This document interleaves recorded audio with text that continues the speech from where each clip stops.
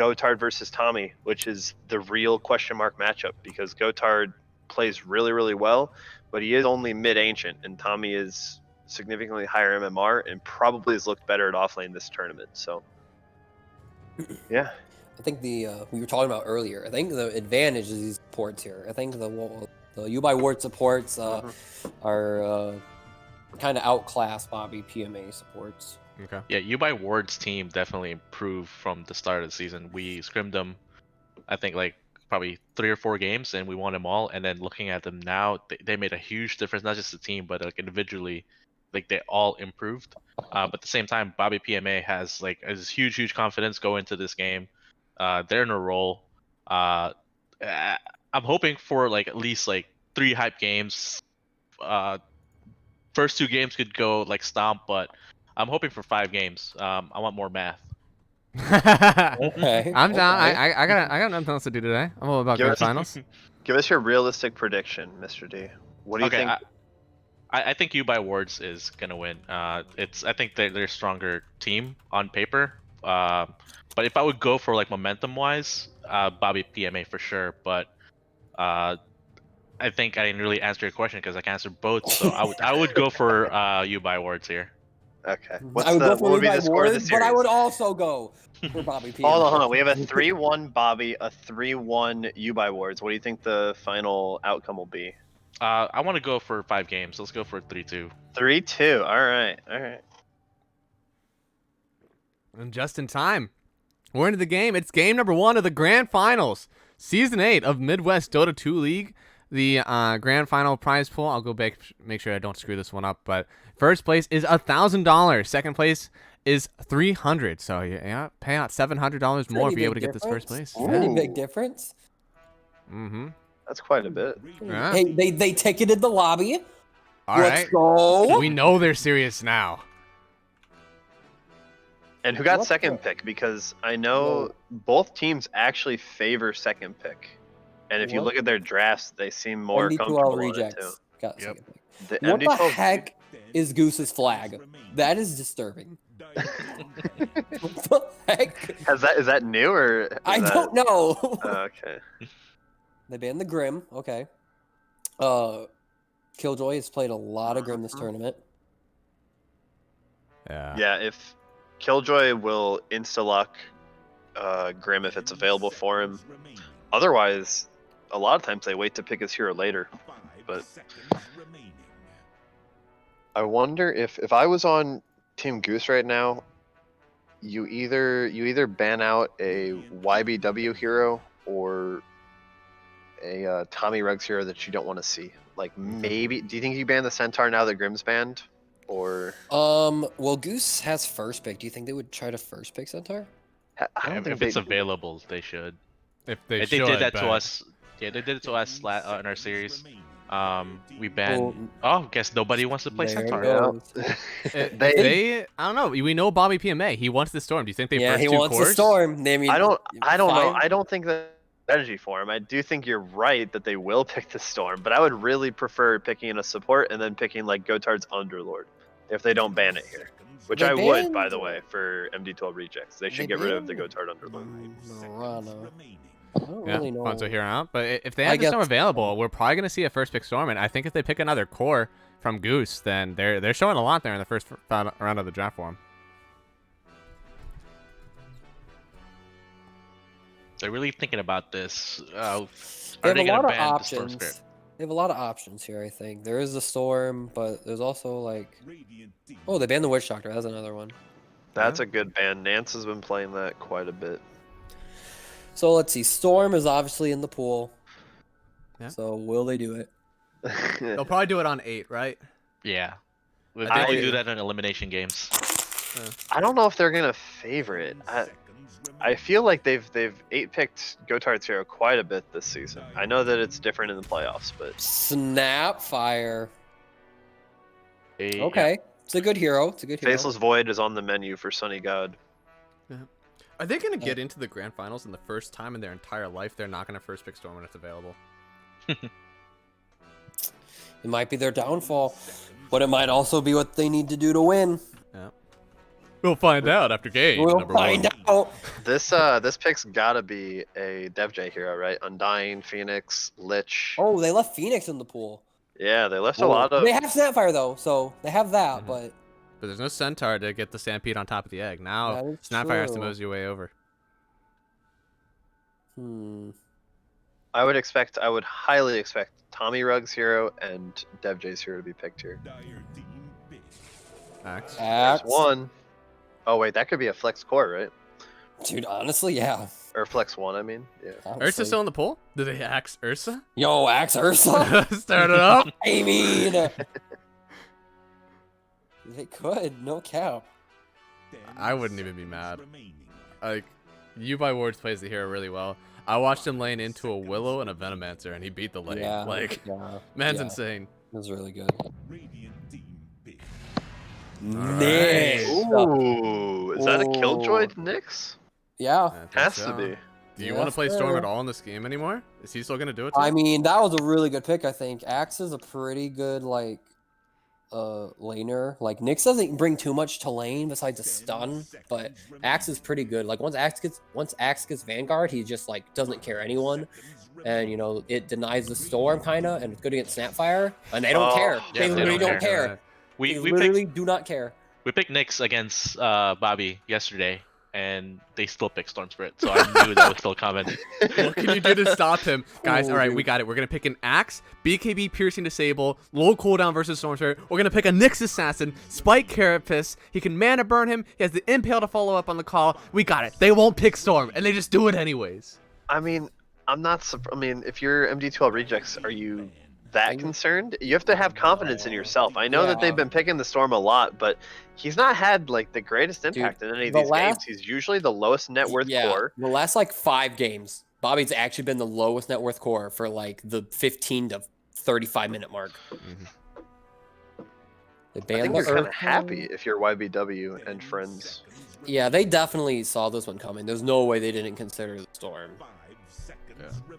There's only 2 constants in life: is Storm Spirit dying in the mid game and Storm Spirit being picked up, leading to him dying in the mid game. He's not gonna have, like, he's gonna want to go balls deep in all these fights.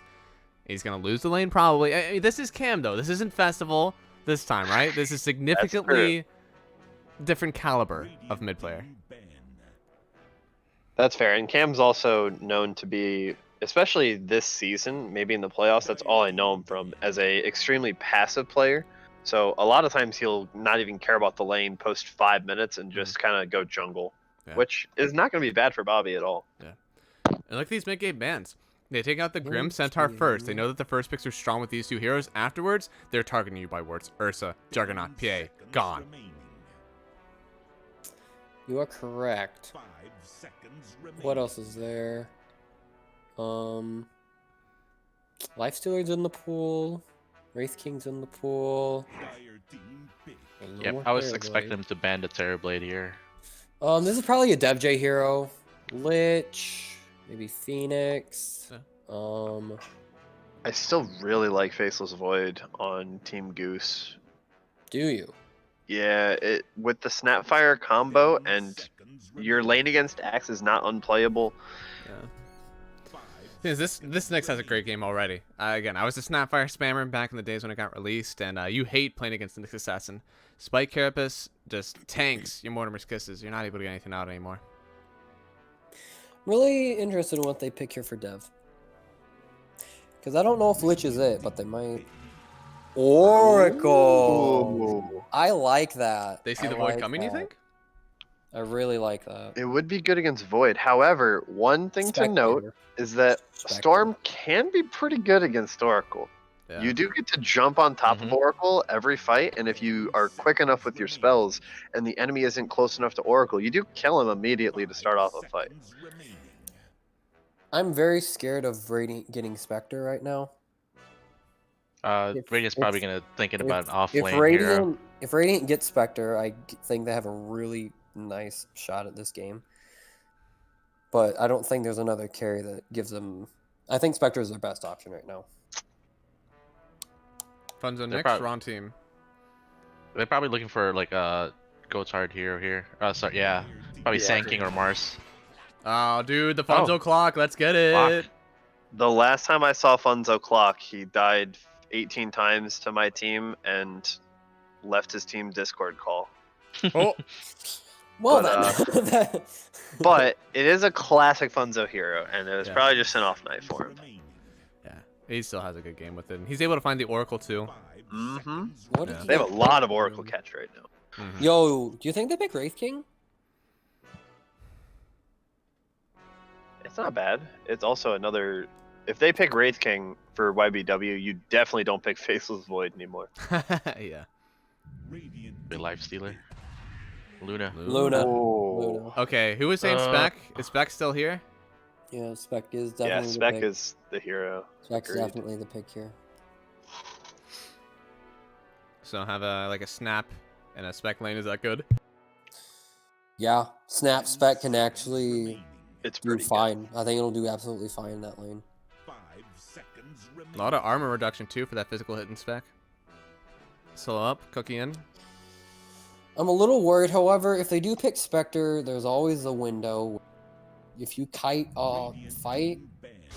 Oh, whoa, they just picked Sand King. What the heck? I like Yep. that. I don't. Not at all. I think you leave your last player or your best player to the latest pick, so they don't have information. But I get what all the logic in your mind right now, Bob, is saying that you want to take the strongest pick for Sunny God, right? But they already But- picked Funzo's hero. Yeah, it doesn't matter. It's still they still want to guess and waste bands. I think. I don't think these two bans are gonna matter for YBW, to be If they- honest. if There's If they ban Spectre, then they can't pick Spectre. okay.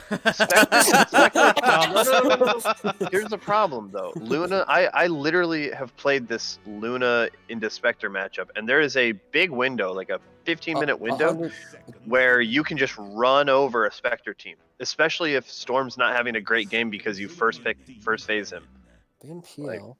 Oh, interesting. And Cam will get last pick here, right? So Cam should get a hero that's fine into Storm. Should. So Yeah, they take out the clock. should. Likely going to take Yeah. out the Thing clock. is, like, I don't like the Sand King pick in general. I think Really? YBW is going to have a really good lane. It's a comfort pick. I don't know. I think the Sand King can do fine. You're not a ranged hero with Luna. You have range, but you're still pretty close to the creep wave. Those Caustic Finale stacks are going I to hit mean, hard. I might be a little biased. I've seen YBW play this lane like 4 times. He goes Okay. max Lucent Beam and like bodies Sand. That's true. He did body a Sand King, didn't he, yesterday? He also bodied me on Sand King in the upper bracket, and I died 4 times in lane. And plus, like, Oh, Oracle Lord. Oracle makes you not care about this magic damage. Okay. Yeah, that is all true. It's All right, a really good never mind. staple. All right, Bob sold me. I'm pretty rough on the Sand King pick now. And there they go. They So you slammed Why it. it. the heck? They didn't even wait. I mean, Sven's not a bad ban, I guess. Oh! Oh man, I like that pick a lot. Oh Lord! They I didn't think ban out the that's a Huskar pretty- ever. I think that's a pretty good pick. Oh Holy boy, you moly. by words definitely outdrafting game Yeah, one. Yeah. I think there's a better draft from Dyer. However, it is Spectre, so you have to. There is a execute. 100% a timing post 35-40 minutes for Radiant to win this, but they have to come out with stronger lanes than what we're gonna probably see. Yeah, I would say Dyer's winning this game. All right, we got one for Dyer, Mr. D. How you going? I'm going for YBW team here. All right, Nara, send it home. Oh, my heart wants Bobby. My mind is telling me nah. We're going Bobby. We'll go. We going 2-1. Bobby? All right, Yeah, we I'll got a take 2-1 split. Bets are out. Go ahead and use your channel points. Saying that thank you to our wonderful panel. We're gonna head over to Legacy for the game 1 call of this grand finals. All right, Legacy, we're in. It's game 1. Grand finals are up. What do you think of the draft? You are muted. I hope that you didn't mean that. I didn't realize my mic was muted. All right. That's okay. I don't know how Spectre got through the last phase. I was listening to the draft and how they were like Naratheen was talking about they're going to leave it for Son of God, but I thought like you just want to grab the Spec here instead of the Sand King in that spot because it was like a free game. Like right now you have a Storm and a Spectre that both jump on Luna, but I mean this Huskar pick really just like came out of left field and that could be the X factor for this game. Mm-hmm. Yeah, this, I don't know. It feels like there was a clinical outdraft here from YBW. I mean, this last pick, Huskar, it's going to wreak havoc, right? I mean, it should. I think it's pretty Huskar favored in lane because you. Let me just double check this. 480. Okay, so Storm does have. I thought Huskar had a greater attack range, but Storm actually has a greater attack range. Okay. So maybe he's able to play it. I bet Bobby's played this against every matchup, but I think Bat Rider's probably a bit more. Like you're more scared of dying, but Huskar should be able to at some point just bully him out of the lane. But Storm is a hero that can go jungle anyway, and with the only downside is they don't have a hero that takes up this mid lane and really just soaks XP against the Huskar. Clock can't do it, and Snap can't really leave a Spectre. So yeah, well, the same smoke gang too, Math. I wonder if do they do it again? YBW has been scouting this. It's the exact same path that they always do. if they've been watching today, they should know that it's coming. And it looks like it won't catch anyone unless they walk up to the high ground. This could be doom for them, though, if they walk up here. 30 seconds to battle. They aren't standing on the high ground. This might catch them by surprise. Funzo, he's walking in. He's balls deep. Cam, he's going to get slowed up first. But the rest of the team says, nah. We ain't want this. We're getting out. And Gotard actually stuns onto the low ground to get out. Well, yeah, you walk as 4 and you walk into 5. The enemy team, YBW is like, oh god, they're ganking us. And then the other team's like, oh wait, they're all there. Run. That was a little awkward. A little awkward, but funny nonetheless. Yeah. Hi, JK. Abort.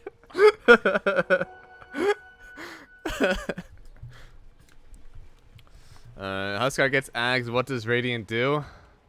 Oh. Yeah, Ags is super good here. Especially against Storm. Yeah, no. Does it pierce spell immunity, Math? It does. It does pierce spell immunity. That'll own Storm. Right. So that's Scotty Manta's still good this game though. You can Spectre really good against Huskar. Yeah.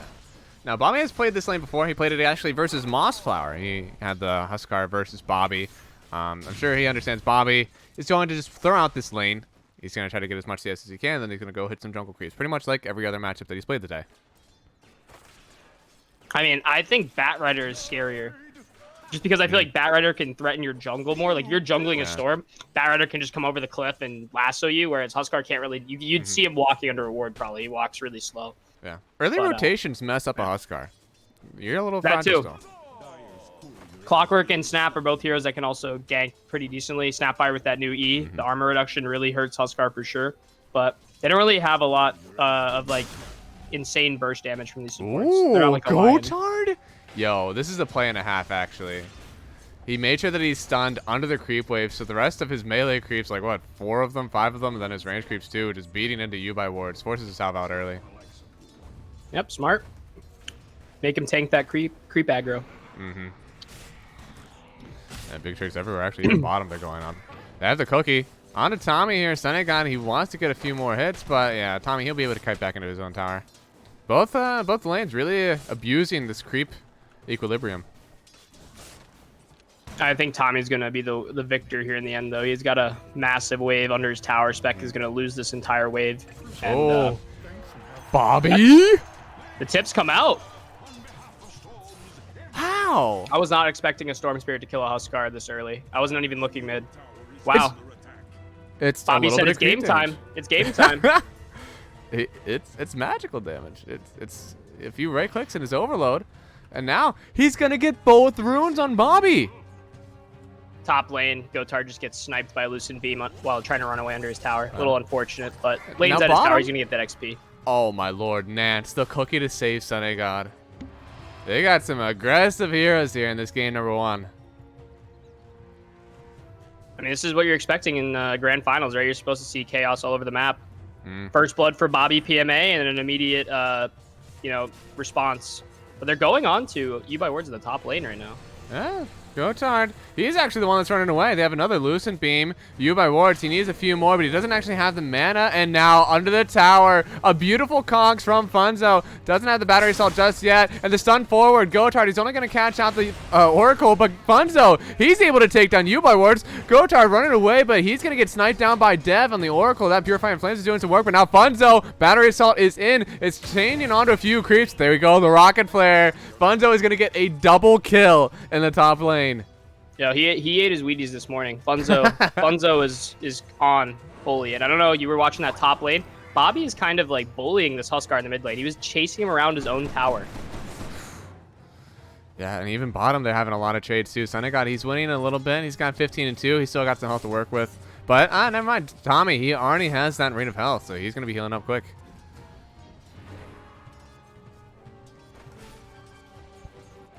I mean, this Cam almost hitting level 5, but he's only got about 13 CS. Now, Bobby, of course, does have a lot of these small camps, but already at the 20 mark. Very good for him. I mean, I really like Son of God's itemization in this game right now. He's just rushing the blade mail because, yeah, he knows that once Axe gets Vanguard and starts cutting, it's going to be really miserable down this bottom lane, so he's just trying to get to the jungle as soon as possible. Do you think he'd be able to CS under the tower if he has that much damage reflection? I mean, you can, but I think the threat of getting dove by the Axe is greater. Okay. So and also, like, you don't want to just be locked defending your tower because it's going to make it so Axe is farming your big camp, your small camp, and your wave, and you're just farming a wave.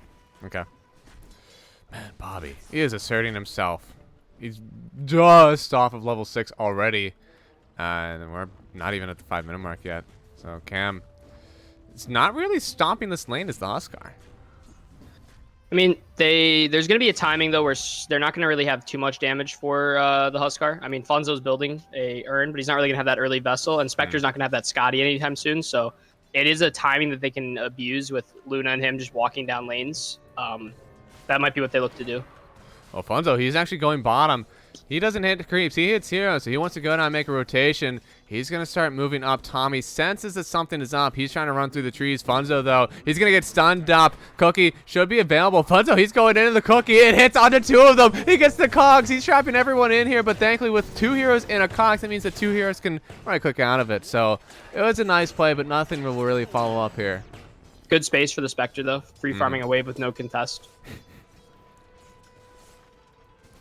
No. Sherry Tango, nice for Sunny God.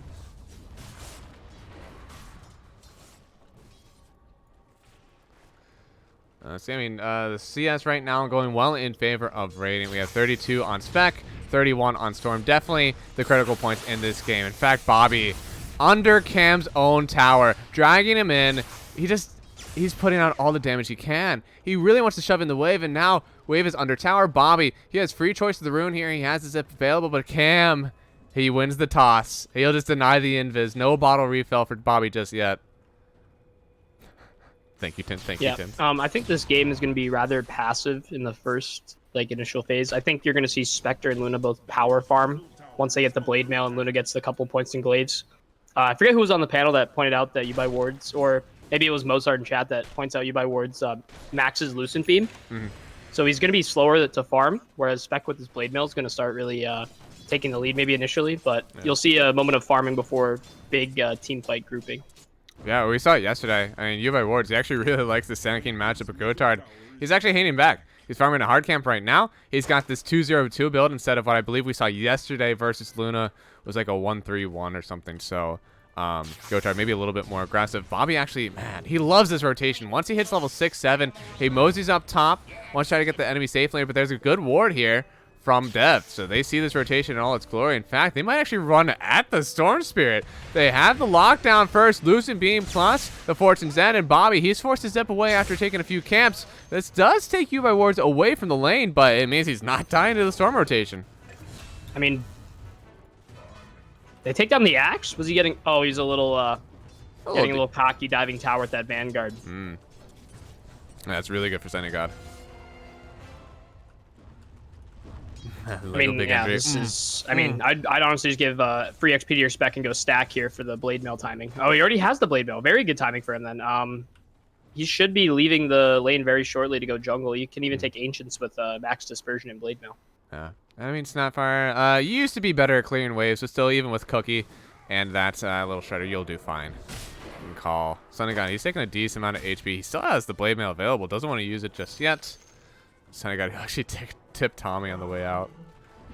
Tommy might get baited into another tower dive. Maybe he's trying to get in his head. Sunnygun playing the mind games. There's a lot of armor reduction here. Stun Hits onto the Snapfire. Tommy gonna get a call on a decent few creeps, but now Cookie in. Gonna stun the X first. He has the dunk. There it is. He's gonna get the bonus move speed, but the Cogs not gonna trap Tommy in. They'll take Killjoy, but Tommy, he'll escape here. The hook shot and the storm jump. They'll kill Tommy with a beautiful rotation in from Bobby with the arcane rune and snipe from Bunzo. It's the mind games. You know, Tommy got mad that Son of God was tipping him, and he was like, "All right, I'm gonna dive him." A little unlucky on the spins though. He only got one spin with like what 4 creeps or 2 heroes and a couple creeps attacking him. But yeah, Son of God came ready to play. You know, some people were talking about his mental state and easily to tilt. Well, you know, he's giving it right back. Yeah.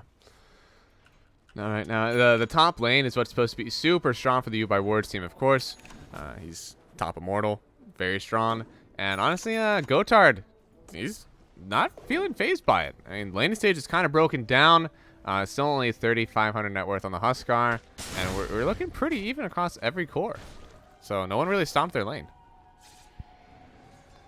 I'd say the big winner here is Storm, because Storm is able to kind of walk around wherever he wants. This Huskar is actually afraid of him. Like, normally a Huskar wouldn't let Storm finish that last hit right there in the mid lane, but yeah, Cam's playing really conservative after dying first blood. Now Bomby, he's just gonna keep on. Oh my god, he's even got a fairy trinket. He's going for the Kaya early, so he's going double no Kaya instead of going for the Orchid. What changed in this game that all of a sudden he's not going for the Orchid anymore? I'm not sure. I feel like Orchid is an amazing thing to get this game. Destroys Oracle. You can zip on Oracle with Orchid, and Orchid can't save themselves. Oh, Bobby. Again? Styling. Zips right through the call. Axe not able to find the lockdown. Oh, my lord. Well, this is not good. I mean, the last couple series we've seen Bobby play in the Storm. He's been lowest net worth as a core, but now, you know, he's looking like a front runner for, you know, being up there. I mean, I guess he is still low net, but... Oh, Haunt, where is he going? Spectre tried to find the kill onto Cam, it looks like, but now Senegad is just sitting in the river. He was trying to Roche, seeing that Storm used all his mana bottom, but just sniffed out. Oh, Jim, thank you. You're cute, too. Dove tower twice and died twice. Why did he do it again? Sometimes you smell blood in the water, you just want to get it. Nance, oh, he smells more. Looks like with Cam, they had the disarm, big kills. He's going to get a double, Nance and Gotard, so that'll bring the Huskar back. That'll bring him into first place on the net worth graph, and he's going to try to get this Roche. He has an Oracle behind him, but they know about it. Is he really? Oh, I'm about to say, there's no way you can stay here. I know he has that armlet, but geez, that's bold. I actually feel like you could get away with it if you knew Bobby had no mana, but if Storm Spirit has full mana there, that's really risky to take. They just don't know that. Yeah. Bobby finally stopped buying masks and went for stats. Yeah, no, he did this time. I don't know, maybe that's a difference. Again, the first games that we've seen him first picking the Storm, he's played against some very good mid players, so now maybe he feels that since he has an even or better lane, he's going for the stats since he doesn't have to come back. Senegad, they're diving for Cam. He's going to get dragged on back, and that toggle, it's not going to be good enough. Bobby going to pick up the kill on the Huskar. That is 2 deaths on the Huskar early, and it seems like this game, it could only get worse for him. I wonder if there's almost an element of overconfidence or just like maybe not being like warmed up, because this Bobby team has played, you know, many games against a strong Mozart team. You know, they had a grueling series there, and they're in the zone right now. They're playing peak Dota as a team, and the YBW team is kind of just coming off of like spectating, right? Yeah. So I wonder if maybe that has an element to play in this at the start. It could. I just saw that game didn't load. The medals on everyone is Senegad, Top Immortal, Bobby, Divine 2, Funzo Legend, Gotard, almost a Divine, Nance, Archon, and then for YBW, they got a Top Immortal 2, Low Immortal on Killjoy, and Cam actually is Divine 2, but I think he signed up in the Ancient Zone. Tommy also Divine 1, and then Dev at Legend 3. Ooh. Nonetheless, the 2 best teams in MD2L's probably most competitive season to date. Oh, zip forward. We have 2 different targets. Bobby, he's going on the Huskar, and Funzo, he's going on the Oracle. They don't want to save to come out, but Cam, he'll finally get it. Now he's going to jump onto the Clockwork in the mid lane. Funzo, he's definitely going to give his life for this one. Cam, he will have the regen with that false promise. Get back up to about half HP. It was a good move, but they couldn't lock down the Oracle enough to stop him from giving that false promise out. Now, Eclipse. They had the dust onto Gotard. He's going to pop the hood. YBW, he's not going to get the damage he expected. Big tower for them, though. This is a really good tower. Unless they lose the Luna, they're going to jump in on the Huskar once again. Gets the disarm, jumping onto the Storm Spirit. Now we have the Hans coming on in. Sunday God trying to take down Cam. He's going to get some good toggles, but the cookie hits onto 2. Huskar, now Tommy, they're in danger, but the impale from Killjoy, he's going to get the stun on 2 of them. Bobby has to run away for a little bit of the Culling Blade. Tommy, he will still go down after netting that kill onto the Sand King. Killjoy, he's going to get purged up. Sunday God wants more. They had to slow onto Dev. They just watched him use the Fortune Send to purge his Nyx and not himself. He's disarmed now after the jump in. He'll even oh wow, the deny on the rune. He'll do as much as he can, but that's still a very good trade going the way of Team Goose. They And were now able he to takes get you by words out, but yeah, I mean, they got the mid tower, but they had to sacrifice another big kill on this Huskar and Axe, and I don't know, those are not kills you need. You want to kind of snowball with this lineup and make room for your Luna to just farm, but I don't know, this BobbyPMA team Goose, the Spectre's staying even with a Luna right now, which is really surprising. Yeah, they're doing a really good job of protecting this Roshan. They have a ward right outside. They know this is Huskar Gaming. They can take an early Roshan at any time. They just need to make sure that the Huskar isn't smoking and taking or anything, and they have the vision. It's the power of the clockwork too. Always will know. Yeah. But now, again, at this about 14-minute mark, now wars are tied pretty even between Senegon and You by Wards. Now, I know there's probably a window where Senegon has his victory, but early on, Luna, she'll be able to take on that Spectre, right? I don't know. See, I think in the Luna Spectre matchup, the biggest thing is net worth. I don't necessarily think innately the heroes, like Spectre does better, I think, in like the hero matchup, because you can get right on top of the Luna. You have Dispersion that kind of destroys Luna, who has to stand, like, doesn't like people on top of her. But Luna can farm faster, and if Luna can get enough of a net worth lead to the point where you have the items that make Spectre like not like significant in any way, that's when you can win the matchup. Okay. But with them on even net worth, I would give this 100% to Spectre. Wow, okay. So there's not an early window at all. No, I think it's like around the 20-25 minute mark. Because at least even in my series where I played the Spectre, they had a really farmed Luna, right? Against You by Wards, actually, the same exact team. And it wasn't so much that we were different in levels. Like Luna was maybe like 2 levels up, but had probably like 8,000 net worth, right? And that's the big difference. You have that like extra 2 items. Spectre can't do it. Spec needs to be even or ahead.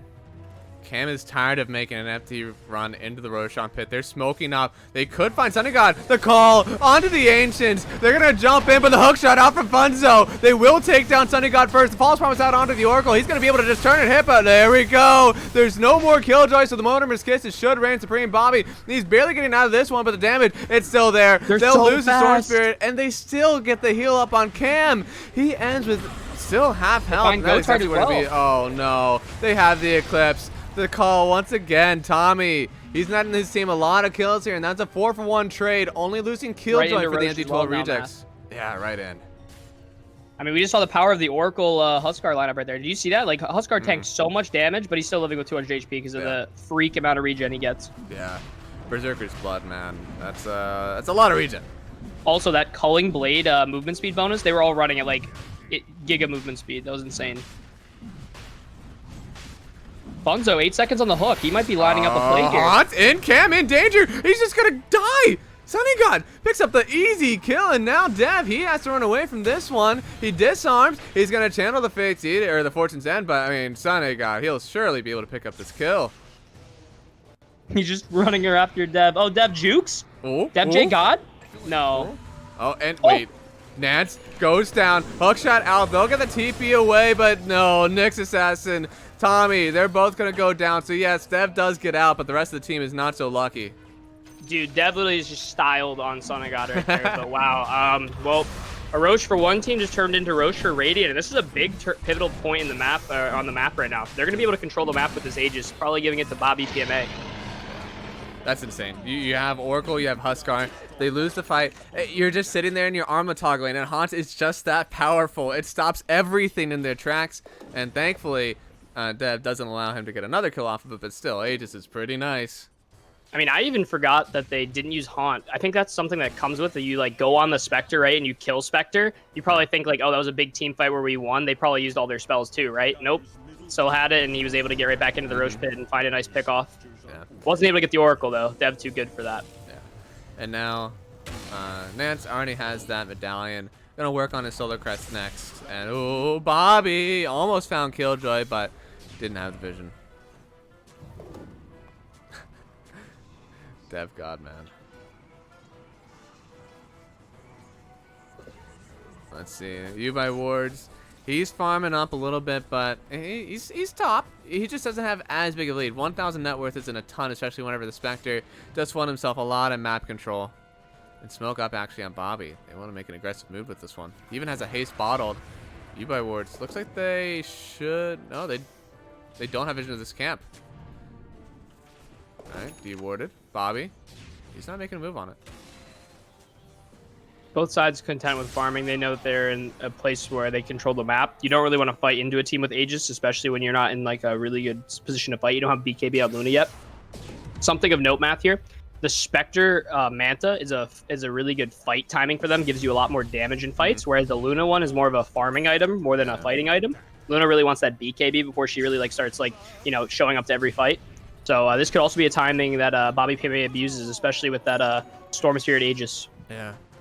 They'll have it for another about 3 minutes, so Bobby can still assert some dominance. Usually that first Aegis could be for some tier 2s on the map, ideally taking all of them. But, that's the one thing they lack, map. They have no one that hits towers, though, on 80. Yeah, that's true. They didn't pick it up on their safe laner. Usually the Terrorblade is what they use, but oh, Gotar could be in danger. They have the Eclipse. He's going to stun on forward into the Luna, but some of those creeps actually tanking the Lucent Beams. Bobby, he has the opportunity to jump in for more, but they find Cam on the backline. They're going to suck him on in. Hookshot, they aren't using it on the Oracle, so now Cam, he gets false promise. He tries to jump onto the Storm Spirit, but he's just going to be able to jump out of the, oh, Sunny God. He's going to take down Dev likely. Needs just a little bit more, but he's able to heal himself out. Bobby jumping forward, but he's not able to get on top of the Oracle. Jami, he's the one who takes it. He gets the Calling Blade onto the Storm. Sunny God has to pop out for a little bit, but Cam, he's going to go down to the supports on Bobby, and they want some more. They're jumping in onto Dev. He's protected from the magic damage, physical damage. Yeah, he's actually like still alive. There we go. They'll get the kill. And that is a 2-for-1, only losing the Sand King. And every time you take down the Huskar, boy, are you happy? And it looks like they might get one more. They're jumping onto the axe. Tommy, no answer. He'll go down here, and that's a 3-for-1. Wow, that was a pandemonium. I really thought that the Dire team actually had a way to come back into that fight. Dev was actually tanking so many spells. Storm used almost all of his mana to finally get that kill on the end there, and I thought he was just gonna die, but these the supports of his like this Clockwork and this Snapfire were able to solo or duo kill this Huskar. Like I don't know, they're playing out of their mind right now. Absolutely. This is what you love to see. This is the team BobbyPMA. They went lower bracket to lower finals. Now they're in the grand finals. This is a true Cinderella story for this BobbyPMA team that couldn't make it to the upper bracket out of the Arcane division, right? Yeah, I mean, I think, all props to them. I honestly, I'm a believer that they are actually playing their best Dota right now in this game. I think they've gotten better every series over the course of the playoffs, and they've just been better and better and better. Like, for instance, I think if the U by Words team plays the first series, like playoff series, they're the opponent of the Goose team first series. I don't think it'd be this dominant of a showing. But right now they're playing great Dota. So team that grows together gets more powerful. They smoked up Call. Tommy, he's able to get onto 2, but Funzo immediately with the Cogs trying to take him back, and now Bobby onto the low ground. He'll be okay. Nance not able to get the cookie onto the low ground. Cam, he'll get that kill. But, oh, man, that was a very good initiation from Tommy. Unfortunately, the lockdown follow-up wasn't there to get the Storm, too. Let's see, Bobby. He's still trying to farm up this BKB. He's got about, what, 600 more gold before he can get it. Likely about a minute and a half of farm form, in fact. Oh, there's an Arcane Rune sitting bottom. A little bit of pretty form, and there we go. Vision up. He'll zip to it. Make sure no one else can get it. And Kaya, Arcane Rune, getting that BKB soon. He could hit a very nice timing on Storm. Yeah, he's going to get the BKB actually before the Luna, so that might be a fight timing to exploit. Ooh. Yeah, by a decent bit, too. And Sunny Guy looks like he'll have the Haunt up really soon, too. Ooh, are these timings just falling together? Might be. I mean, this Manta style is the fight item. I already pointed that out, but Scotty is coming up next, and that's also a huge timing for them. Oh, they're TPing up. No tower is free, Bobby.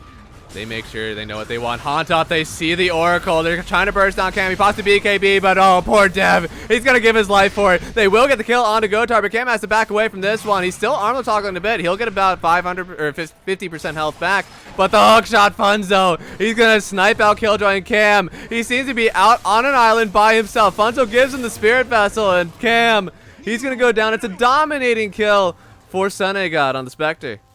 Massive blunder on the side of YBWards. I think this was a call from Sunegod or Bobby. They saw the Manta Illusions on Luna on the bottom tier 1 with the Dire team pushing top. There's nowhere for Luna to TP into this fight, so it's really just taking a 5-on-4 with when you're like arguably ahead.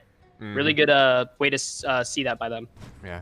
We think about this timing that it could have been early for Luna, right? Sunegod will take it late, but you have a Luna that should be flash farming, get a bit of a early timing on the map. You have Oracle Huskar, early strong timing.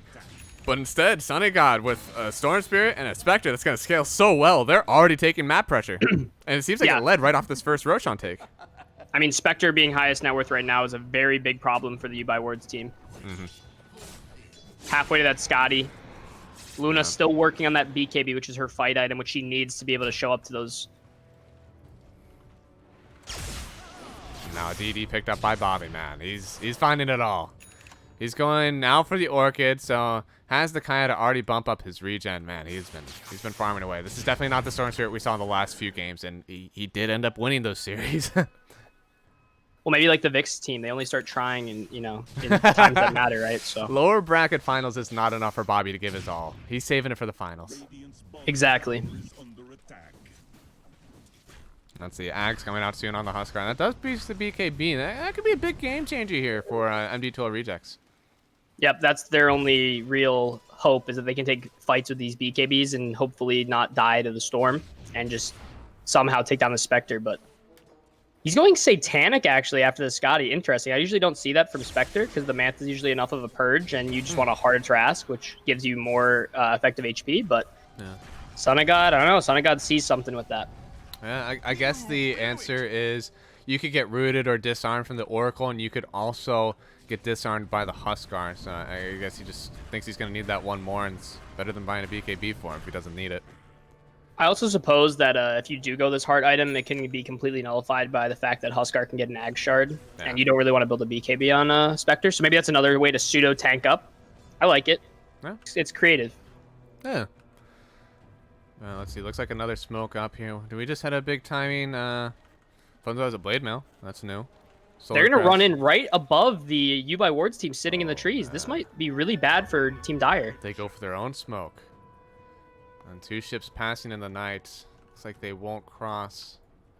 In fact, the only cross they may have is Killjoy. Killjoy might break it. Oh, man. They have the dust. They see Killjoy. He immediately vendettas, but they have the hook shot in. Jumping onto the Nyx Assassin. He gets pushed out. Stun forward on Gotar, but the Eclipse is already out. The haunt coming through from the Spectre. Bobby has to get out of here. He has to haunt back towards the middle lane and call Tommy. He catches out Funzo. Burrow Epi is out, but Bobby, he's jumping back in for more. Dev forced to use the false promise on himself. That means there's a little bit of an opening for Cam. He'll get the kill onto Bobby, but disarmed on the Oracle. He's running away from Sunegod, and that's all they can take. But oh, Bobby, he's not done yet.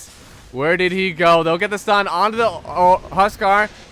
Dev still trying to save, but Bobby's going to get right on top of Cam. Cam will go down here eventually, and now Bobby, he's in for more. Dev has the Glamour Cape. He'll put himself right in between the trees, but he's going to get found out by Nance, and no, Bobby picking up another one. That buyback certainly worth it for the Storm Spirit.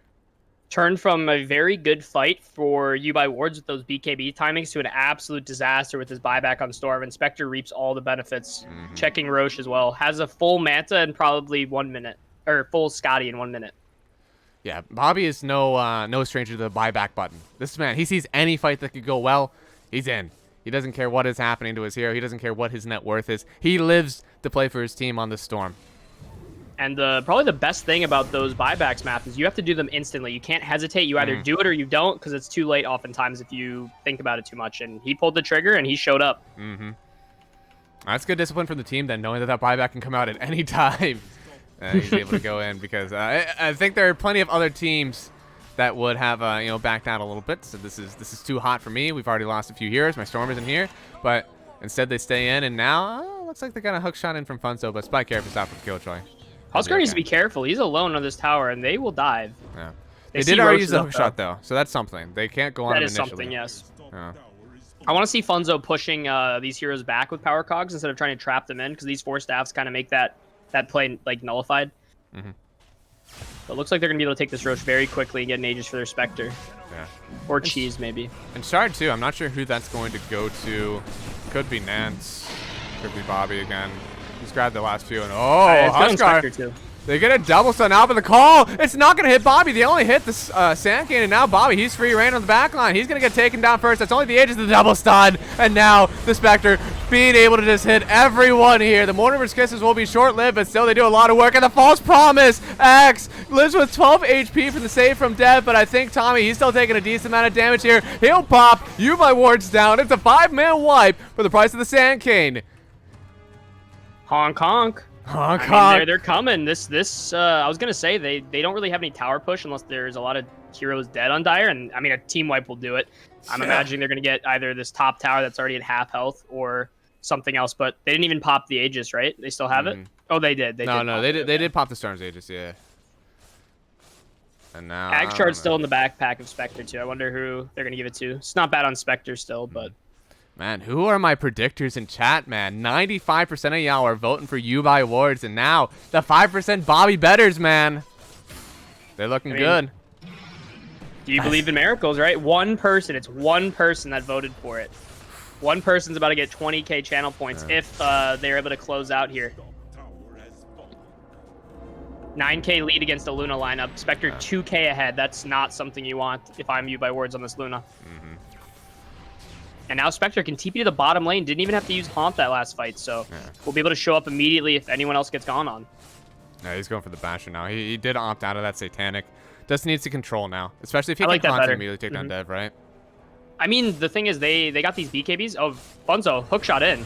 Oh, Funzo, he's living the high life, and now Haunt in. They're trying to get on to Dev. Dev maybe forced to use the False Promise on himself. He doesn't have it for another 27 seconds. Cam, he doesn't have much defense here, and they'll get the kill onto Dev first. Tommy already down in a godlike triple kill. Sunny God, he's taking down everyone. Only Luna and the Nyx Assassin left.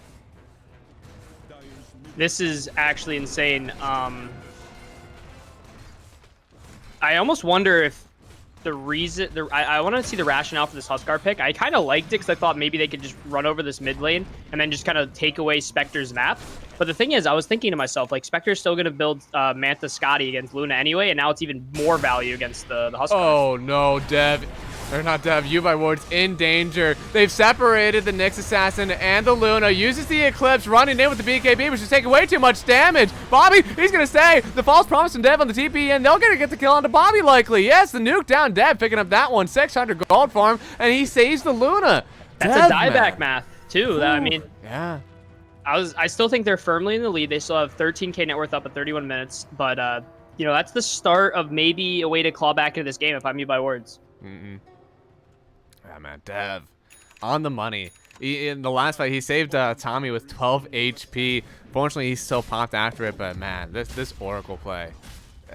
I feel like this combo should be going so much better, but Bobby really played this lane well against the Huskar. Otherwise, a super strong Huskar to pair with this god tier Oracle play, ooh, that would be scary. I mean, but I think they didn't give enough credit to the Spectre Scotty, because really this just makes Spectre's itemization a lot more straightforward. Like, once you get Manta Scotty, this Huskar doesn't really do anything. He just kind of dies, especially if he doesn't get the jump on someone first. He really needs his Ags, but he's super far behind right now. And, oh man.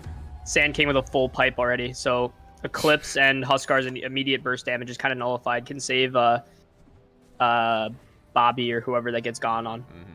And he's going for a Hex on Bobby. This is some Chad energy right now. Already has the BKB. He doesn't want to go for the Bloodstone. He just wants to be locked down again. This man, he plays to enable his team. If he can lock anyone down, he's about it. And right now, it looks like everyone wants to go on the Oracle. Dev has styled on them for too long. We're building a Basher on Spectre. We're building a Scythe on Bobby. They want this Oracle dead. And Dev's building an Aeon Disc. He knows it's coming. He knows. Yeah. The Haunting is going to be what really he needs to get away from. I almost feel like a Glimmer. That Glimmer used to Maybe a Ghost Scepter. Ghost Scepter seems pretty valuable this game too, against the Storm and the Spectre. Yeah, It's kind of hard though. You need so many items, and you're just a pause 5 and on a losing team. All the farm on the map's going to be going to your cores. Absolutely, it's the hardest feeling, knowing that like you have to do so much in order to get your game or your team a good game, and part of that is sacrificing your XP, sacrificing your gold. You can't go to camps because you're interrupting your farmers or your carries farming patterns, and you're just gonna have to sit there queuing up the item that you hope will win you the game eventually. Smoked up, controlling the triangle. This is very comparatively to their last series. I'd say this is a lot more disciplined. I feel like their last series they'd be kind of just walking up high ground and hitting it, but they're just choking out the map. Look at the entire side of Dire.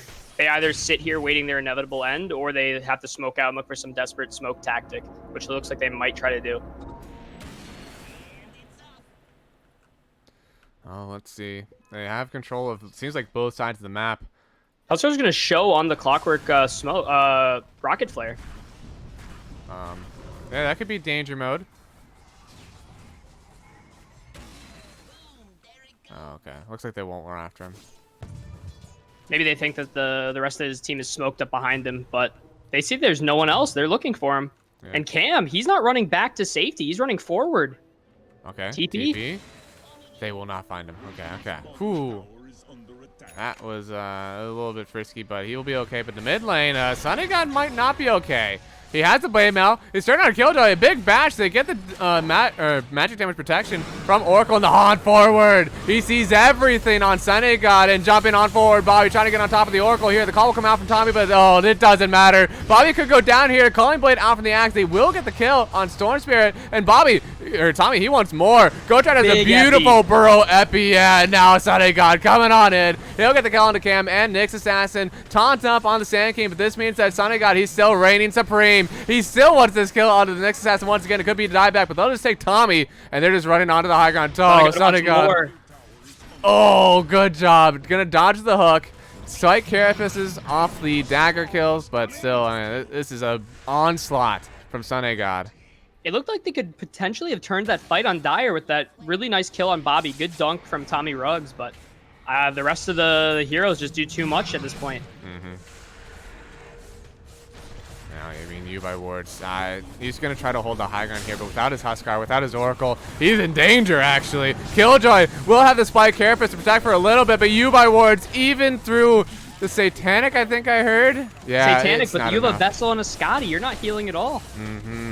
Not enough damage at all. This Clockwork is rich. Funzo, man. He's got the item build that he needs. He just runs in, hook shots people with the Blade Mail. He has that Spirit Vessel for the regen. This is exactly what he needed. This is a great start to your game 1 in the best of 5 series too. This is setting the tone. You would have thought that a team forced into the lower bracket just played a big best of 3, a little bit of a disadvantage, but no, they are in. They are absolutely locked in on Team Bobby. I feel like it only gets worse too, because if I had to choose late game what core lineup I'd rather have, the Spectre and the Storm Spirit versus a Luna and a Huskar, I'm taking Spectre Storm Spirit every single day, you know? Yeah. That's a good combo for sure. Now, I mean, this Clockwork, man, he's playing so well. And Nance, he has a Glimmer, he has a Solar Crest, now he has a Lotus Orb. We are rich on supports here from Team Bobby, and unfortunately on YBW, you said it, Dev, he's still going to be waiting a while for this. Great itemization, I might add, too. The Snapfire. Solar Crest, one of the best items of the patch. Glimmer Cape, one of the most value items for saving people against Magic Burst. And then this Lotus Orb, you can just throw it on Bobby, and he's pretty much immune to Nyx's spells. Yeah. And, I mean, they're going to try to find some map here, but Cam, he's still working on this Aghanim Scepter. He needs about 400 more gold. Likely we'll get it within the minute, but he has to assume that Funzo won't come over and murk it. But, oh, okay, Killjoy. They're going to hunt in the, Spectre. Who will he find? Sunny God going to turn right onto Cam. Gets the dagger out, and now, who has he found instead? He's found the Luna. Isolated. Sunny God at the very last moment. They're going to take down the Luna here. Force about the BKB. Turn around with the Satanic, with the Scotty Degen. They can't heal up through this. YBW. He's going to go down. They've already taken Killjoy. There's no buyback on either of them. I was going to say this about YBW's itemization. I was going to say maybe you wanted to go Butterfly, because although like against the Spectre, you have your Manta Illusion, so you don't really take Desolate damage, and that might be the only way you survive the immediate haunt. But he went Satanic, and I was thinking to myself, it tanks him up, but how's that going to work against Scotty in a 1v1 against Spectre? And we just saw what happened. Yeah, he wasn't able to turn. He just didn't have the lifesteal ability. And although I thought this was a big turn, that last pick Huskar, it didn't do the damage. Now this 23 pick on the Spectre being allowed to rain over top of the Luna. They're going to take another set of racks here. Running out of answers for Team MD2L Rejects. YBW Wards. Not sure what they can do yet. They can't fight without their Luna, and they definitely can't fight without this Huskar BKB. It's about 15 seconds. They might go for the full Megas, and Team Rejects might just have to watch and see the Mega Creeps get taken here. It's a best of 5. Starting out strong for Team Bobby. This is exactly what you want to show. Lower bracket is strong. Just because you're able to wait in the uppers doesn't mean you're going to meet your match here in the grand finals. All right, they're going to probably wait for Luna to get up, and they're going to smoke up and do one last desperation play here, but will it be in time? There's always a call. A lot of creeps hitting here. Give him some proc chances. Haunt is in. Son of God wants to know what's going on, it looks like, and he's just going to turn back onto this. Okay, no. He won't haunt it, but the call. Tommy trying to find the Spectre, but on the backline, Funzo. He's found the Oracle. Cam's going to go down. There's no save available. Same with the Nyx Assassin. Stun. They can't do anything. Tommy's dead. GG is called by YBW Wards. It's a wipe. Goose. Woo. I just want to say, Matt, that last fight probably showed off the understanding of this Radiant team, Team BobbyPMA, just how well and coordinated they were. Did you see?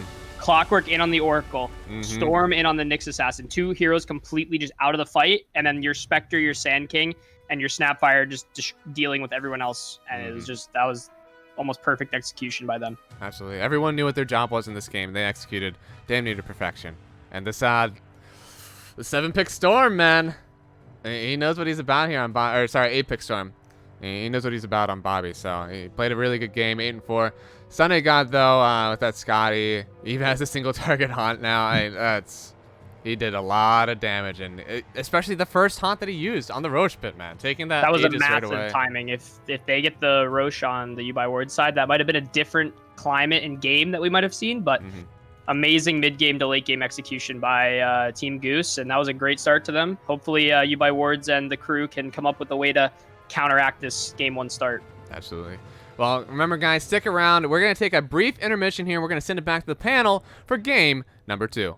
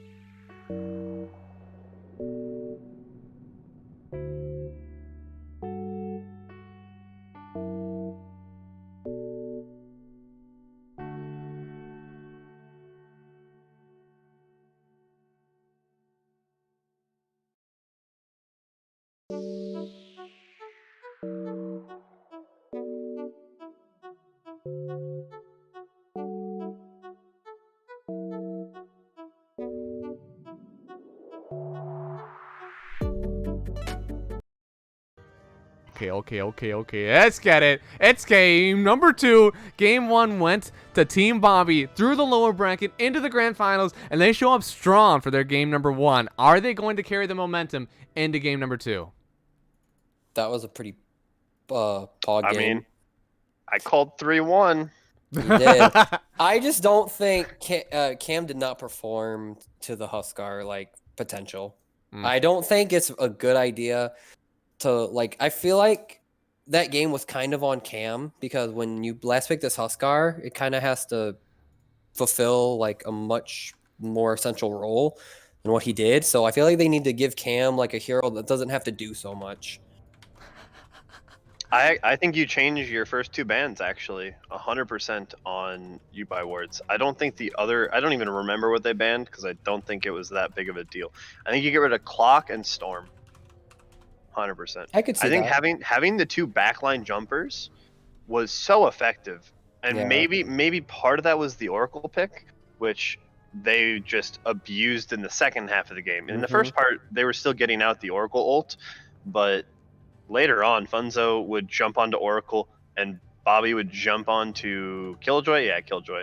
And those 2 supports are instantly out of the fight. And meanwhile, you have Sand King and Spectre just tanking all of the damage because Luna decided to build 3 defensive items. So, yeah. Yeah, it's like, I mean, we've seen Bobby have impact with no farm. That game, he had like a decent amount of farm. He got the first blood mid, and they just kind of rolled him. Yeah, it's weird because do you really ban a first phase Storm, but maybe you make him play something else because he's gotten all the way through the lower bracket with it, and he's still first phase picking it in the finals. So I don't know. That's a good question. What do you think, Math? I Yeah, just Matt, think what do you that- think? What you think? I don't think you can ban out Funzo heroes. You're gonna have to take a lot of first phase bans for him, and meanwhile, like the rest of your team will still have a game. Bobby's always gonna take that first round for Storm Spirits. Funzo's got a nice Clockwork, a Marana, and there's one more that he was playing really well. Oh, they banned Lena. Marana. But he doesn't dive. But he doesn't dive you with Marana or Lena. Yeah, That's true. like Yeah. That's the thing. Like he can't get on the back line. Dev will be able to have impact. Yeah. No matter what, if you don't give. Do you think you him just ban out the Sand King instead? Because obviously, like the Marana and Sand King combo, that's where it's really strong, right? I don't think like Gotard was fine on the Sand King, but I don't think that was. I think, in my opinion, I think the real like, besides the really good Spectre pick that Bob called, and they rightly picked it, the Storm plus Clockwork being able to have free will in those fights was the entire game for them. If they ban the minimum thing that will happen here is if they ban those 2 heroes, Bobby's team's gonna have to play completely different Dota. Maybe they play a good Dota, but oh my gosh, what? we have the same thing. We have MD2L rejects, second pick Dire, banning Marana. What? Ooh, like Funzo's not bad on the Marana. It's just if they get Clock Storm again and they just run through this game again, it's very clear that deal with them. So. Let's see. And also, oh yeah, one other thing. Killjoy needs to be on a hero that gives him way more impact than Nyx. I agree. That's a big thing. He's the 3rd highest MMR in this series, and he looked like a legend out there. Legend what? Yeah, Legend 5. Legend 5. Okay, yeah, Legend those guys 5, are yeah, some shitters. 5. Yeah, no, I feel it. They banned the Snap. Killjoy So they will want is still in, Phoenix. yeah. So they really want Phoenix. That's what I get. Ooh, That's what I Marana get. and They- Snapfire? They want Dev on Phoenix. Now here's the thing. I think you first pick Storm here. And then Witch if you see a Doctor. Phoenix, nah, we first pick Storm in this house. You see the Phoenix coming in, and you give yourself the Juggernaut on 8 for your Sunny God. And then all of a sudden there's every answer to the egg. You in can good do Witch lane. Doctor Jug. Yeah. Oh, you could do that too. That's a pretty baller combo. Yeah, this is the freest Witch Doctor I've seen. Honestly, what hero deals with Witch Doctor? On the screen, what hero? Which one of them?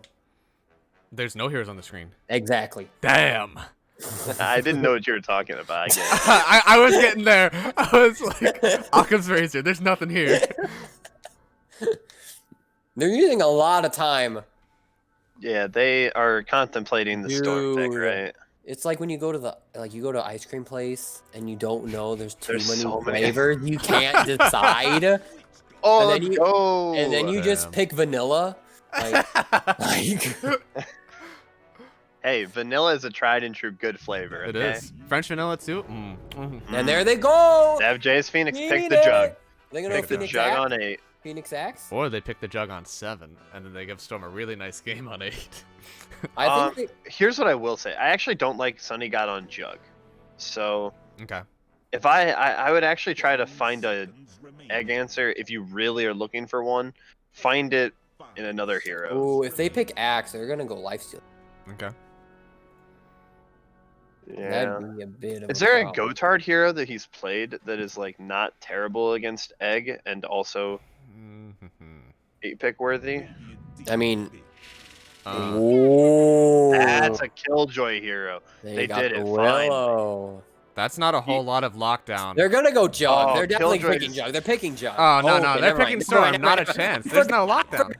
I forgot. They'll build Orchid and kill Phoenix before he eggs. That's the play. Okay, they ban Spectre. Thank you. Night Stalker? Does Gotard play Night Stalker?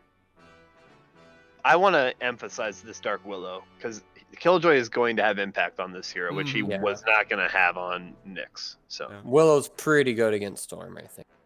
Yeah. Yeah.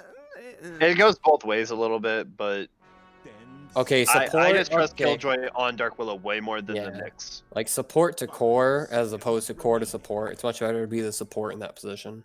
Okay. Yeah, I 'Cause mean, then you you- naturally build the Yule Scepter, so even when the Orchid comes out, you won't be too in danger. You still have the Shadow Realm to avoid some of the damage, and then you're able to Yules him up if you get the offensive move.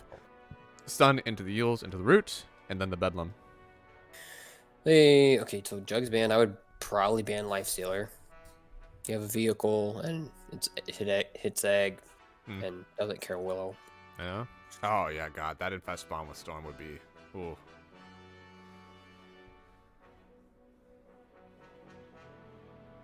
They Actually banned banned out the Jug Jug themselves. Whoa. Yeah, interesting. And this is the U by Ward target. They know, and this I think They this is good banned picking from PA. MD2L too. I think this is a Faceless Void game again. For Sunny Either God. technically.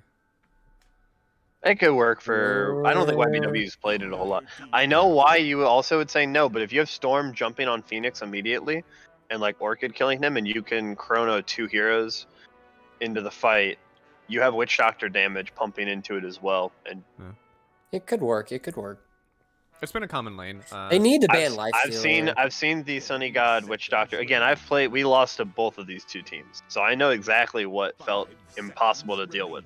And their Witch Doctor Faceless Void lane was It was amazing. nuts, yeah. They They banned laned it really well, which is really important. This wasn't like a poor Faceless Void going, oh, all for a Chrono, guys, let me Yeah. in. Like, this dude was farm coming out of the lane, and he did some damage in Chrono. Ooh. Yo, the snipe? They sniped the Gotard Sand King? Is Underlord banned? Nope. Is Underlord a bad hero here?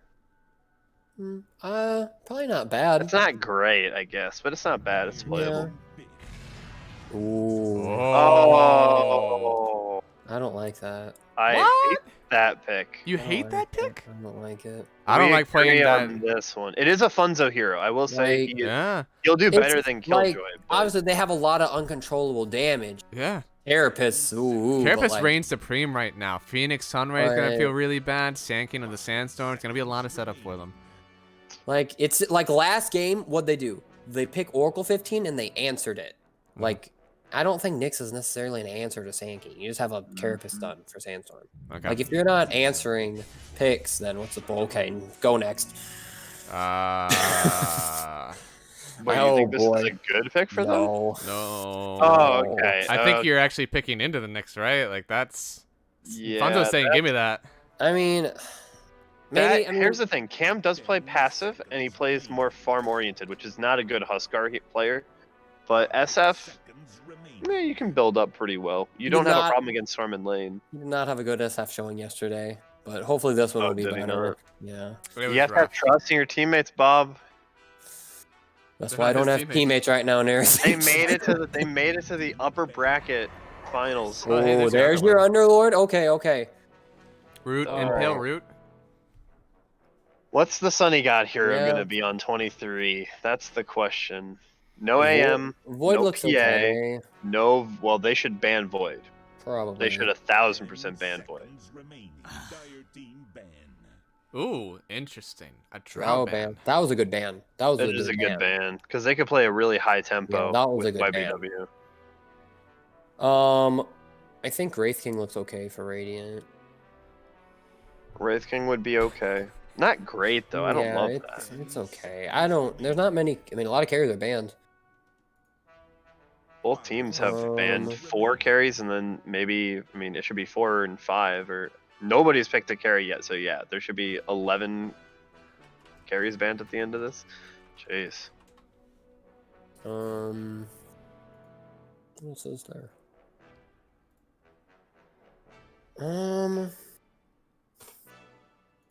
I gotta go look through my list of options right now because gyro possibly is Luna still available. Luna's available. Yeah, Medusa, Void. Ooh, okay. Medusa, Void. I think something that Maybe- I haven't said this too much, you know. I wasn't clearly Wait, a believer, but PL Storm Spirit right has 77 win rate right now. Wait, But what? PL's an option right now.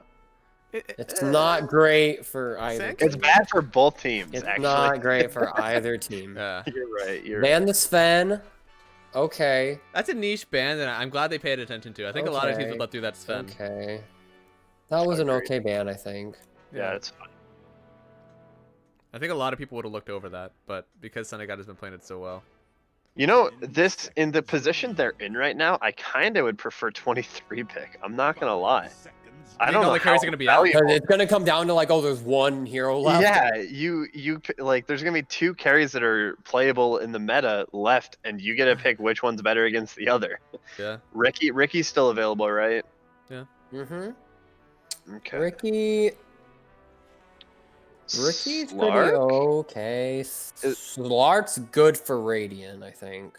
Slark's good for both teams, actually. Slark is pretty. Yeah, Slark's good for both teams. I agree. Bristle carry on Dire is a baller pick. That's an interesting one. They It have is. Maledict and they have Underlord. Yeah. I agree that it's a baller pick, but it's also the way to start off 0-2 in the Yeah. finals. There's a troll ban. I don't like that. I mean, I ban. don't know about troll. There's so much disable and kite on both. Like actually so much. The pools of heroes are just Yeah, dropping. it's just They not banned the there. It's troll. actually just not there. I do like Slark though. Slark is like I don't mind if you want to try maybe Dire specifically tries a really farm intensive hero like Medusa, and then especially because they have last pick, and then you play Yeah. SF very active, although it's not Cam's style to play active, so I don't know how effective that'll be. yeah. Yeah, Radiant does not have tower push. TB? Oh, there's the void. Yeah. There's the void. So We it called kind it a of little earlier. it doesn't Slark's worse now, and they banned Wraith King. You can't do that. Ooh. And their own counter. Whew. What the heck is that? You need to pick something that somebody can that work can with Sunray. survive Chrono. Are they just gonna go Luna again? Like Yeah. You need to pick a hero like I don't think you can actually Medusa. egg. This might be Medusa, right? It might be, yeah. Medusa? I You don't think kinda- that you can egg like while the Chronosphere is down. You have to Sunray whoever is your carry pick here. Like you have to keep them alive with Sunray. Oh my gosh, they're gonna random? Whoa. That's a Cam Monkey maybe or what? No, No, you're no, right, that's well, YBW, but I don't hate it. I don't hate it. there are It's good picks that lane. lose you this game, and that's not it. Right? Like there's definitely picks where it's just like this does not have a game. You had so little time to pick it, but this Yeah. is like this keeps you even. I think. I would still heavily favor Goose's draft in this one personally, but I do think I don't think it's unwinnable. I They think don't you're really right have about an that. egg hitter. They have Storm that just goes in Orchid, kills him immediately. That's best case scenario. We'll see. We'll see. I'm going close. with Bobby game 2. Let's start off my 3-1 prediction with a 2-0. I'm actually going with Dire, I think. All right. Let's I start think off it's on- close. It's close. I'm gonna give till runes are grand, and then I'm gonna end submissions. The bets are up. Go ahead and go in. My analysts say that we're going to get another Bobby win, 2-0 to start off the day from our lower bracket carriers. So we're going to throw it over to Legacy for the call on this game number 2. All right, Legacy. You've seen the draft. How you feeling after watching this game 2 draft? I mean, I think it can go both ways. I think Naratheen and Twa both make good points. I mean, one team has tower push, and that's dire. The other team has some very good team fight spells that can punish any, like zip on the Phoenix, kill him instantly, no egg equals free chrono. Yeah. I really think it comes down to, once again, in this matchup, the mid lane. I think if, this SF can be a big presence on the map, no pun intended, they can just run down towers. But if Bobby has a start like he did last time, gets an early Orchid, it's going to be a really rough game for the side of the rejects. I'm actually split. I wouldn't probably bet at all because I couldn't put a solid bet. It's 50-50 for me. Well, I mean, I've said it before. If you're betting for the mid matchup, I see a 77% win rate this season on Storm Spirit for Bobby. And it's not like he's last picking it for himself ever. He's first picking it. He is calling his shot. Shout out Road to Rook. Road to Rook, baby. Wait, is that a meme of me? I can't tell. Or is that a Jim? That's I know fun Jim to... is Rook, but I mean, it says Road to Rook. That's Jim. Oh, whoa. Tommy could have got caught out here, but it looks like the Maledict did miss. Stun was out, weren't able to lock him down, and he gets the stun to the low ground, so he'll be okay on Tommy. Sand King getting ran down a little bit, though. Let's run back to base. Tommy Ruggs with the triple fairy fire. That's interesting. Oh, he's going to have a lot of damage. Yeah. And I don't know. This again, I'm going to end submission soon. You guys don't have a lot of time. Looks like I have a lot of MD2L Rejects fans in here. Getting a lot of bets out. Once we hit the rune pickups. Stun. Oh, Funzo grabs the rune. I think he might die here, though. There's 3 stacks. YBW Wards chasing him down. But he will be able to escape. Yeah. All right, there you go. TP back to base, I'd imagine, unless he does the big brain play. He's just running. All right, I'm an bets idiot. gonna I just close. realized I'm an idiot. For some reason, I thought he was Team Dire, and he was just running into the Radiant base, and I was like, "What?"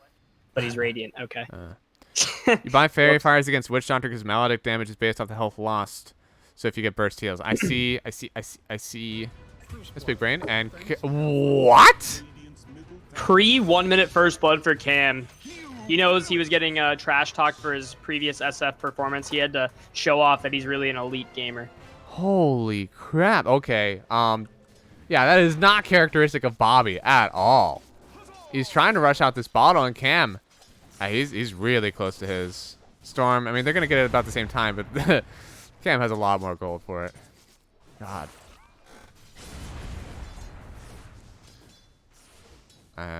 Does that first blood change his lane a ton? Yeah, that's full bottle already coming out for SF. He's going to be able to start spamming raises, and Storm Spirit only has 50 gold to his name. That is because I think he has his own bottle coming out, but yeah. Does he as well? Yeah. Oh, he does. Wait. The inventory items are drastically different, though, right? We have tangos and a branch. Meanwhile, we have 2 branches, Fairy Fire, Salve, and even a Sentry Ward on Cam. I mean, I think the bottle favors the SF early anyways.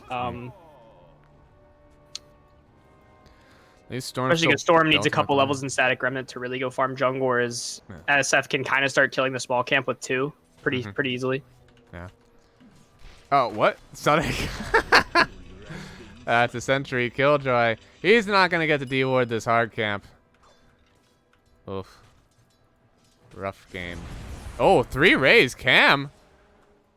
An uphill miss won't stop the bottle. He should be able to get both runes too, because Bobby's gonna have to. Unless Bobby immediately runs for, which he looks like he's gonna do. Bobby should know. Giving up 2 runes is danger zone, and he'll be able to walk over. Cam? I don't know. Cam might be able to get a deny, or make Bobby pay for it. Hey, he's got 3 raises available, and he's just chasing him. Cam, he wants to get close. Oh, TP, Bobby. Cam actually just lost the full wave now. Good play by Bobby there. Yeah. Now, this does mean any kill Bobby, he's not going to have a TP out for a while, but still, good move from Bobby to live. PS Jaded, thanks for the follow, man. Oh, Dragon back in. Cam. Not enough damage though. Yeah. Oh, that raise. Oh. He's got a full salve to work with still. Yeah, Cam. He's got a lot here. Bobby's gonna try to kill this wave as quick as possible to get out of the lane. Meanwhile, top Funzo getting low. He goes down. The big right click from the Monkey King. Mm-hmm. He's got the Orb of Venom now. He's gonna be able to slow and take away a little bit of the lane stage. This is double melee versus the Monkey. Is that free lane for Monkey King, or is this Firestorm still a bit too much for him to handle? I mean, this is a very chill monkey lane. You should be able to free farm this, as well as the only way Underlord really does damage to you is with his Q and his right clicks, right? And you can just walk away from that. Yeah. Especially with an early boots. Yeah. Not a ton of CS yet. He's only got 11 right now on Gotard, 12. Meanwhile, the Monkey King 19 and 8. A lot of denies on this monkey. And unlike last game where Bobby was being the under tower bully, Cam is making sure that Bobby knows he's the dominant person in this mid lane. Yeah. Oh, man. Fortification. He's going to have to miss the range creep to get this rune. I don't know who fortified, but that's kind of big. Bottom? Oh, okay. Never mind. Thunder God's good. He's good. Top, though. Funzo getting ran at again by the angry monkey. Yeah. I already used the stun, so not going to have a ton of burst heal for the monkey, but yeah. Definitely asserting dominance in the top wave. I'd imagine he goes starts maxing Tree Dance now as Jingu and Boundless Strike kind of wear out on their effectiveness after level 2 in lane at least. Oh, Funzo. He's low, gets the spine or the impale out, so he'll survive, but Yubai Ward is going to start on Gotard instead. Dev just needs to get a pull off here, and this lane is going really well for them. Looks like he won't get it in time. In fact, looks like it was empty. But Bobby in the mid lane, he's going to go down. Cam, man, once again. He's 30 and 3. He's got 2 kills. Who is this Shadow Fiend? Is this the same guy we were watching yesterday? Is Sawyer Green on this Shadow Fiend? Tommy Ruggs going down, too. Yeah, that's the first kill for team BobbyPMA. Yeah, I know. I missed 2 in a row, man. I don't expect Cam to get kills like this early. And on bottom, they get the amount of kills, so. The big moves, Cam. This is how you want to play your Shadow Fiend after last game. Using all of his good games now for the grand finals. I also must say, another saving grace for Yubai Wards. As I say that, Gotard actually getting right-click down. He might go down, too. Yeah, they have the Fire Spirits. He's not even going to get the last right-click off before the creep hits, so that's going to be another kill. Dev picking his up. Man, that is... Cam getting gone on by Bobby in the mid lane, too. Oh? Jumping forward, they have the impale from Funzo. Big damage. Cam! Requiem! Gonna get nullified by the Spike Carapace, and now he's gonna find an illusion rune. He'll be able to heal up off of this one a decent bit, and he'll actually turn the illusions back after Bobby. Dev TP'd in for this one. Cam running forward. Bobby. 1 raise, 2 raise, only has 1. Didn't get close enough for the medium. He gets 1 right click, needs 1 more. Swooping forward. Cam, he's gonna get the right click. Dev giving him the vision there. RNG math to get the rune like that. If it was top, I'm pretty sure Bobby just walks away and can't walk away, but this is a really rough game for a Storm Spirit now. Only sitting on 28 last hits, almost getting doubled up by Cam on this Shadow Fiend. He's feeling himself. He's almost got that full Yule Scepter. Yeah, you definitely don't expect this to happen, right? I mean, this... Bottom, though, too. Sonagod even facing the Wrath of Killjoy Dark Willow. Oh, stun forward. He doesn't have his time walk out. He's going to try to man up on top. He needs to get a few bashes for the Fairy Fire. It'll be in. Oh, Bobby. He wants to come back. He gets the kill on Tommy, then the kill on Killjoy. It's a double kill for Storm in the bottom wave. Bobby needed that to kind of get back into this game. He's sitting on Brown Boots, Sage's Mask. He needs something to get back. And this is the Bobby that I'm used to. There we go. 2 Sage's Mask. He's going straight up for the Orchid after that lane. Wasn't as good for him as he thought. All in all, though, I must say this is a really nice start from the Yubai Wards team, especially after a really dominant showing from the Goose stack in Game 1. I mean, I'm pretty used to seeing a Storm Spirit just dominate no matter what lane he's on, especially Cam on the Huskar. Doesn't win that lane versus Storm, but on SF, now he's balling up. SF definitely is a better matchup in lane. I think it's similar to the when we saw the Wind Ranger matchup against the Mozart stack with Festival and the Wind Ranger, right? You should see like the SF do pretty well in lane, but Storm, he's very good against SF through the middle game, being able to zip right on top of him and kind of counteract with Orchids and stuff. Yeah. But SF looks right now that he's going to be having an early Yules and BKB, so maybe not. That's the rough part about this matchup, right? Is that the rush forward on the Orchid kind of nullifies that Orchid, or sorry, rush forward on the Yules nullifies the Orchid. And bottom, watch Nance go down. Tommy able to pick that one up with this Caustic Finale stacks. He goes to 302. I love this build on Tommy. What's he on? Sorry, I didn't check. I was looking top. Yeah, it was just a lot of blown up creeps right beside the Witch Doctor.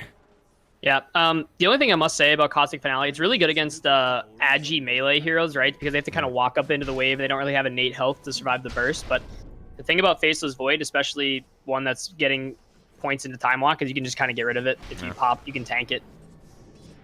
And he's got Chrono. He might look to Chrono here with... Oh, no, okay. Nance doesn't have not a his level ulti yet, 6 Witch unfortunately. Doctor, yeah.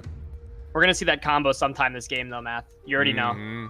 Sunny he loves this one a lot, and looks like there's a bit of a team coming down for it, though. Stun forward onto the Faceless Void. The Sun's going to come out and Cam Requiem. They're going to get the fear. 1 raise, 2 raise, taking down Sunny God. Nance, he's forced to back out of this one.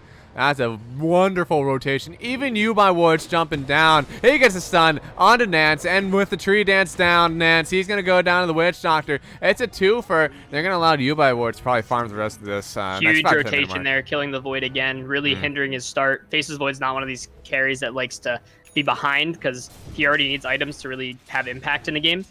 Cam really putting on a show right now. And, like, look at this SF walk. Like, what a Chad. Like, look at this, like, walk animation. Absolute Chad energy. He be thick. And now looks like he's going to go for the bots next. Has the Yule, so it's not like Orchid is going to be that rough for him anyways. Bottom, Gotard is the one to try to take over the lane now that they know no one else can take it over. And Tommy, Burrow, Epi, Gotard takes a decent amount of damage to the Chrono. They're going to find under the tower. Stan Keen first, jumping onto the Willow. Already used the Shadow Realm, going to get dragged on backwards. That's going to be a double here. And that's a pretty big for Sunny God. Little sus there. Underlord, really tanky hero. Nice rotation from Sunny God. That the kills there definitely help out. Yeah, and he even has a few raindrops on Sunny God, but his net worth is not exactly where you want it to be. SF really popping off. Already has 5,000 net worth here. Again, going for that bot, so it's only going to get better for him. Map doesn't feel exactly free for him, but Storm not going to have that great of a game, so Orchid punishing not going to come out for a while. And now with the DD, they actually want to go after this mid-tier 1. They missed the stun on Cam. They might find Funzo here. I think so. They're going to back him up here. Back behind the tower on Cam. With the DD and the Karn on his side, they should be able to take down this tier 1 tower. They have fortification up. They're not going to use it. Okay, tower goes down. Bobby jumping on in, trying to get on top of the Shadow Fiend here. Big stun to the fear. It won't hit. Now we do have the Phoenix Egg in the mid lane. He jumps right into Killjoy's Brambles. They'll get the kill onto Bobby, trading for that SF. But he did get the kill first, so Bobby really benefiting off of that one. 2 kill streaks going down. They do get the mid tower, though. Yeah.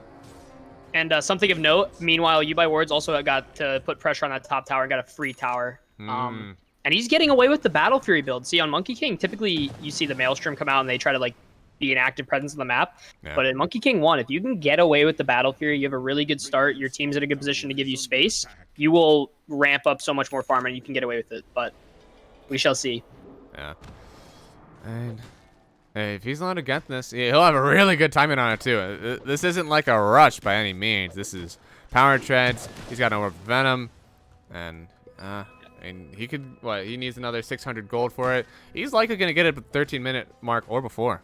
And he also has the max tree dance, so he's going to have max Primal Spring as well, and that's going to be really good for farming out in the side lanes. Yeah. Funzo might find him here with Vendetta, though. They're pinging it out. Yeah. And they see the stacks, too. I mean, this alone is pretty good for you. You can take one of these away. They're bringing in the Underlord and the Storm, but this might be a fight we see. Egg is on cooldown. They might catch them by surprise here. Yeah, they're going to find him with a bunch of creeps. Starting off the Firestorm. Now the Roots. Killjoy, he's going to get the stun on the Gotard. And he even has an urn to use. But it looks like a lot of these creeps. No, big crit. You by Wards. He's going to grab a lot of those. And he just moves on to another stack. Only 100 gold away now. Sonagod patrolling the area as well. But realizes, yeah, as you said, you by Wards sniped the last of the creeps there. Yeah. Big hit. Big hit with that. What is that thing called? I just call it big crit usually. Boundless Strike, yep. Yeah. Cam getting pinged out in the mid lane. Oh, Bobby, he's jumping on forward. He doesn't have this Orchid just yet, but they're going to jump in, get the drag back on Cam. Yule's up, so he's going to dodge the impale, and now, oh, he could start to channel that Requiem. He's on the high ground, stun forward. He has a ward, channeling it up, but the Nyx Assassin, Spike Carapace, they'll still kill Funzo, but this Maledict should still take him down. Bobby, he wants to get the benefit of the skill, and he will. Nance, he goes down to Killjoy on the back line, and with that Shadow Realm, he wants to get one big snipe, but looks like Killjoy, he won't find Bobby in the back line. Yeah. Wait, how did that work? How does the Nyx die there? Is it because it's not one? Oh, it's probably because it's because he's standing on the middle. It's like one damage instance of like 20 or whatever, right? How many souls it is, right? Yeah. I guess. Because you get hit by like the different bars. Yeah, like, it only blocks one like, soul. That's what I thought. Yeah. Okay. So it's like because there's like lines of souls. Okay. I was gonna say how did he die to that? But yeah. Okay, that makes sense. Yes.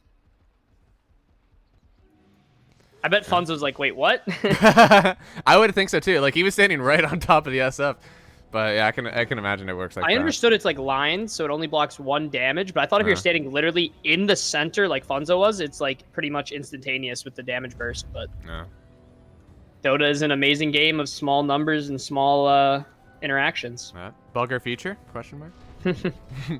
Game's no longer in beta actually anymore, right? So I guess it's a feature. That's a bold statement. Oh no, isn't it? Didn't they say that it's no longer in beta after the new player update or something like that? I thought they. Oh really? Is that official? That. Huh. Maybe I've been capped too.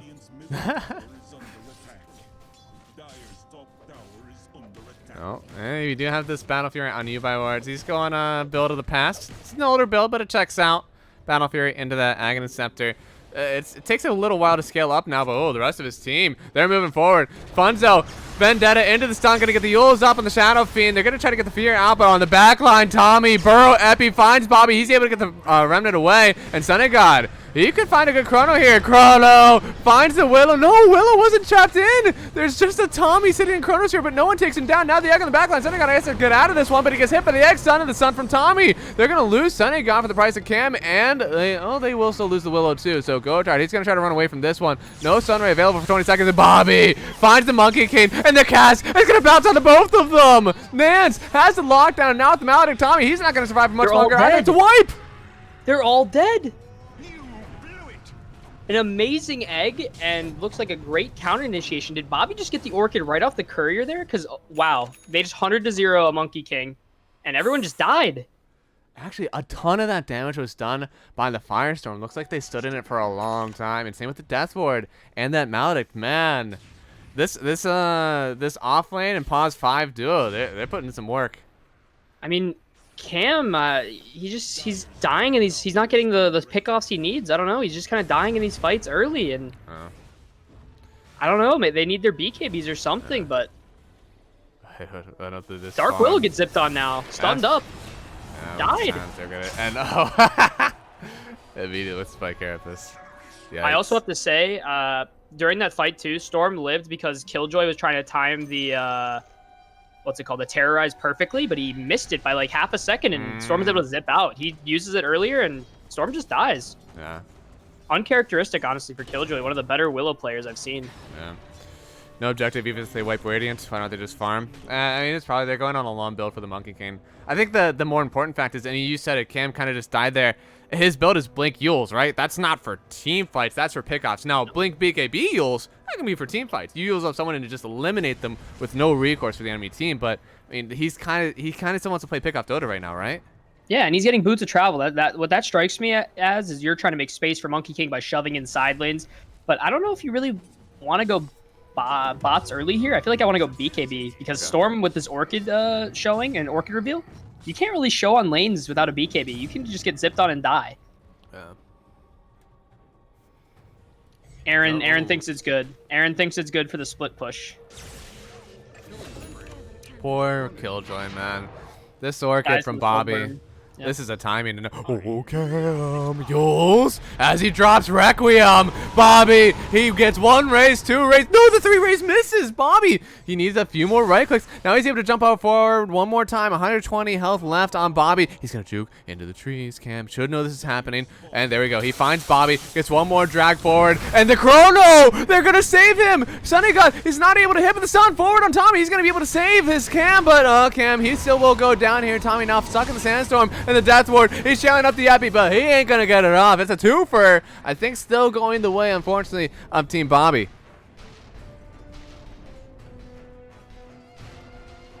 Oh, okay. I was confused. I was talking about the bots on SF, and people in chat were talking about the Ags on the Monkey King, so it was different. Yeah. Okay.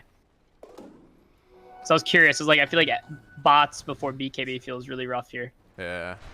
And unfortunately, Cam, if that combo was a little bit closer, they eliminate Bobby, and I don't think he gives his life for that one, but instead Sunny God had the opportunity to move forward with the Chronosphere, preserve the Stormlight for a little bit longer. I think even if he dies in Chrono, though, he was so close to the Storm, he still died to the Requiem on death.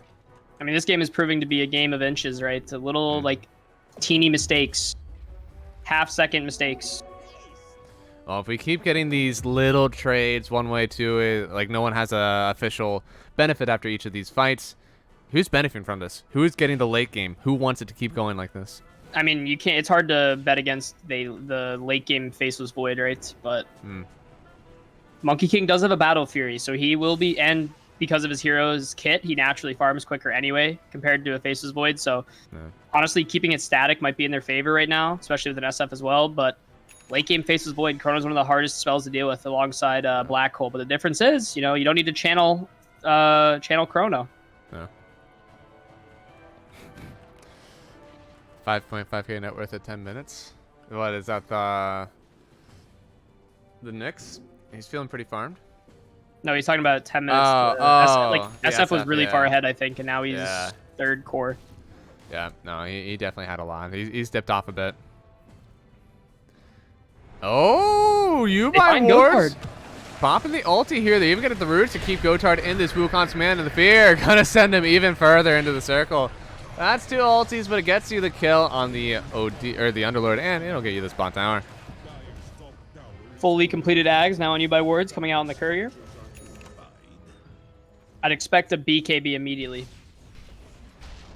Big Epi on the Sonic God. Oh, Burrow, Epi. They might find the Sand King, but the stun. It hits on 2 Funzo. That Spike Carapace is putting it in work. You by Words came down for this one, but Silence still on the Phoenix. He doesn't have mana for the ulti now. No egg available, but still get the kill on to Bobby. So Storm Spirit, he's gonna lose his life and no longer can fight. Great ult timing there by Cam in that fight, though. Right as the Storm Spirit ends out of the Yules, he's immediately feared into the loving arms of you by Words. Yeah, very loving. Or should I say... No, they are arms. A monkey has arms. yeah. I was gonna say, like, yeah, no, monkey does have arms. Yeah, no, he's got it. Let's see. Now that they have Aghanim Scepter and the the Battle Fury, this monkey here gonna take a lot of farm on the map now. He's going for the BKB next. What's his damage items in these games? What does he need to get? For who? Sorry. For the Monkey King. I mean, I think you just get this BKB, and any item that lets you do damage is just like a Scotty. I think Scotty's really good here. I think you need to be tanky, so an item like that gives you good stats is probably what I would go. Even a Basher. Okay. The damage will come because you have your Ags, right? Then you're hitting with like multiple units. Okay. So it doesn't need something like an MKB or a Daedalus. Just getting those stat items. I don't think he needs to get an MKB early here. I think you just need to beef up so you don't die to initial Storm Burst or Chrono. You can survive it. Cool. Dev. Saving the card, but it looks like on the backline they're going to jump. Monkey King popping the ulti. The Wukong's command is down. And once again, Gotard, he's going to be the one that's trapped in it. Storm on the backline, though, trying to get on top of the Killjoy hero, and he won't pop. But Chrono, it's out. And they immediately use up this Faceless Void. Everyone is turning onto the egg. They can't focus on the Chrono anymore, but they'll still get the kill onto Dev and Tommy Ruggs. That egg will pop, and now feels like your fight isn't as clean anymore for MD2L Rejects. It's a 3v5. Still with no Chrono, though. Bobby, he was trying to jump forward and find anyone else, but stun. It's only going to find Cam, no one else. You by Wards, he's still a bit dangerous. I would not want to dive into him under his towers. A bit of a misfire there with Dev on the egg. If he got that on the high ground and it was only Faceless Void. Stun! Requiem Bobby! He is out! Sunny God has to run away, but the Bedlam, his damage is through. He has 3 stacks, and he won't get another one on you by Wards. My God, the coordination What was from Bobby you by doing? Wards. He just got caught by Kim. I was gonna say, like, if Dev put it on the high ground and the Requiem was up, that might have been a like ultra kill for Cam. But nice pick off on the Storm Spirit. Wow. Yeah. As for this Monkey King, I think all you need is a Basher right now. I think Abyssal is kind of rough on a Monkey King, especially when you're not really going to be like your attack range is greater than the range you can use the Abyssal active. I think Scotty Basher is just better. Yeah. And okay, a few stacks coming out. Dev loading up that net worth for his mid laner, and oh, Killjoy. Rip Yules, Rip Yules. Yeah, Gets the Vendetta attack. That's Funzo not for fun gamer confirmed, Matt. That is not fun. That's a pretty big timing now, Killjoy. I mean, okay, he didn't have the Void Stun yet, so it's not like he's losing out on the item entirely. Actually, within 2 minutes, he'll probably still be hitting right around where we get that. He needs that though. Bobby's been targeting him at the beginning of these fights, and last fight he almost killed him. Killjoy lived barely with like 200 HP. That was not a whole lot. Now Bobby's going for his own BKB so he can keep maneuvering in these fights. Gotard, he's gonna finish off. Looks like is that a pipe that he wants to get, or what's? Oh, is he going for an Eternal Shroud? What's happening here? Who? I don't know. What is this? He just has this extra ring of health queued up on Underlord. Vanguard? Yeah, I guess that would be it. I mean, he also could just be like, it could just be like there. Like, he could also go into a Lotus Orb, right? You could have built into Perseverance. Yeah. We'll see what it goes for later. Sand can actually. Oh, he had a pick up his Vanguard. own He got a lotus. Vanguard. Oh, okay. Nice. Yeah, he's beefy. Seems a bit late for it, but are you ever going to turn that into like a Crimson? I feel like Crimson is absolutely unbought these days. See, if it was last patch, I'd see it eventually becoming an Abyssal, just giving you more form of lockdown. But it doesn't really feel good, especially because Underlord's a really snooze, slow hero that's not going to get on top of you anyway. So it probably will be a Crimson later, but it doesn't really feel like an amazing Crimson Guard game. Most of their damage is Magic Nuke. Yeah. But hey, you know, it's good for sieging, good for tower defense as well. Funzo did find the Monkey King, but they have a sentry down. They know exactly where this Funzo here it is, so yeah, Nick's not going to pick up any free damage for him. Yeah, You by Ward's playing extra safe. Storm isn't showing on the map, so he's respecting the BobbyPMA Orchid. Does have BKB now, so he TP'd top. I'd imagine they're going to look to smoke up right away and go. Yeah. There's the smoke out. They're running right at Gotard in the triangle. Might find Nance as well. I mean, this is a pick into Roshan, right? That's what their goal is. I'd assume so. They want to find a pick off for sure. Who's the big fish? Who do they really want in a pick? Faceless Void. Okay.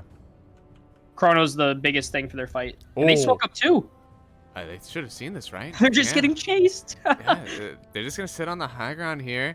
The rest of this team isn't here. I mean, we have this little triangle of heroes. They're trying to run back at their Funzo and Bobby, but they're actually just going to zoom away. If Dyer knew exactly where all the Radiant heroes are right now, by the way, they would immediately run into Roche. I'd imagine them seeing Funzo hitting this tower alone. They'd assume people are behind him. So they're just going to hit tier 2 with You by Wards. Nyx with the elite tower pressure. And now, all right, they know that the card is going to take this. Whoa, Bobby. Bobby, okay. You're not coming. He's got a TP, right? Okay, he's got TP. Yeah, okay. So he's just cutting one more wave. Everyone else is sitting in the mid wave. And, oh, they could have caught out the monkey. He shot pops the BKB. Fonzo, that's why Carapace won't do much to the BKB. And You by Wards, he's popping the ulti. But oh, the chrono. It's going to stop him. Egg. Sunny God, he's not able to run in for more. The monkey king is exposed, but he's still sitting in the Wukong's command. This egg going to save You by Wards. Dev, big heads up play. Damn. And now Cam. On the back line, finds the Faceless Void. That I would not go high ground here. You have low HP, no spells. But this is Roshan. This is 100% Roshan. I didn't even see him get that. I thought that everyone was out of this engagement. Cam gets the elimination on Faceless Void. It looks like Tommy Ruggs found a good stun, and he just blinked BKB ulted him. That's the catch you want. That is the catch you want. That was your big fish, you said, and now Roshan is available, but they don't feel comfortable taking this right now. I'm not sure. No they're low. They're low, and they don't have spells. They don't want to throw like last game, right, where they were in Roche Pit, and right as they got up, they lost everything. Yeah. They're gonna dodge the smoke. Maybe Killjoy might end up breaking it. It might pay the price. Yeah. He is not invisible, so he's gonna run out. They Nats, want he's on the YBW lookout now. though. They see him. He jumped down. Okay, never mind. He has the primal sprint once again, but Funzo, he knows right about where he's at. And there you go. Throwing down the Bramble Maze. They won't get it. Makes it out. But Matt, that was something I was gonna say. So the panel was talking about like possible picks against Faceless Void, right? Like give the classic counter in the Wraith King, the Specters, right? 2 heroes that either die and come back or live through it because of dispersion, right? Yeah. But Monkey King, unless Faceless Void gets MKB or another item, which he's not queuing up, the armor, if you're able to pop Wukong's command before the Chrono, can keep you alive, especially if you have an egg backing you up. Yeah. And you get 24 armor, so you're going to need more than just physical damage, it feels, to take down the Monkey King. And now he has this bashing. He's going Abyssal, so he'll have some health on him to help with that. He's got another Sunray, 2 math. Oh, there you go. The evasion now is going to make it nearly impossible for him to die if he pops that ultimate. You need magic. You just can't do the physical damage to take him down unless you have like an MKB coming. But we're going for He's Scotty. not though. He's not building MKB. He's going Scotty. Yeah.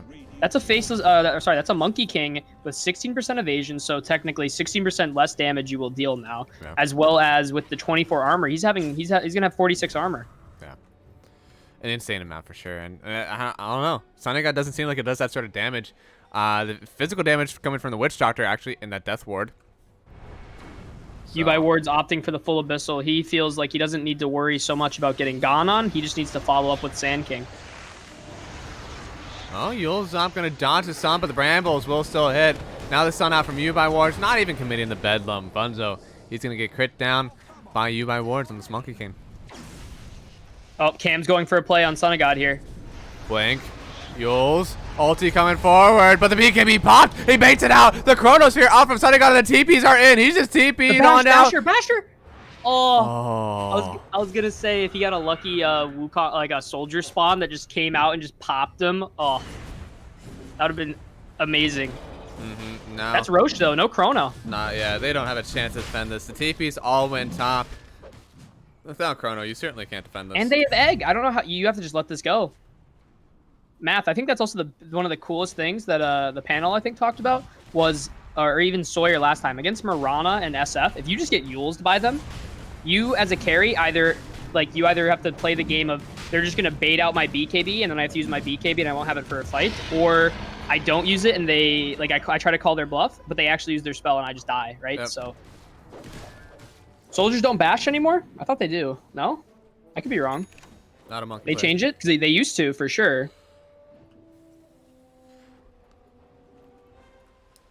We'll have to find out. Keep a close eye on those soldiers, the Monkey King. Hold up. I'm testing.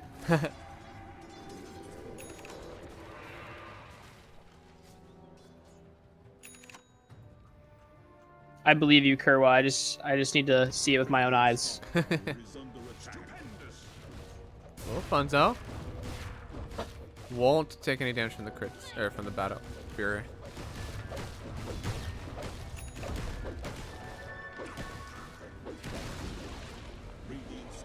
Oh, Spike Carapace. They might have a little bit of lockdown on this monkey, but he still has BKB and Aegis.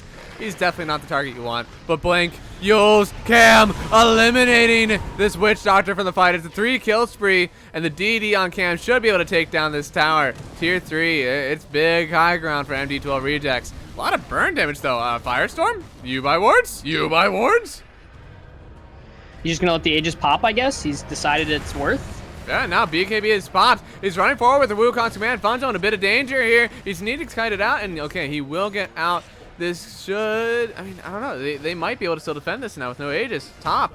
They're actually trading. Sunny God, he's taking his own towers.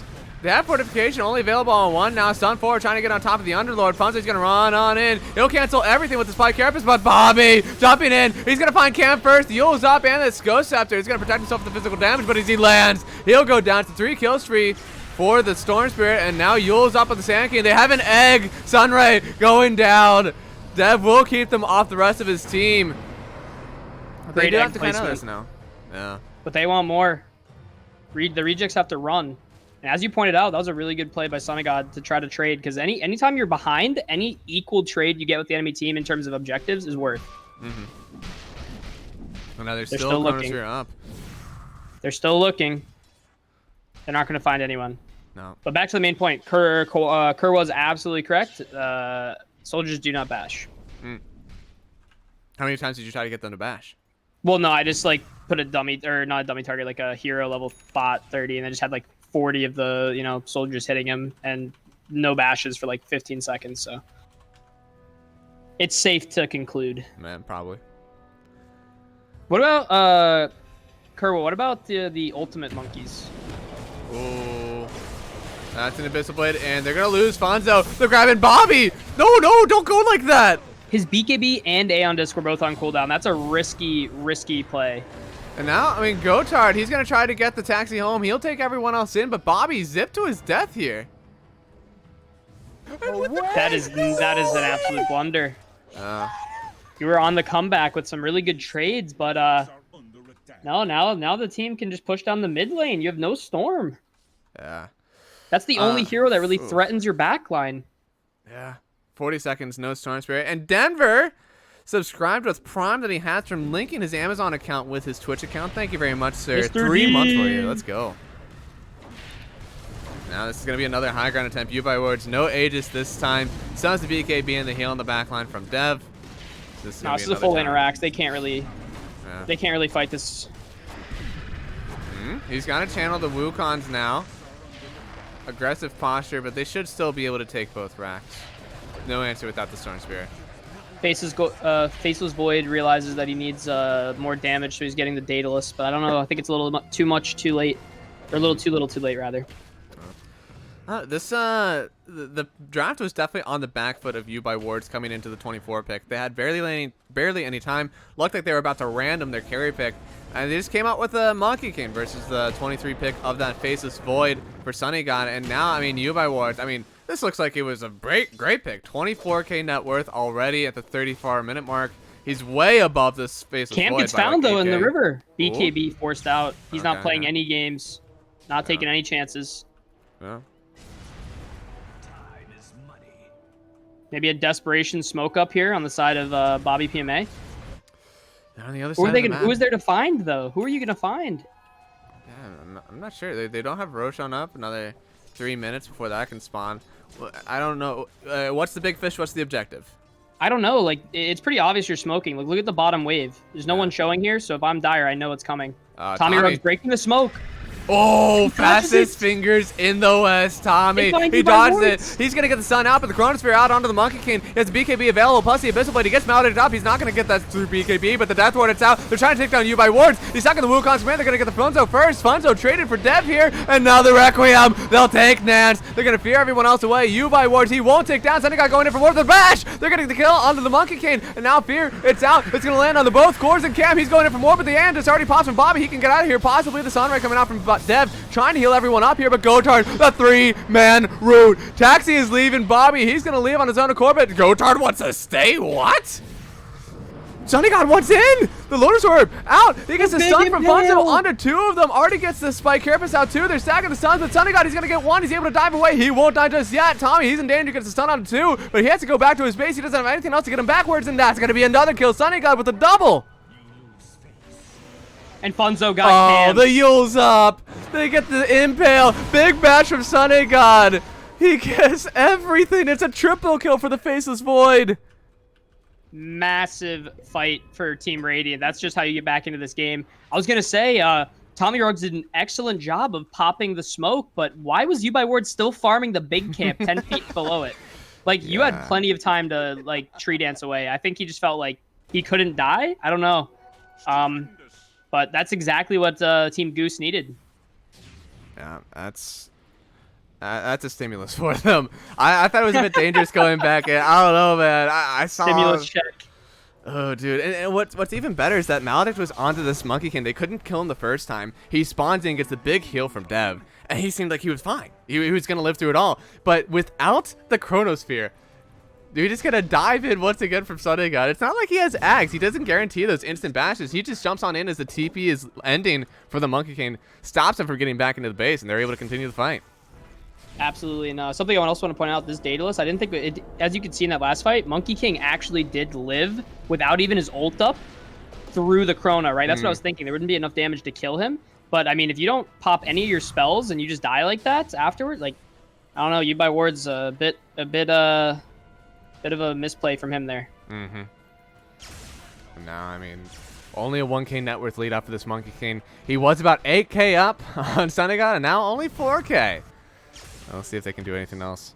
And you by Ward, they see him. Oh, what? He just turned to Roche. They're gonna be stun forward on Funzo. He's going down here, but a very aggressive move. You by Ward turning into the big man on campus, and they'll get the kill on Funzo.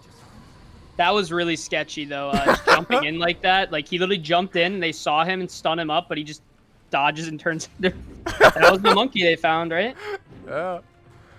Now Smoke is up here. They want to try to find someone else, but there's no one else in the bottom half Cam of the map. might get caught, though. Getting a little greedy going for the rune. I wonder if Radiant notices the rune was taken. Then they would know they were smoked up. Yeah. They don't catch it, though. Yeah, they're going to be able to TP away.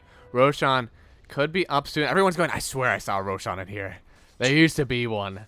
That's not going to spawn for another 55 seconds. Bottom half of the map is all controlled. And, I mean, Roshan is powerful, but Megas could be more powerful at this stage of the game. Big brain play math. What if you smoke into the Roshan pit as you by Ward of the Monkey King, turn into Roche and just stand there? So then the Bob, and then you show, like, one hero bottom, and then they think like they can go take Roche. So everyone goes in, you BKB, pop ulti, and your entire team backs you up. That's big brain. I'll have to keep that in my bag of tricks for later, but looks like they're going high ground.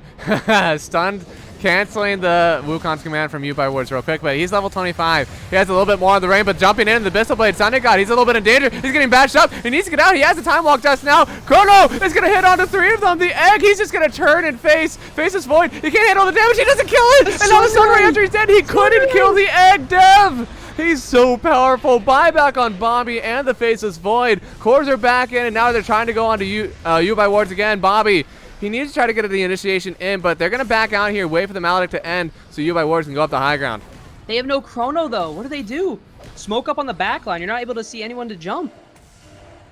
DevJ with this Sunray, this Phoenix play. Whoa, you by Wards. He wants in. He's going on to Gotar. The double stun from Funzo. But now Cam jumping in. Didn't use the Requiem. He doesn't have it for another 15 seconds. And the buyback once again on the Underlord. They buy back on 3 cores from Team Bobby and Sunday God. He wants in. He's trying to get hits onto you by Wards, but he's just going to turn and face Fear coming out. But they're still going to lose Sunday God. No buyback. And Bobby, he wants to clean up. He gets 2. Trying to get the Monkey King also. Monkey King could turn around. No, best play for 10 seconds. He's just trying to juke around. Cam jumping in, but he gets heals up immediately. And the root's out onto the Storm Spirit. He's dead. Gotard, he's got to do it himself. Cam wants to stand in the heal, but Funzo, he's able to help get the kill onto the Storm or the Shadow Fiend. And now with Funzo in the mix, Ubiwar's going to turn around with the BKB. He's going to turn on to Witch Hunter just first, but he should get this kill. Turnaround has the Lotus Orb on it, and there we go. It's been that long. We have another Wukong's in the mix. Dude, that fight went on for a minute and a half. And now, I mean, they're going to definitely take this last set of racks bottom. Could mosey on top and get another set.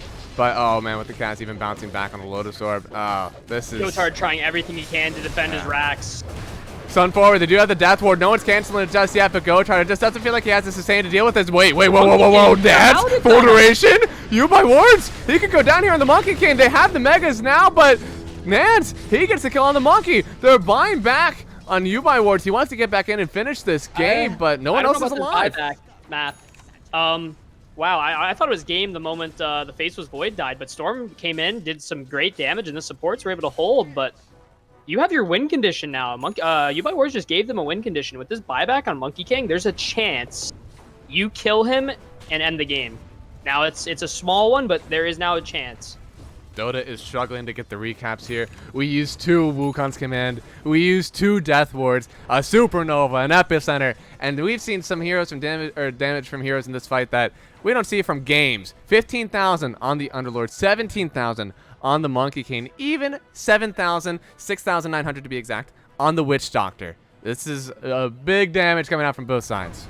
The Maledict is proving really a problem for this Monkey King. Yeah. And usually, yes. However, I think with Megas, things are about to lighten up. But Funzo, he scouted out the Roshan. This is definitely what they need. If you get Megas and Roshan, this is entirely done. MD2L rejects to take it. But able to get this Aegis, Cheese, and Refresher. Now you have a chance, even though you're down on megas. Just to point out something real quick, the win probability graph went all the way to 100% and then ticked straight up. So there is a chance. There is hope. Mm-hmm. Even though our team isn't in it, there is always hope.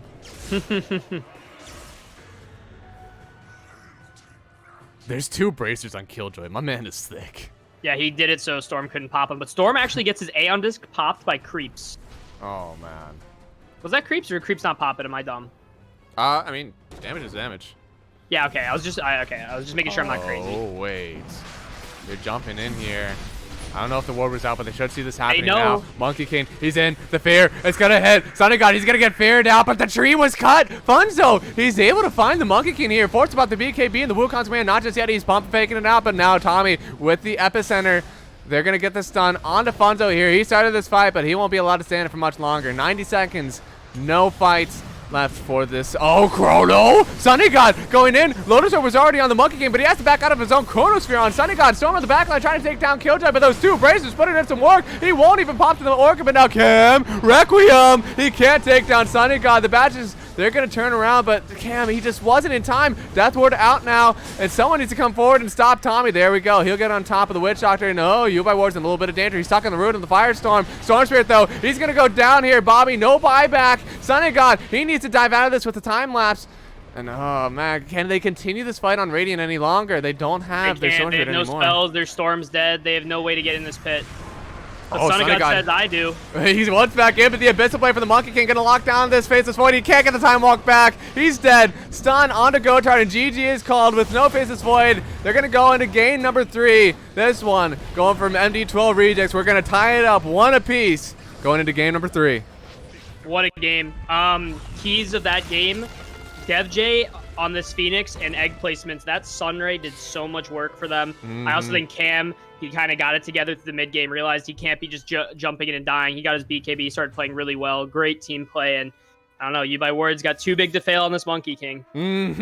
This man was a baller, dude. Again, I can't stress enough. They were on the back foot. This draft was looking flawless for Goots. And honestly, after the Monkey King, it didn't look like it saved them that much, but this is apparently a Yubai Ward special. He played this super well. He was able to tank through the Chronosphere. He had the Sunray from Dev to help heal him up too, and then he was the aggressor. It wasn't just enough surviving. It wasn't just enough getting off the Wukong's command. Now he's the aggressor on Sunny God with that Abyssal Blade, able to take him down without getting that time walk off, and that's just how it ends for them. Game number 2, man, a beautiful comeback for the Rejects. Absolutely. I mean, Sunny God tried his best with these Chronos, but what can you do when you have Killjoy on this Dark Willow and DevJ just pumping out immense amounts of damage and heal with that Sunray? I mean, a really good game. That's what you want out of a Grand Finals game 2. Again, it's tied up. We're going to go to game number 3 after this. We're going to go to a quick intermission, and then we'll take it back to our panel for the next game.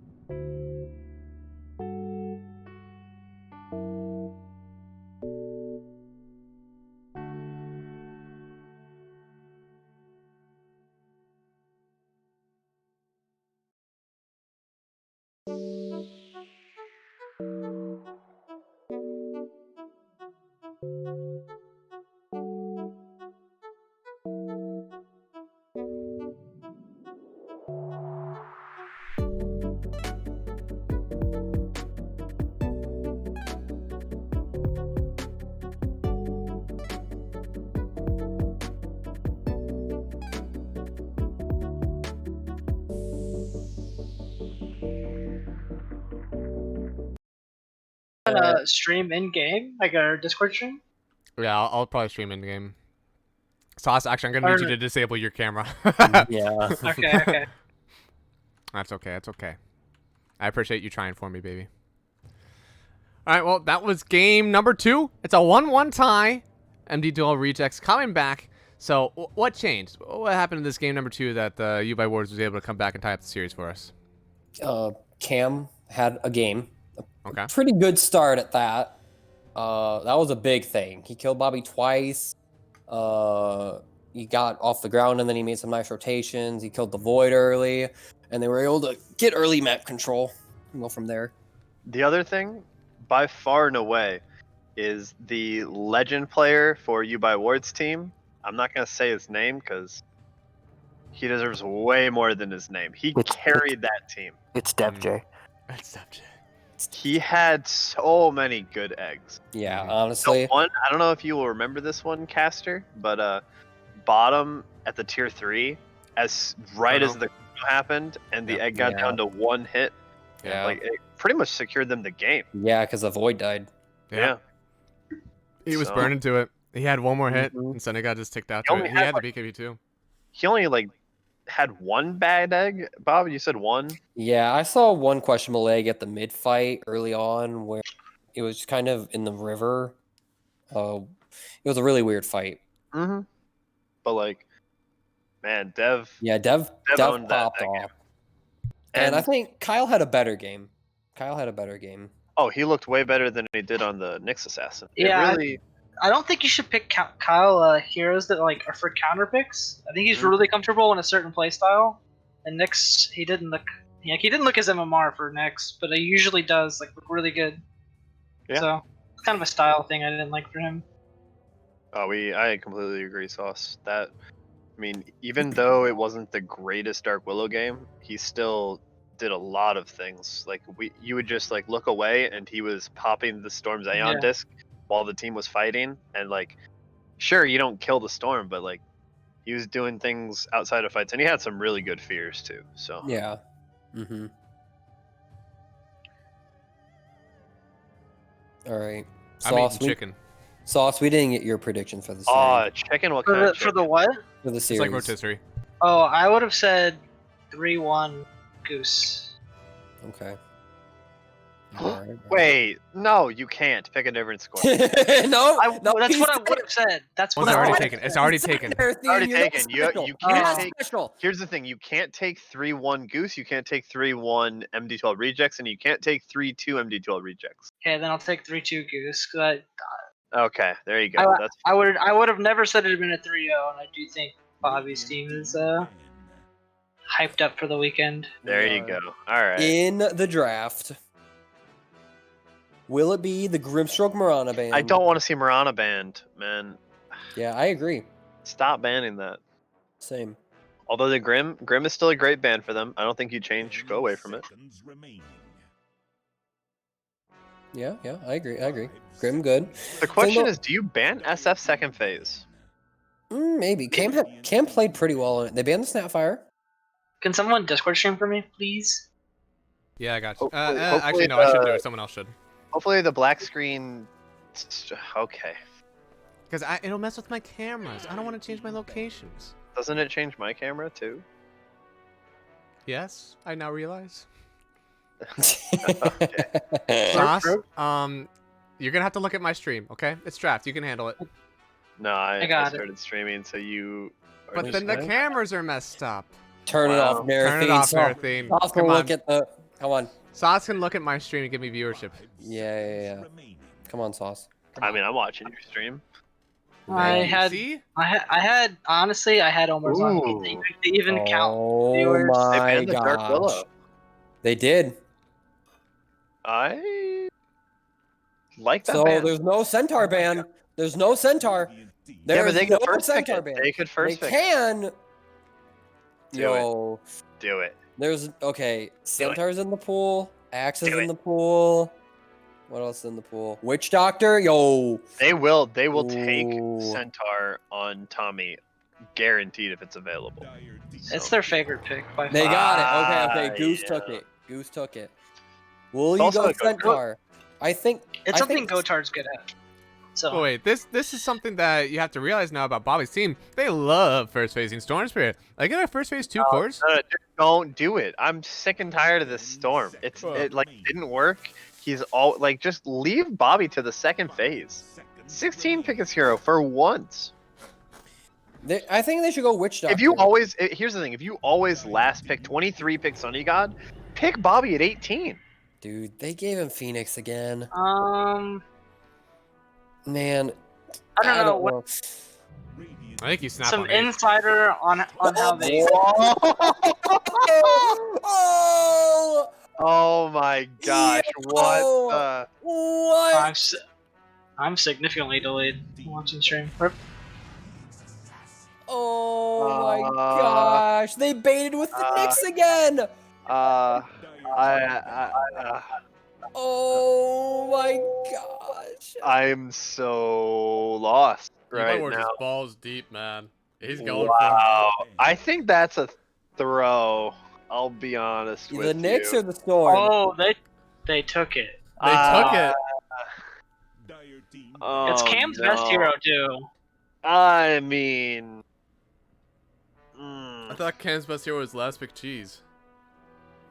Can we not maybe. pick the Nyx? Why is Nyx the answer? Yeah, Storm? honestly, Nyx is not. I don't. By the way, we should have seen it with the Puckman. 10 seconds. We Maybe. missed Yeah. We missed it. I mean, even if 5 seconds like even if Nyx is good, like they're not playing it well. No, Yeah. neither team should be picking Nyx in this series at all. Funzo or Killjoy. I would have really liked the Snapfire, honestly. Cookie with Centaur is really strong. Snapfire ban. Snapfire ban, but the Funzo clock has been popping off all weekend, and it is something that he loves playing. Mm-hmm. And it's not, I mean, it's not really that good versus either of them, but I don't think Nyx is that good either. It's good against Phoenix, 'cause Phoenix can't press Sunray, but... Bamboo, thank you for the follow, man. Appreciate it. Oh man, what are they gonna ban now? Lifestealer? This is a weird scenario for. Ooh, they Goose. need to ban Lifestealer. Dire team Ooh, they didn't ban Lifestealer. Oh, I'm a little. I think Lifestealer is way too good here. Yeah, you still have picks. do you want to Wait, pick they- it yourself on Goose? No. Maybe. 10 Probably not. seconds remaining. No, you don't. Okay. 5 Honestly, But you seconds should pick an remaining. answer for it. Now they already banned the Ursa and the Jug. AM still being in the pool with no lockdown really on one hero and then a Storm Spirit on the other. It could be a really good AM game on 18. Mm-hmm. You need to see what they're gonna pick for Tommy and what they're gonna pick for Killjoy. Of But course. it's possible. Dire It's team possible. You're the They one with the banned it. Knicks. Yeah. Whoa, they banned it. Okay, yeah. Wow. Okay. Odd. Okay. Well, maybe they're picking a hero that Um, Lifesteal's good against, like a Sven or a Mars. Or Mars, yeah. Yeah. They got the combo. That's They got true. the Mars Phoenix combo. Mars Phoenix hates Trident. playing against less Juggernaut and Lifestealer. Worst Yep, heroes that's to play true. against. Yep. Yeah. They don't have many options now, I don't 10 think. seconds remaining. They have an AM that can blink away from the arena. AM doesn't is feel not great. good at Mars at all. Especially if Storm has an okay game, which they better not let him have an okay game. If you pick him second phase at 6 pick, Yeah, or in first phase on a second 7. pick draft, yeah. yeah that's true. It's, Yeah. it's much harder to disengage from an egg now. The arena egg, you don't get out of it now. At least on these two heroes. Difficult. Okay, Okay. okay. I don't hate that pick. I but kind of wish they would have. I wish Dire would have picked Witch Doctor, honestly, at 15. Yeah, that would have been good as well. Right But- now they have no great Centaur answer at all. I don't think they can fit a Witch Doctor in. Oh, It's a right. Phoenix. Devs, yeah, they have the Phoenix. My bad. Yeah. Get Let's you see. something What's at the Kyle? top. What's Kyle's What's hero? Killjoy's hero? Lion. Oh. There we go. There we go. I don't know. It's lockdown. It's lockdown. So Yeah. AM becomes even scarier to pick. Spell Shield? Come on. Come on. I think... Okay. 10 seconds remaining. Hmm. You have Orchid and Mars Phoenix combo 5 with seconds Storm. remaining. I mean, I think it's doable, but scary. For what hero? Ember. For AM. And I then pick don't an like Ember. that pick at all. Is that lane even good versus Storm? That's Yeah, I playable. think it's a skill That's matchup. fine. It's skill. I'm surprised Bobby didn't go with something a little more counter, but I guess he doesn't care about lane as much. He just wants to ball out early. Yeah. He always plays like spirits are just his heroes. So that's They- AP. okay, then you literally first pick Phoenix and they don't pick an egg hitter. What is wrong with these people? You've would've seen liked Dev. Storm- I would've You liked have Tiny seen at Dev Storm. ball out on this hero Dude. all tournament. I'm kind good of surprised. I honestly would really like the 18 pick Slark. It's pretty good against Mars Phoenix, and it Ooh. doesn't die to Storm. Yeah, that Like, would have been super That's cool. low. not, it doesn't seem like a Sunny God carry the game with though hero. Yeah. Maybe. We're liars but to see Sonic- their heroes. Here's the thing. Here's the thing. I've been talking about this for a while now. So Sunny God doesn't want to rely on his teammates to win him the game. Yeah, but he doesn't. I think And, you can win yourself the game on Slark, but they he's just- picking Spectre, which he hates they- playing. They so just banned PAAM, so those are out. Oh. he's willing to play heroes for What? the game. What's gonna carry this game? Well, here's now? the thing. The Spectre did end up carrying the game on his own. Yeah. And if they pick Slark here, I would insta lock blood. Ooh. Yeah, you can't pick it now because they don't have bans. Yeah, there's no spec in the pool anymore. Troll. Gottney says it could be a troll game. Troll I doesn't like feel Troll into great. Phoenix. Troll doesn't function without a BKB. Honestly, PL. It's So there's okay. Medusas in the pool? I would take PL here. I don't know, man. I like Medusa. It doesn't feel great. PL Medusa Oh. both sound strong. The thing is, one counters the other, right? PL early if you have a really good game. Reiki? Dire team pick. Sven. Oh, we forgot about Just Sven. like, We you just- forgot about him. They first pick egg, and you don't pick any egg hitter, man. I don't know. Yeah. I mean, I think they were banking on a lot of the Centaur getting the ult away. So the easiest way to deal with egg is don't deal with egg and run away. But instead now, they have this Mars arena to trap them in. I guarantee you, there's no egg that's gonna come out without an arena down first if that's ever available. I So mean, now the you just lane. take it out. Let's be fair though. The laning stage for Sven Witch Doctor very strong. It is very strong. Phoenix Mars is not actually that strong of a lane. You have Ember that could theoretically beat Storm as a It's- skill matchup. I'm not saying that he will, it's just a possibility. And then you have Centaur, which is one of the strongest laners in Dota right now. And if you pick any farmer for YBW, Centaur should have a good I lane too. think And you they're. Oh, they banned Monkey. Oh, it's not gonna be Phoenix Mars lane because that is the dev here, right? So unless they lane swap, I don't know. They might do that. Oh, It's you're right. Phoenix I mean, Mars something. line Yeah. isn't that strong either. It's playable, but Oh yeah, it could be Oh. good if you're out of position, right? If the Witch Doctor moves too far forward, you get stunned into the spear, then you're in danger. What are they picking? Carry Bristle, J Many. What did Bristleback do to you today? Why? There's no way they picked them. I you don't- pick armor reduction hero maybe. Are Weaver? there any left? No. Slardar Weaver carry, versus- baby. Let's get it. Weaver versus Nick sucks, but I think Weaver in general is fine here. Like Okay. Naga Siren maybe? No. They have an Ember, right?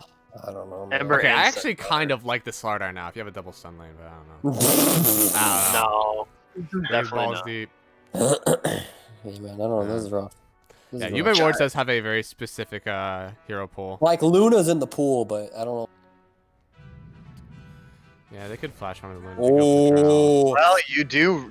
It's kind of armor. it's. reduction, I right? think that's fine. I think it's fine. I think it's fine too. I like It's it. okay. Yeah. Now, what you do allow is Sunny God, if you start off really well on Sven, to be unsolvable Yeah. if you get ahead. Yeah. But if you are not ahead, then Jim brings up a very good point. Drow into Centaur. Let me hear your bets, though, all right? Naratheen, who are you putting down for this game number 3? he's right about the win lane lose game. I Yeah. agree with that. I'm gonna go with Goose again. Okay. I think I like the team better. I don't know if the draft makes any difference. Tommy? Or not Tommy, Jesus. Twa? Yeah, I'm gonna go. I think I'm gonna go egg hitter equals egg go off. All right. Ty, Sauce, split the difference. Who you going? I think the Drow. I mean, maybe the Sven gets eggs, but I think the Drow can play pretty active early and be pretty happy, and there's no egg hitter, so I kind of like Dire Shaft better. All right. Well, there you have it. We're going to go into game number 3, tie ball game, heading in for our grand finals, MD2L Season 8. All right. Well, there it is. Getting into the game, and Legacy, you've seen the draft too. Who has the edge here? Team Goose. Team I see Goose. that, and I just don't see a way they lose. Okay. They have the Nyx into the Storm Spirit. One of the better heroes for that. If you can burn his mana, like in a Yeah. fight, he's useless, especially pre BKB. Okay. And as Jim pointed out in the chat, this Drow pre 20 minutes won't have a BKB, won't have a Hurricane Pike, will have absolutely no way to get these heroes off of her. And I think Sven just completely obliterates her in terms of farming and gets so far ahead. And I think in our series against You by Words, when they picked the Drow, the only reason that worked out is because they had 2 hard carries. They had a PL and the Drow. So it's kind of too much for Sven, but I think just Drow alone, Sven gets ahead, especially with Centaur and heroes that can jump the backline like Nyx Assassin and this Ember Spirit. This Drow is going to have a really tough time finding ways to fight in this game. John to Ember, PMA love section. I do it for you, Jim. Thank you, Jim. Always PMA. Drow can lane like 80-20 Sif. Snow's really hard you can carry. Yeah. And you by Wards would be the kind of guy to do that. But at this point, I feel like with Bobby's team, it's not if they're going to smoke, it's where. And they smoke up Same top. spot. Yeah, Yubai Wards is just gonna stand on the low ground, wave hello. The rest of his team is behind him here, so. Odds YBW just walks right uphill, right? No way. You already gave him the love tap. I did see that happen. Yeah, Sven's very also, as Kerwood just pointed out, the Warcry. When in this matchup, I go the Warcry armor at 20 too. Okay.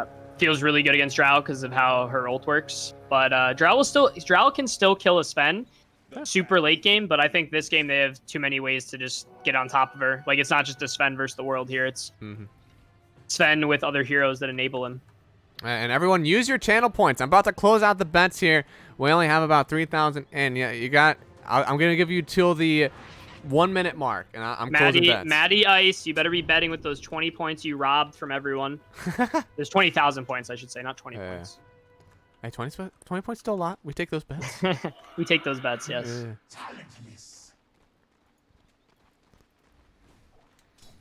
Let's see. I mean, how do you, Sunny God, if he can pop off, he gets that Aghanim Scepter, so he can jump forward on the Drow. That's a pretty big timing for him. Do you think his lane is going to be okay? Oh, well, maybe in what lane? Sorry, Sunny God's lane? Bottom? Yeah. I think this could go either way. I feel like if they get the first kill with the Maledict onto the Mars and Sven gets ahead, it can be good. But if the Mars lane gets ahead, Mars can kind of skirmish with these other like beefy boys because he can slow you, he can bash you back, he can throw you off if he gets too close. And Lion burns all your mana. What can you do? Oh, Killjoy, man. Protecting his ward, but he still unfortunately body blocked that hard camp, so no pull for another minute here. And all right, bets are closing. Oh, got a lot of people betting back on Bobby. 63-37. Okay. Side note, I just want to point this out. This Phoenix Drow lane, although Drow is like pretty decent against Centaur, I actually don't know if this is really a winning lane. And the reason I say that is because the way Phoenix plays, Phoenix is good in the 5. China does it a lot, but they do it against offlaners and pause 4s that trade with you by right-clicking because the Fire Spirits, you can use it defensively and you just chain pull the lane. But here, you have 2 heroes that just use spells. They don't really right click Drow. So there's not a whole lot of beef in front of this Drow too. So Drow, if you get dove, it's gonna be pretty hard for you still. And yeah, Funzo throwing out that Spike Carapace too. Oof. Oh no! I missed it, Killjoy. He was playing so well, and it looks like the double stun with the Maledict. Sunny God picking up that first blood down bottom lane. It's 300 gold. Moving towards it. He already has a bracer. Let me get that tread to mount. Tommy Ruggs taking a lot of punishment right now. He's going to go down too. Holy moly. What was that? He just walked up into a double wave. I don't know. That literally... I don't know. Someone Killjoy has a big cast in front of him too. Because now this wave is going to die without the Mars getting any of it. Cam going down to Funzo, maybe 2 mid, but Dev. Okay, Dev TP's in with the salve. Alright. That's pulling people off the top then. That Drow's going to be left alone. No, this is going perfectly. This is exactly what I thought would go, and that's why I chose the Team Goose. I just see their heroes as just being better. Oh no, the courier! Uphill miss! No, Bobby! He loses it. He got his bottle, though. That's true. You can get that 3-minute bounty rune too. Cam really moving forward on this. Wants to be the aggressor in the lane. Is that how you have to play this Storm? What, being aggressive? Yeah. I mean, Storm likes to kind of bully you out of the lane. He likes to push the lane. Like, if you see Quinn or any replay analysis of, like, Quinn playing Storm, it's one of his favorite heroes. What he does is he often kills that first melee creep, and then he just kind of, like, starts running at you, right-clicking you repeatedly. So, yeah, I think it's definitely good. Bobby obviously knows this matchup very well. He's a great Storm player. He loves this hero, right? And also, you know, hot take, I like his Ember better than his Storm. So I like him in this game with this Ember. You think he should have been 6-picking Storm, huh? Or 6-picking Ember?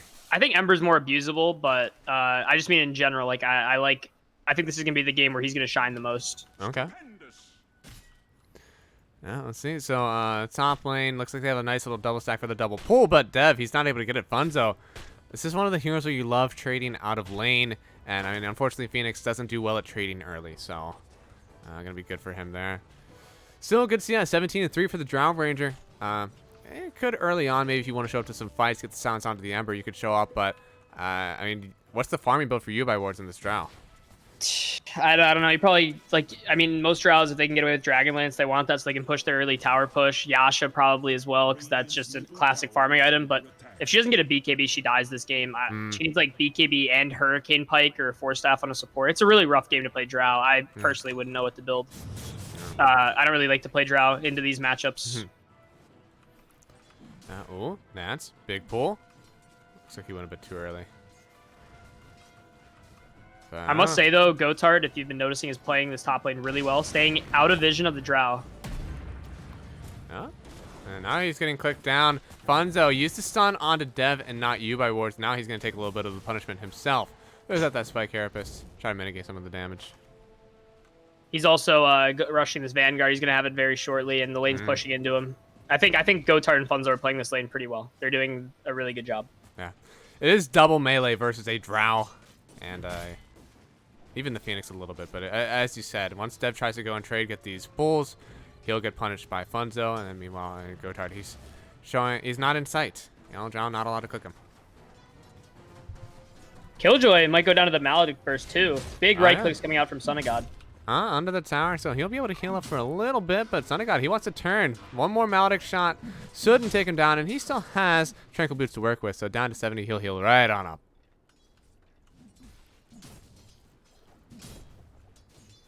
Well, Drow, we've already kind of talked about this. Drow definitely is good against Centaur in lane, but throughout the rest of the game, Stampede is just too good against Drow. But this Phoenix support really isn't that good at stopping people from going on top. Oh. But Gotard playing really conservative here. Stun 1, stun 2. Tommy has the Maledict on. He's going to get speared back under the tower. Killjoy wasn't close enough on the Earth Spike, so now Son of God, he'll lose some of his mana for this, but Tommy, oh, he took down pretty low. Yep. Gotard playing really cautiously. I love this play from off lane. Doesn't get greedy. He realizes Funzo's not in this lane. Funzo's working his way around the map, and he's just playing safe. Bobby coming up top. As you say, every time he hits 6, he's looking to do something. Here it is. Yeah, Arcane Rune too. Gonna run on 4. Gonna try to get after the Drow. Remnant forward. Gets the roots. Gotard gonna get hit by the multi-shot, so now Bobby has to run away from this one. Can't stay too long. There wasn't a ward that just got it out. It seems like they may know about this Bobby rotation each time. Ooh, is that? And his gank, Drow's basically the same level as this Ember. You can't really kill the Drow unless she's out from under a tower. It's too difficult, especially with the rotations that you can come, like Storm. Storm loves TPing into people diving and overextending. That's like, he likes to respond to ganks like that. Interesting. These movements actually are starting to seem pretty, I don't know, usual, I guess, for Team Bobby. Funzo's in the mid lane, grabbing some solo XP. Bobby's rotating top to try to kill a safe laner, and bottom our heroes are staying together. So maybe that's something that you should always be looking for on this team for this about 7 to 8 minute mark whenever you have 6 in a rune on Storm. I think that's. I definitely agree, Matt. I think that's something to bring up too. Best of 3s and best of 5s are completely different because I feel like best of 3s you start figuring out how a team plays in that third game more than anything, right? Whereas best of 5, if you're tied up in a series and this is game 3, right? The rest of the series, you know this team very well and how they like to play. So that's where you can see the best Dota between two teams. Yeah, I feel like maybe I'm just focusing on them a little bit more, but I feel like I find out more about Bobby's team each time we cast. So we already know about the big smokes on level 1. Now we know about the Bobby rotation. I can't wait to see what we find out about the 10-minute mark. I mean, what they like to do is Bobby likes to rotate and kind of make space. I think you always see Son of God just farming, and then they try to group up with their heroes and gank. I think that's the best way to deal with this Drow too, that exact play style, because this is similar to when Entropy played YBW and how the lane started. Like every lane seemed to go like decent, right? YBW is pushed into the jungle, doesn't really want to stay in lane, but Sven is going to out jungle Drow unless the Sven's like, I don't know, an easy bot, right? Yeah.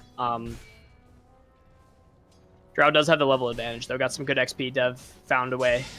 Yeah. Oh, Cam, he's down. They have the Maledict onto the line here, but it looks like Nance, he's going to give his life for this one. Stun out. He's on top of a few hard creeps, but now, Son of God, he wanted in, but that's because Bobby, he's able to find Killjoy here. That Maledict will take down, but I think we're still going to lose the Sven for this one. He's not level 6 just yet. Stun hits onto 2 of them. Cam, he's zipping forward, wants to find Son of God here. He's just at 100 HP. He has a big one. Now Cam has to turn around. He gets chained up in the midst of the small Cam, but YBW, he actually TP'd down for this. They see him walking on forward with a good ward on the high ground, and Son of God, he has another stun ready. Maybe wants to do something with it. Multi-shot out, gets stunned up. Tommy, he could go down here. Son of God just needs to find one more stun. He's going to get it onto the Drow, but he gets speared backwards. 2 by wards. He's able to find the kill, but now the rest of the team is on in. Dev, he's the only one who can help this. That's going to save the day, I think. Oh, no, the Maledict still will get the last tick. It's a Ravage out from the line, but it's not enough to stop him. And now Dev, he already used his jump away, and it feels like if the rest of the team get on him, and yeah, Bobby, they should have the damage for this Phoenix.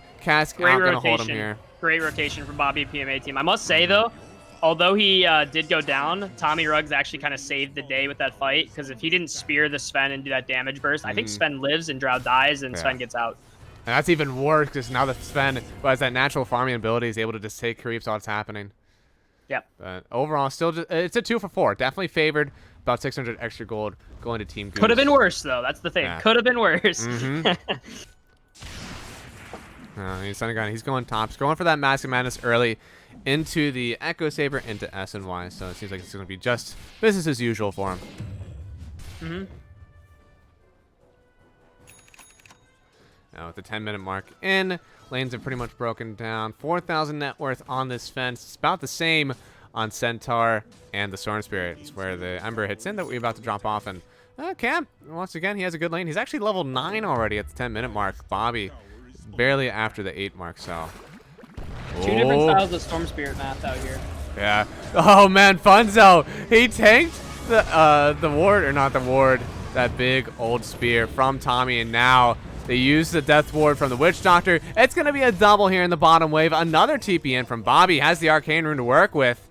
That was almost really good. Unfortunately, Funzo taking that spear from Mars, really saving this engagement. Who was trapped in where with who? That's the real question. But, yeah. Looks like Son of God's actually getting jumped on by Cam. The egg is down, too. And the multi-shot's going to slow him up underneath it. That's, I think that trade definitely favors MD2L Rejects. It's now UI Wards. He's farming for free, and there's no Sven on the map.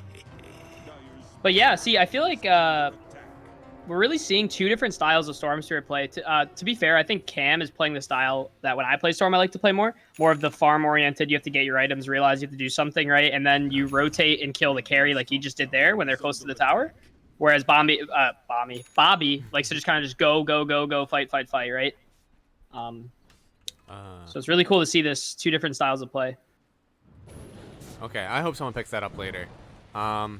Barry's trinket on the ground. Oh no. Yeah. So, UI Wards has to see this. He's gonna walk by the camp to the big camp, right?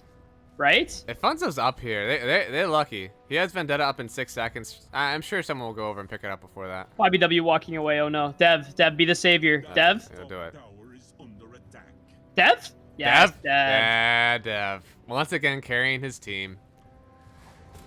Oh, looks like Son of God trying to farm solo versus UI Wards. He has to pop the armor, and yeah, he's not able to stay here. Already popped the God Strength too to farm up. Rest of the team running on in. They could find the Phoenix first. And there we go. Ulti out, Stampede. They're going to try to move away here, but the Death Ward is already out. Spear backwards will cancel it, but Tommy, he will still go down. Really rough start for Tommy Ruggs, but in the top lane they do find Dev. Oh, yeah. Dive away. Will get canceled by the Spike Carapace. Now they do have the stun out onto the Sven here. Lion gonna get the big finger, but DotA God, he's still alive for just a little bit. He turns on Cam, but he'll go down, and now turning back onto Fonzo. He doesn't have Spike Carapace available. It's gonna be a killing spree for both Storm and Bobby. He's able to take another one out, but overall, it's a 2 for 2, it looks like. Sven again, being off the map is bad. Yeah, he just needs to go hit creeps in the jungle. I feel like he shouldn't be this active. He's really griefing his game because this Drow is hitting creeps. He's not. And as Sven, you want to be like 3,000 up on Drow by 15, 20 minutes. Yeah. I don't know. This he's still at the top net worth, but it could be so much better for him. He could be accelerating his farm. He could already have, a little bit pieces towards the Echo Saber. I mean, this just... does not seem like the right play to try to be that aggressive. Allow your other heroes to actually want to fight to take this aggressive farm. But Bobby, he's going to try to find something. Gets Hex up. Next is going to be the Earth Spy Killjoy, trying to get under the safety of his Tier 1 tower. But I don't think Bobby's going to consider that safe. He's going to try to TP on Al Killjoy. Going to get stunned up by Funzo. Big kill. And he even does get the kill on Funzo. I was about to say, he's stunned. Seemed like he was going to allow Bobby to get that one, but it's too much damage. He just can't control himself on Funzo. This Centaur, though, on the contrary to the Mars who has a really rough start to this game, very poor, very underleveled, this Centaur is going to be a presence on the map, almost has Blank Vanguard. He's almost borderline unkillable. I mean, contrary to the Mars, Tommy does have some good team fight to use, but he's going for the Blink, so he's not going to have much mana to work with. That mana burn from Funzo could be pretty impactful if used on the Mars constantly. The third Arcane Rune for BobbyPMA, by the way. My God. It's a pretty good one for him. He's going, looks like, for the Yules early. Not going to go straight into the physical build. Needs to have that dispel for the silence by Drow. Cam TPing in. He has his sights set on Bobby. Oh, yeah, but Gotard, he might have his own sight set on Cam. All right, okay, there you go. They know They're that looking this to push center this is mid here. lane. DevJ smoked up. Egg is ready. Zipping forward, silence onto the Ember Spear. They don't have anything just yet, but oh, the arena. It's going to trap Bobby inside. It's the 3 kill streak. Now they get the Spear. Centaur to the wall. He's still channeling the Death Ward on Nance, but it looks like by Wards. He wants more. They're going to get the kill onto Nance. He'll trade Tommy Ruggs. Yeah. Tommy's like, Dev, heal me, heal me. Poor Tommy. He goes down, but for a good cause. That was one of the better arenas. Yeah, Great yeah. Orchid reveal. That's what you want. And that's a tier 1 mid. Yeah, and I mean, thankfully this time there is a Sven farming elsewhere. Oh, actually, he's just running across on the enemy heroes, but they won't find him, and that's, as you said, tier 1 mid. Going the way of MD2L rejects. I must say, though, I really hope he doesn't go the same build he did in the last series he played. I felt like that was really rough and really inefficient, and I think this game you can't afford to be... Because you're not in the same position you were against the Mozart team, right? You're not 3,000 up. You're not huge, huge, huge. You are kind of small in comparison to where you should be. And this Storm he's almost like halfway to his BKB. He's going to be a threat for the rest of the game. Yeah. And once he has that, it doesn't matter if you root him up. He's going to care a lot less about the next assassin, too. I don't know. He won't have like a Kaya to really help with the mana region, so he's going to be like a 1 pump, get 1 kill, and then hopefully back out. Level 12, though. He's the highest level on the map. And so is YBW. YBW actually doing really well. He got away with getting the Dragonlance. Really heavy stats. He's going to probably go Yasha BKB, I'd imagine. Not going to Aghanims and Maelstrom is kind of sus, but yeah, he needs what he needs. Maybe Tesla Drowsa later on in the game, but for right now, he just needs to survive and farm. Now taking over the top half of the map here, BobbyPMA. They don't have this top wave pushed out or mid really, so they don't have much hold. They need Bobby to push this out. I must say though, the sketchy thing about being a spirit against a lion is you aren't really safe even if you have a remnant down, because once that blink comes out on the lion, you just get hex stunned and die. And I mean, even Bobby has said that before. One of the worst things to play against as a Storm Spirit is that lion. 2 instant disables, even taking away the mana sometimes. Definitely not what you want to play against. So I'm assuming as an Ember Spirit, it's quite the same. You don't want to get stunned up. You can't use that one off.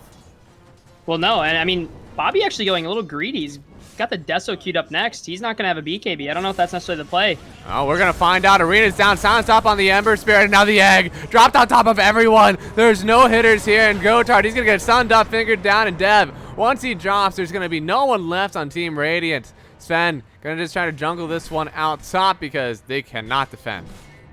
I'm not sure why they keep going back to the same spot of the map. I feel like it's quite obvious that you're just going to get the same thing happening again. And YBW, the really good thing about this team, although I must say sometimes they don't really make the best use, or they're not the most efficient with their plays, they will always punish you for any bad plays you make, right?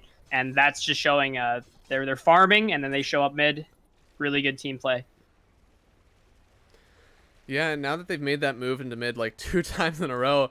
Up to Centaur TPing back to the mid lane. 3rd time the Char, maybe? Now there is no egg and no arena, right? That's true. They aren't going to wait 100 seconds this time, but what's changed for you? I mean, maybe the blink on Centaur, if you're the one starting, it could be new. They have Echo Saber on the Sven. Bobby still doesn't have this Yule Scepter, but they're going to try to reach well out into the wave. YBW and Dev, they know this. They know that something's up. Yeah, they find YBW. On the high ground. They're going to find the Drow. They're going to move in with the Sunray, trying to heal him up, but the Impale already there. Senegod, he's going to take down the Drow. Now moving in for more. Tommy Rocks is going to get slowed down. Spear misses, but I don't think it really matters. He's going to go down no matter what. Senegod with a double kill off that God Strength. That's a... See...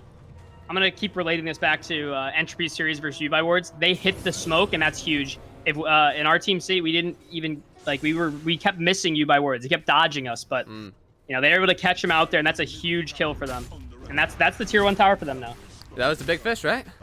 Yeah. I don't even know. They can still fight here with Cam. I think Cam's the big fish, but okay. It definitely enables them, because now they're 5v3. You don't have the Mars.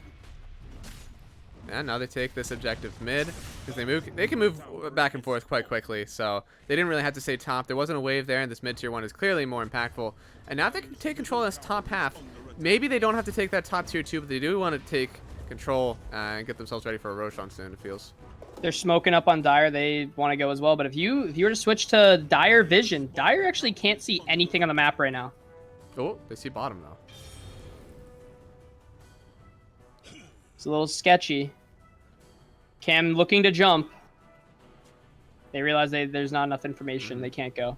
They see Sven hitting top as well. Yeah, that's discipline. Sometimes you're like, guys, we use the smoke. We got to get something. But it's good to be like, hey, we don't have the vision. They backed off our tower. Let's just reset. All right, let's get something next time. I think sometimes what you take for granted too, when you're casting, is you have you see everything, right? But if you just switch to fog the radiant, fog the dire, map looks completely different. Yeah, very, very good on them to make sure that they just back off. The game isn't over if they don't get that Bobby, smoke. though. Now, they're able to get something else. They get the silence onto the Ember Spirit. Still doesn't have to yield to the finger down from Killjoy. They're going to get a kill onto Bobby with the cast. And a regenerate for the Storm for all of his hard work. That's the best thing you love. That's what you love to see. You love to see it. Nah, I mean, Cam's going to be able to use that. Likely to farm up the rest of this BKB after he pops it. Yeah, only one set of golems in sight. I hate when I swear every time I play like a magic damage mid that likes to farm the jungle, so SF Storm, I feel like every single one of my camps is mud golems. Literally everyone. Time. Let's see, he might just take the rest of it to go on back to full. They might want to try to farm here. He's going really far in. He missed Nance, and yeah, now he'll go after the high ground. Funzo, he's here. Stun first. Maledict, Vendetta, but he's not able to get the stun just yet. It feels like he really needed that Vendetta hit with the Maledict on top of him. He doesn't have much to heal up with now, but he still shouldn't drop for sure. I think he should have stunned first. It was really funny because when he caught Killjoy TPing out in the trees, instead of just using the right click, which would have immediately killed and stopped the TP, he went for the stun first there. But then there, he goes for the right click first. Yeah. Funzo, you're killing me. But now Cam, I mean, that region still did him some good. He's getting almost to the BKB, about 30 seconds and I'll have it. And meanwhile, let's check how our Sven is doing. Has this and Y, has the Echo Saber. He's moving forward for the BKB of his own, but it's going to be a bit. And our Drow, she's going to have the Hurricane Pike soon. We need something really to close the gap eventually. Oh, he's going for the full Hurricane Pike, I see. Yeah, he's going to need that in BKB, which is really unfortunate for YBW especially, because as a Drow, you want to be able to pump out damage. But you can't do that if you die, so probably very, intelligent itemization here. Also with Cam's strength right now, he's very strong. He can do the damage to make up. DD in the lower river as well. I wonder if any team's going to see this. Sven gets this. This could be a fight. Cam is the one that's going to scout it out here, and it looks like... They see Son of God! Oh, no! Son of God! They're going to jump right on him. The arena, it's out. They spear into the wall, and there's not going to be any hope for Son of God here. He just wanted a DD, but instead he gets murked in the river. Does not claim another. I'll tell you that much. That's Roche, actually. That's a massive kill for them. Yeah, they still got the DD on Cam. They can do what they want. They still have Egg, which is one of the best spells at defending Roche. Oh, Killjoy. He'll get the D ward, but I don't know. He's going to get hit by the Spike Carapace. He's trying to make space for his team to take this Roche on. Everyone is huddled on in. Oh, no, they really don't. They just thought, hey, Killjoy's looking to D ward in our triangle casually. Well, that's going to be first Aegis going to Cam, looks like on the Storm Spirit, so he's going to be able to play pretty deep, use all of his health and mana, regen on back up with that Aegis. So it can be pretty powerful if they get a good timing. Bobby, he's already got his Eul Scepter, but that's it. As you said, he's going for this Deso next. He feels like he's not doing enough damage. He's just staying alive. I don't really like this. I don't think Deso's the play. The reason I think that, I mean, it's nice on Ember Spirit, but I feel like this game, you have to realize when you have a Sven, all you have to do is amp him and make sure you can amp him. So, like, for instance, Centaur, he's going BKB, so he can always get these ults off. He'll never get stunned up. And against a Lion, you really need BKB. I feel like Bobby not going BKB is really greedy, especially against a Blink Lion. Like, he's gotten Hex, stunned, and died, like, twice now because of it. Even maybe a Lincoln's is something to look out for, or a Lotus, but I don't know. This Deso, I feel like, is going to come online and just not give him anything. And looking like they're moving towards the mid lane. Again, they have the Aegis on Cam, so they can make whatever aggressive move they want, as long as they're able to protect Cam the second time. Aegis will be available for another 4 minutes, and they're going to Smoked up too. Oh, and an Arcane Rune too. Storm going to zip right away, catch that one for himself. Now the arena, Ember Spirit, not a chance. Killjoy, another stack of finger kills. See, Matt, that's what I was talking about. What does Deso do on, let's say I could just give him the gold right now for Deso. Does that save him? No, like he needs something to protect himself against that right now. which is even an A on this. Like literally anything. Mm-hmm. Now Tommy gonna protect his creep wave from this tower. Bulwark will make sure that they can't do anything else. That's just gonna be a tower. Funzo is in, but they have the sentry and obs. Now he realizes, I think they know where I am. And they're jumping forward. Spear won't be back on Tommy, so Funzo will get away with his life. They might see the Sven. No, he's going to TP out in time. Okay. I thought based on the pings, there might have been something going on. But no, this YBW Awards team is doing a great job punishing mistakes. Funzo getting caught out now. Oh, yep, nope. He is very dead. Yeah, you cannot show on waves against this team. Killjoy on this Blink Dagger, with this Blink Dagger, is not going to let you just free farm lanes, and Cam is just jumping in right with them, and Tommy Rug's right behind him. This is like snowball of death walking around the map. Mm-hmm. You said whenever they first made that smoke out, they didn't have much aggressive vision, so it was really hard for them to make moves. But now if you check the vision, they've got one in the top lane, they've got one at the stairway to the triangle, they got one on the right side of the triangle, and they've got one right in front of the tier 2 or to the tier 3. So they see where most of these moves are going to be made into the important parts of the map, right? They technically just slither out into the jungle bottom, but they only want to know if they're going to make a move to contest them here in this top tier 2. I mean, typically this is the most important part of the map for both teams, and that's because of Roshan, right? Yeah. So if you can control the enemy triangle, they're going to be forced to your side of the map if they want to stay up and farm, which like is what Sonic God's doing right now. And that makes them very susceptible to ganks. And maybe they saw Sven enter the triangles. They could threaten high ground here. Yeah. Gotard, he's going to stand on this high ground, but the Arcane Rune was just popped by Storm. He's going to have a lot of time on it, and I don't know. With this fortification out, Tommy, he's tanking a bit of it, so they're going to keep the creep wave in front of them. Funzo, they don't have vision of him. He can burst Cam. He can pop that Aegis. He could. That's going to be a minute and 30. Oh, they popped the ulti. Tommy, he could get gone, but they're going to eliminate Cam. It looks like no. He's able to get the zip away. Now, Sunny got on the back line. He will get the kill into the Storm Spear. Bobby, he's not able to get out of the arena just yet. On the high ground, they're going to take down the Mars, but Cam, he's jumping back onto the Centaur War Runner. He's not going to get out of here in the finger stack. It'll take down Gotard. It's a 2-for-1. Well, technically 2-for-2. They did get the Aegis on Storm Spirit, but it means that there's still only 3 people left to defend this high ground Centaur. Might have to buy back for this one if they keep asserting dominance. No, I don't think you can push high ground anymore. Honestly, I think Cam got a bit lucky there. That right as Funzo is going in on the Nyx, he was able to zip out. Like he zipped out literally right mid animation. If he gets stunned up on the high ground and dies on the high ground, that looks a lot worse for him. 100%. And now because they have that defense, this team's going to go up here in deep water. It's going to be hard to catch all of these again. This nice little line of vision here. Across the entire bottom half. I don't think they're going to catch it. In fact, Nance, there we go. He places just one on the obs tower, not one lower side. This is the thing. If they keep objectives on the map, especially in between this top and mid wave, they're almost 100% going to have an award here. And what the flippity bobby. They even get Killjoy. How did they get this? I don't know. Deso coming out, though. All right, so it's Spike Carapace into Vendetta, into the Impale. Actually, almost all of this damage is done by Funzo, 1,500 of it. And then, of course, as all carries in mids do, Bobby just comes in and yoinks the kill streak. I mean, are you surprised? Funzo's carrying Not really, yeah. right now. Oh, stun. They're able to find Dev. It looks like he still has a dive available to stun backwards. They're not going to be able to aggress anymore. Now, it's an even game. And now the map control is all towards Bobby. And Sven has the BKB now to work with. Yeah, massive pickoff. I think if Ember Spirit has a BKB here right now, it's a lot easier for them to press their advantage. But I guess this Deso, as long as they're grouped, is going to be fine. And they're TPing in. They want to fight right now on the side of Rejects. Oh, baby. Yeah, they TP in on 4. Jumping forward immediately. They want to get the stun on Defonso, but Killjoy, he might go down first. Tries to get a finger stack on Defonso, but Defonso's able to cut away from this one. Lion dead. Oh, no, Cam. He's dead, too. They get the spear onto the wall. Looks like we will finally lose the mid-Ember here, but Bobby, I think he died for a good cause. YBW Awards has to back out. Gotard asserting himself here, and they get the roots onto this Mars. Gotard, he won't go down here. They're going to get the kill on Tommy Ruggs. It's a 3-for-1. They did take down the Bobby's Ember. still going. Oh, yeah, I mean, YBW Awards gets the silence. Bobby. That's a dieback. He's silenced up. Multi-shot. They get him. YBW Awards. The dieback on Ember Spirit, but meanwhile, the rest of the team did get Dev, so it's a 3-for-4, but that 2 and 3 is really big.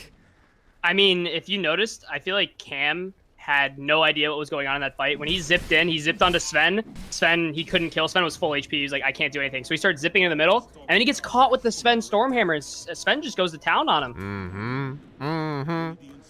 Luckily, they do get the dieback on BobbyPMA. I hate to say this, Bobby, but again, if you have a BKB, I don't think you'd even die in the first place. But Yeah.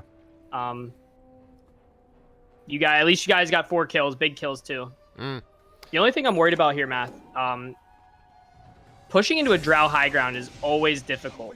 Yeah. Especially when you only have one real tower hitter in the form of the Sven, and Sven doesn't like just getting right-clicked from like behind, like by your tier 4s, right? Because he can't go on top of you. He can't fully commit onto a Drow. Yeah. And I mean, he's got what? The Mantle, the Hurricane Pike, going for the Scotty next. It's gonna be a beefy Drow eventually. I mean, it's just stats gaming. That's usually what you see out of a Drow. I don't really like the Scotty, to be fair. Oh, okay. What do you think would be better, like Eagle or Butterfly? I mean, Butterfly, E-Blade, I think like one of those is a lot better. Meanwhile, Funzo gets found out by Tommy. Yeah, he's silenced up now. Yule's up, so he will get the Purge, and he's going to dodge something, but yeah, that finger kill out from Killjoy. That's 5 stacks here, 40 damage. That's 200 bonus damage. Yep, infinitely scaling hero. But no, yeah, I don't really like the Scotty, because I feel like if you're, like, what's the purpose of getting Scotty? I guess you could say all stats, so if he's doing it for that, I feel like, okay, fine. But I feel like there might be other items that can do that better. I guess the regen on the Sven, Scotty's right? good. I just feel like a big part of Scotty is the regen reduction, but I feel like you don't need that, and also you can get your Ag Shard on Drow. I feel like there's another item that could give him something more, like more damage. Again, Butterfly is really good against Drow, against Sven, especially if you see, he doesn't know this, but Sven's building Daedalus, so Butterfly is just insane against him.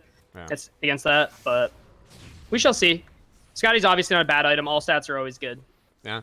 That is regen, heals, health regen, and lifesteal by 40%. So 4 stacks of Hypothermia essentially do the same thing.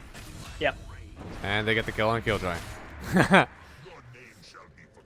But yeah, if you think about it, like the all stats do increase your HP and your armor, but if Sven is on top of you, especially with his ultimate and a crit, that HP doesn't really do anything for you. Whereas 30% evasion, that does a lot. Yeah, he's all about the burst, right? I mean, this team actually entirely 35. is about the burst damage. See if they can pair up with Maledict. Now they smoke up.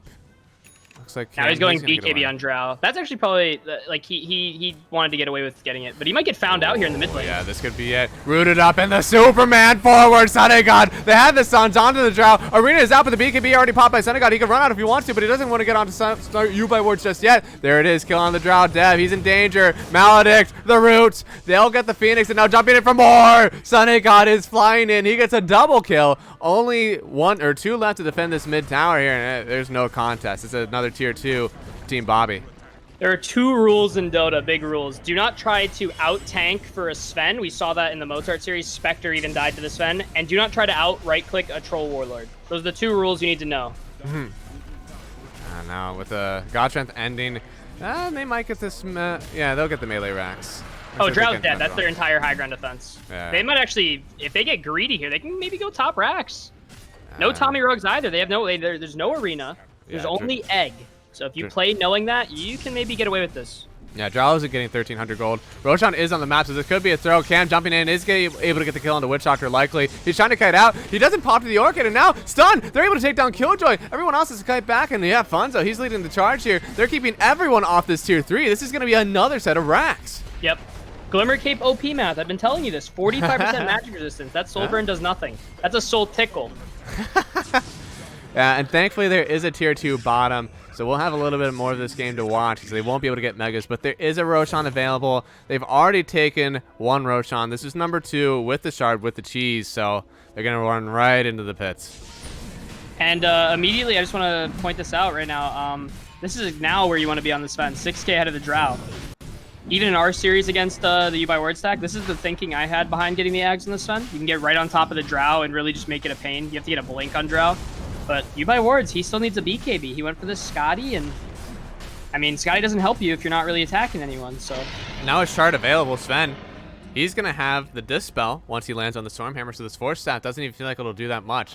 Bobby's going to collect the Aegis, and I think at this point, you're feeling on Sven. He has the cheese available.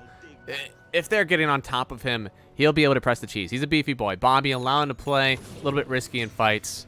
while he doesn't have that BKB just yet. And he has enough money for a full Daedalus if he wants to buy out too right now. This Sven is Giga.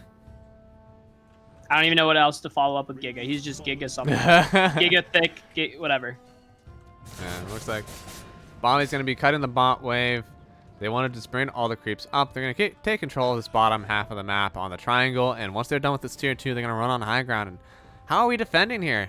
MD2L rejects. How are they going to prolong this game? Well, the Sven Ags kind of makes it, unless Sonagod goes for some like cool backpacking the Ags gameplay where he just throws out his stun, it's, you know that if Sven's gonna use if he commits, he's committing, right? And you can back up really far, and you have Egg in Arena.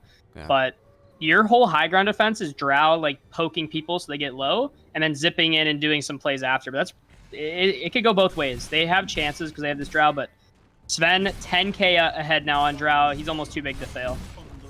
He's almost there. 7k of it though is passive gold. They're just in his backpack. Yeah. So, I mean, they're standing on the high ground. YBW Wards knows. They can't walk down. They have to allow Zhao to just sit and hit. And, I mean, it's not like she can sell anything to get this BKB. And at least not anything that she really needs. So, man, I don't know how you're defending here. One big jump on the Drow could be danger. The Sonagod, he's got the Axe and the Shard. Oh, Storm zipping. They're trying to get on top of the Sven here. He's not able to press the cheese. He's dead. But now Gotard, he's trying to run forward. Funzel is really deep on the backline. Now this is Bobby's game. He's not going to get the kill on anyone. He's getting hit down by the Drow. They just burst down the Sven so quickly. He'll Yule's up so not to get hit by the Sana. But as soon as he lands, the silence is out. Bobby, he has the Aegis. They're dusting him up. But Gotard with the stun. They don't get the kill into Bobby. He's turning around for more than so. Superman, he's in. Son of God. They're getting the kill onto Killjoy. He's running back for more. The Malik already out on the YBW Wards. They get the sounds back onto the Sven again. If he dies here, no, they get the stun. Sven, can he fall? The cheese is out, but it only gets back to about half health. Now they're turning on the can. They get the kill. Sven, they can't stop him. The spear is back. They get the buyback on camp, but Sonagod is hitting for more. He gets to jump onto the sun, but oh, Storm able to get the zip backwards into the fountain. Everyone is dead. GG is called. 2-1 Team Goose. Honk honk, and Cam goes down to end the game. Oh, wow. My lord. What a buyback from Sonagod. He gets immediately popped, which is the best case scenario for the rejects, but wow. That buyback, that is some high risk, high reward, and he just went in and seized the day with that. Dude, wow. no one on Team Bobby cares about buybacks, man. You see Bobby all the time. It's like, it's 15 Everyone minutes has an Aegis math. Everyone has an Aegis. What do you do against that? It's OP. They're insane. They don't care buybacks. They only care kills. I just want to point out, really great play, I think, by Gotard and Nance this game. They were always on the map, and despite Bobby getting picked off, it's really hard. They didn't die. They were always a threat on the map. They had the right items, and Sonagod on this Sven. I literally say this. He is so comfortable on this hero, even against maybe a team that's good against him. You probably should just ban it over another hero. Yeah, I don't know, man. His game has been insane. 3 times in a row. They're getting some good Sonagod gamers in, and now with Sonagod and his team on Bobby, they're taking the lead 2-1. Moving into this game number 4, we're going to check back with our panel before we jump into the next one. Stick around after this quick intermission. Hello, darkness, my old friend.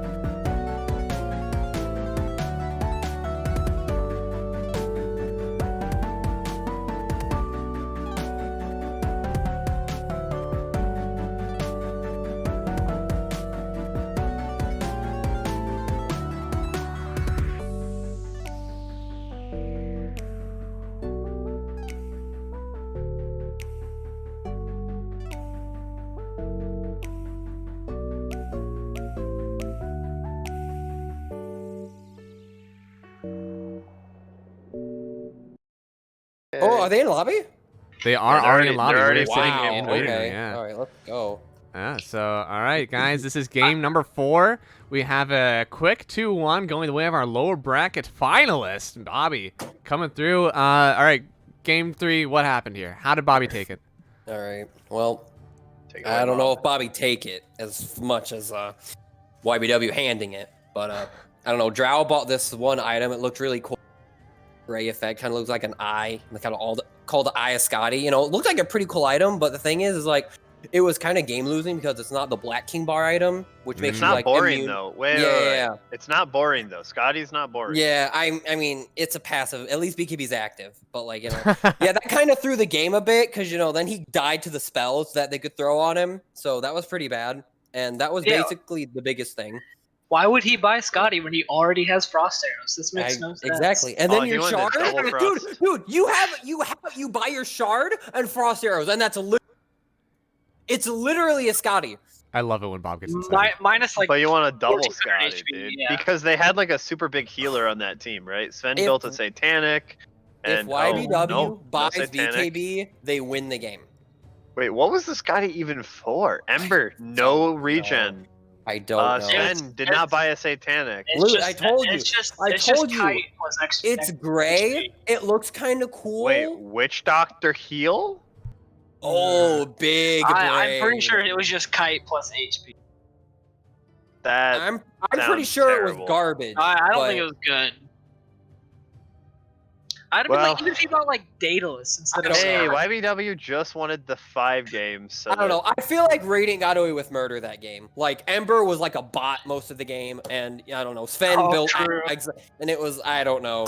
I don't know what the Oh, heck. Man, happened. man, disrespecting Bobby hard right now. I've gave Bobby a lot of credit. this tournament. Did you see those item times? He had a 20-minute rules and a 28-minute death zone. That is some prime. I don't know. Ember That Spirit was game actually right there. hard to watch.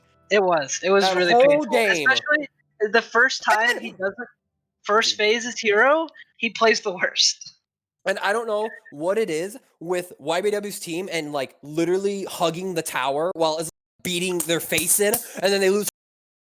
And then like the whole fight they have to run away because they took like 15 tower shots, but they need to not take 15 tower shots. It's so bad. Yeah, I saw that. Storm really liked to tank that. They do it tower. all the time. YBW and Cam, they just tank the tower. Hey, it's so their team doesn't have to. They walk so that their team can die. Run still. away. Jeez. If they don't Yeah. throw, they'll win. Fair? I mean, Don't know about that. I think low skill league, Bob. Low skill league. You're right. I gotta put that into the equation. yeah. You also have to put. Can we just please see not Marana banned? They didn't actually. They didn't ban Marana last time, right? Oh, Why is Marana getting banned? I don't know. Funzo They apparently. They think banned- Funzo's the greatest They Marana banned player this Snap. side They of banned, the no. Mississippi. They banned Snap Puck. Murano was not banned. Yeah. They This- did because they picked the Storm, and it did not work for them. They should not do that. It's okay. Funzo's best hero is also a hero. I think they significantly struggle as a team, and I DM'd him to pick it like right before the series started. Which was And what?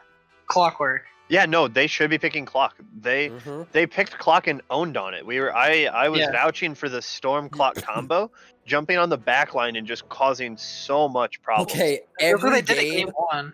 every game this series has been the same pick side for both teams. Yeah, because so here's the thing: MD2L rejects prefer second pick, and Bobby's team, when given the option, is gonna pick Radiant, I believe, and force the pick on YBW, and they take second pick every time. Okay, Snapfire, Grim. Okay. First and Dark Willow. Okay. Are they gonna ban Storm? Will Storm get banned? No, Centaur. they banned Centaur. Do you first pick Storm here? I don't think you first pick Storm. I know they might. I but They don't might. I'm think so sick and Centaur tired had of it. It's impact not a good last game. strategy. You have to 8-pick the puck here. For Cam. You know what I realized? I don't really think Centaur had that much impact that game. It I did don't pretty know. good, The dude. Centaur Really? was really. Sven being able to go seamlessly target to target is really Yeah. really nice. Maybe I The just Centaur didn't did a notice lot. it. Maybe I just didn't And notice he had some good blink stomps onto. He did. He did. Okay, He they was got the witch disrupting Dev. doctor. Dev All was right. having some lackluster eggs because he had a Centaur issue on him. Mm-hmm. That's He had true. some good eggs though. Not that many. All right. He had one or two. They weren't as good as previously. So which Left Phoenix in. Storm's in the pool. What are they gonna do? Don't pick Storm at 8 or They're- 7 or they're 6. baiting it. They're baiting it. 8 or Puck- 7 or see- 6. They see Puck in the pool. They're like, okay, pick the Storm, or we're 8 picking it. I mean, if Pick the they should pick one Storm. counter to Storm right now. Which is Like, What's theirs though? which is what do they pick as the counter? I don't know. Mhm. What's their go-to would be Grim or Lion, the Killjoy heroes. Yeah, well, the Grim's Phoenix- gone, so Yeah. So Can't blame them Lion. for I getting think you go Phoenix Lion here, honestly. that's so weak though. Then they just don't pick Storm. Well, I and don't they think you burn your pick face. Phoenix here is the problem. I think you take Phoenix. Lich. I think you can pick Phoenix. That's Yeah, but it doesn't answer Storm. That's the problem. You need to pick a dev hero that answers Storm. Is what you need to do. they've beaten it once already with Phoenix. I think it you. wasn't- I think you just pick Mars again, and you hold Killjoy's pick. I think Dev has done too well on Fire Turner. to I not mean, pick you're Phoenix. right, but right now, if like we both know that Storm's about to get picked at 8. Like, if you have that knowledge, you should be ready to like. That's a good pick. Okay. I actually really like okay that with pick. that. I'm okay I like with that. There it we is. go. I saw it. Storm, Shocker. How many times does it take before someone bans Storm out in the first phase? Yeah, Storm has to you win. should be able to answer it, man. I don't understand how no teams can figure out how to Well- just ruin Bobby on Storm. Well, I mean, people have been picking the hardest counters and Dude, I don't still think having games. I mean I feel Well, like what are the hardest counters? Because Puck hasn't been Puck- picked. Puck and well, not today, but I mean, yesterday there was like 2 Pucks played against him. He did fine. Lion is very good against Storm, and Nyx is okay. Shaman is really good. These heroes have been getting picked like all yesterday. Nyx isn't that good against Storm. It's good. It's okay, but it's not like a game It's answer. not- yeah. Naratheen wants an anti-mage. That's what Naratheen wants. I don't mind an anti-mage. I Naratheen want wants you. to see anti-mage. I want you to make Bobby's life so miserable he doesn't pick I Storm in the feel first like phase that again. was- It's really, I don't think don't- AM is the hero for that because I- Storm can kill AM in his jungle before Mantha very That's true. easily. That's I true. don't think, like, I feel like, I mean, it's really hard for this team because Bobby just runs around and just throws his body at people while Sun and God's farming. Like, I don't know if it's a Yeah. Storm thing. I think it's just how Bobby plays. Yeah, but Storm and I Nathan. understand that, but the problem, here's the thing though, if you can answer Storm good enough, then he no longer is this body distracting you. Well, That's I mean, the thing. they did it game 2. Well, no, they didn't actually game 2. Sunny God got farmed. They just couldn't end up handling, like the Faceless Void just wasn't quite enough. That was the entire difference there.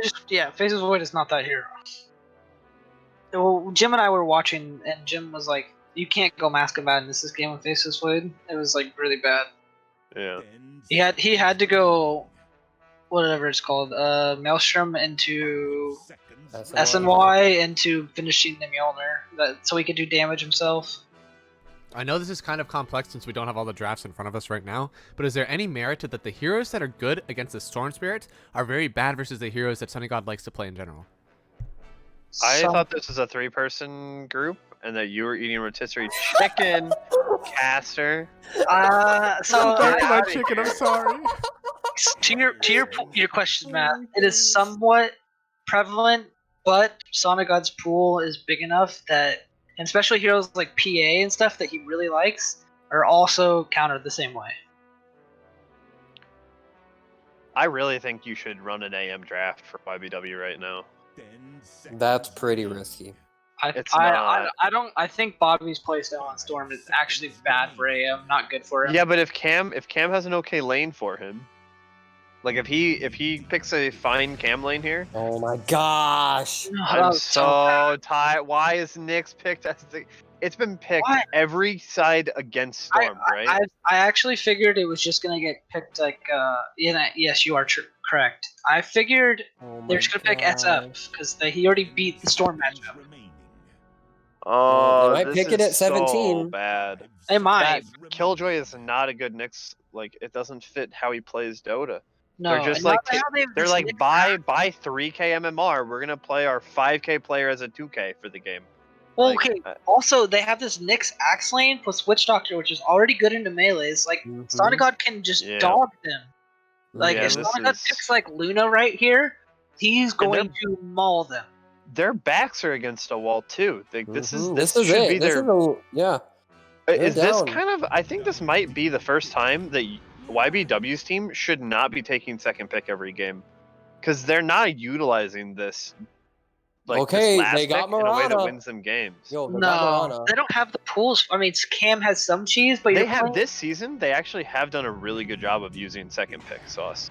It just Yeah. they haven't been doing it in Okay. this series. Ooh. The season or this patch, because second pick has changed. This patch. I mean, they've actually done a I really don't good know. job The thing is- Wait. compared to other teams. I don't think it works versus a team that first picks mid though. Yeah, I think it kind of has become a problem with this Storm Okay. thing. It's not like Tommy's gonna pick like offlane Brood or something. Wait, they picked Okay. Jug. Yeah, I don't know if I like it. It's okay with Witch Doctor It's in a fine lane. lane. Like, yeah, you're a fine lane, but It's I a would really, really good lane. I was kind of hoping they were picking range scary, but I don't know, man. I don't know about this. I really don't. I I would- actually like it a lot. It's a good egg answer too. The only thing it's not amazing against is Axe, but you still have another Void- pick. you also suck versus silences, which Void Spirit provides. You get a Manta and you're fine. He has 2. You can go Manta and you're fine, but He has I I mean, two don't know. then sides. you press Q, Bob. You're Okay, fine. okay, then you're just playing to run. I don't. I think it feels bad to pick Juggernaut knowing you're gonna have to go Manta. I mean, You want S and Y for call, but you know. no, you just take the full duration call this time. The thing is, they have a few good answers to Axe. I mean, Witch Doctor's not bad in Axe at all. Marana is not terrible into Axe, especially because you have a natural Yule's buyer. And you still have a Gotard hero that has not been picked yet.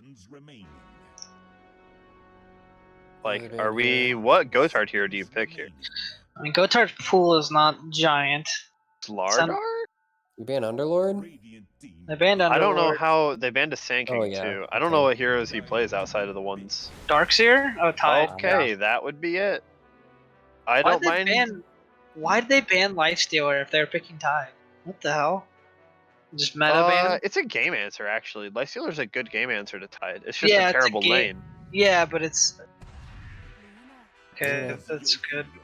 That's The fine. lane is really bad, but you're also Jug's good into Luna, though. That's more. yeah. That's kind of not. I here think or the there, Luna think. is. I Wait, think you the don't care Luna- about that? I I would- don't I think would've- it's there. If I don't think. I would have picked Medusa. I think Medusa's unkillable. I don't think the Jugluna interaction is game defining. All right. No. This is what I'm calling it right now. This is the end of the tournament game. Bobby's winning this one. Oh damn! I There's I calling agree. game. 3-1. 3-1. I called it at the beginning. I'm gonna hold to it. All right, You guys Sauce take your Nara, picks. calling game. Twamonkey, what you thinking? I think.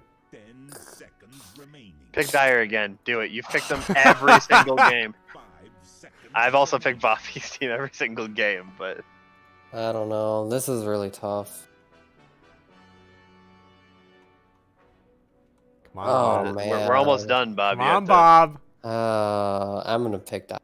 Damn. Okay, Bob's doing it again. We're gonna see. We're taking it to Legacy over for this game number 4. Sauce. I cut him off to it. Yeah. All right, Legacy. You seen the draft? What you thinking? Radiant. Radiant. Okay, Yeah. okay. You I like the Nyx Assassin into the Storm, right? Obviously, I think Void Spirit's also a good answer. I don't know. I see a reality where Gotard and Funzo again have a really good lane because Phoenix doesn't really do anything to Tide, and Luna on her own doesn't really do anything to Tide, right? He gets Gush. He doesn't need to get his passive really that much because she's mostly harassing him with Q, especially how YBW plays. Yeah. And they just kind of run at her, harass her. They have really good egg answers with Mirana and Jug, so Dev might not get away with some of the eggs he's been getting away with. This Tide will pretty much always get off his ultimate, builds pipe, and he's pretty much unkillable.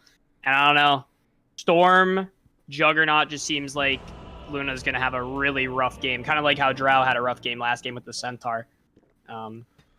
But there are chances, obviously. I don't think it's so like one-sided that it's just a clear win. I just like the how it can be executed, and it's also the first time we're seeing Cam on this Void Spirit in a while. So, yeah. No sauce prediction. He agreed with Nara. Missed me with that shit, Mothman. Yeah, no, this is a new hero for the Cam. Versus Storm, though, I've typically seen this as a Storm favored lane because you do damage of the magic variety versus the absorption, which is physical damage.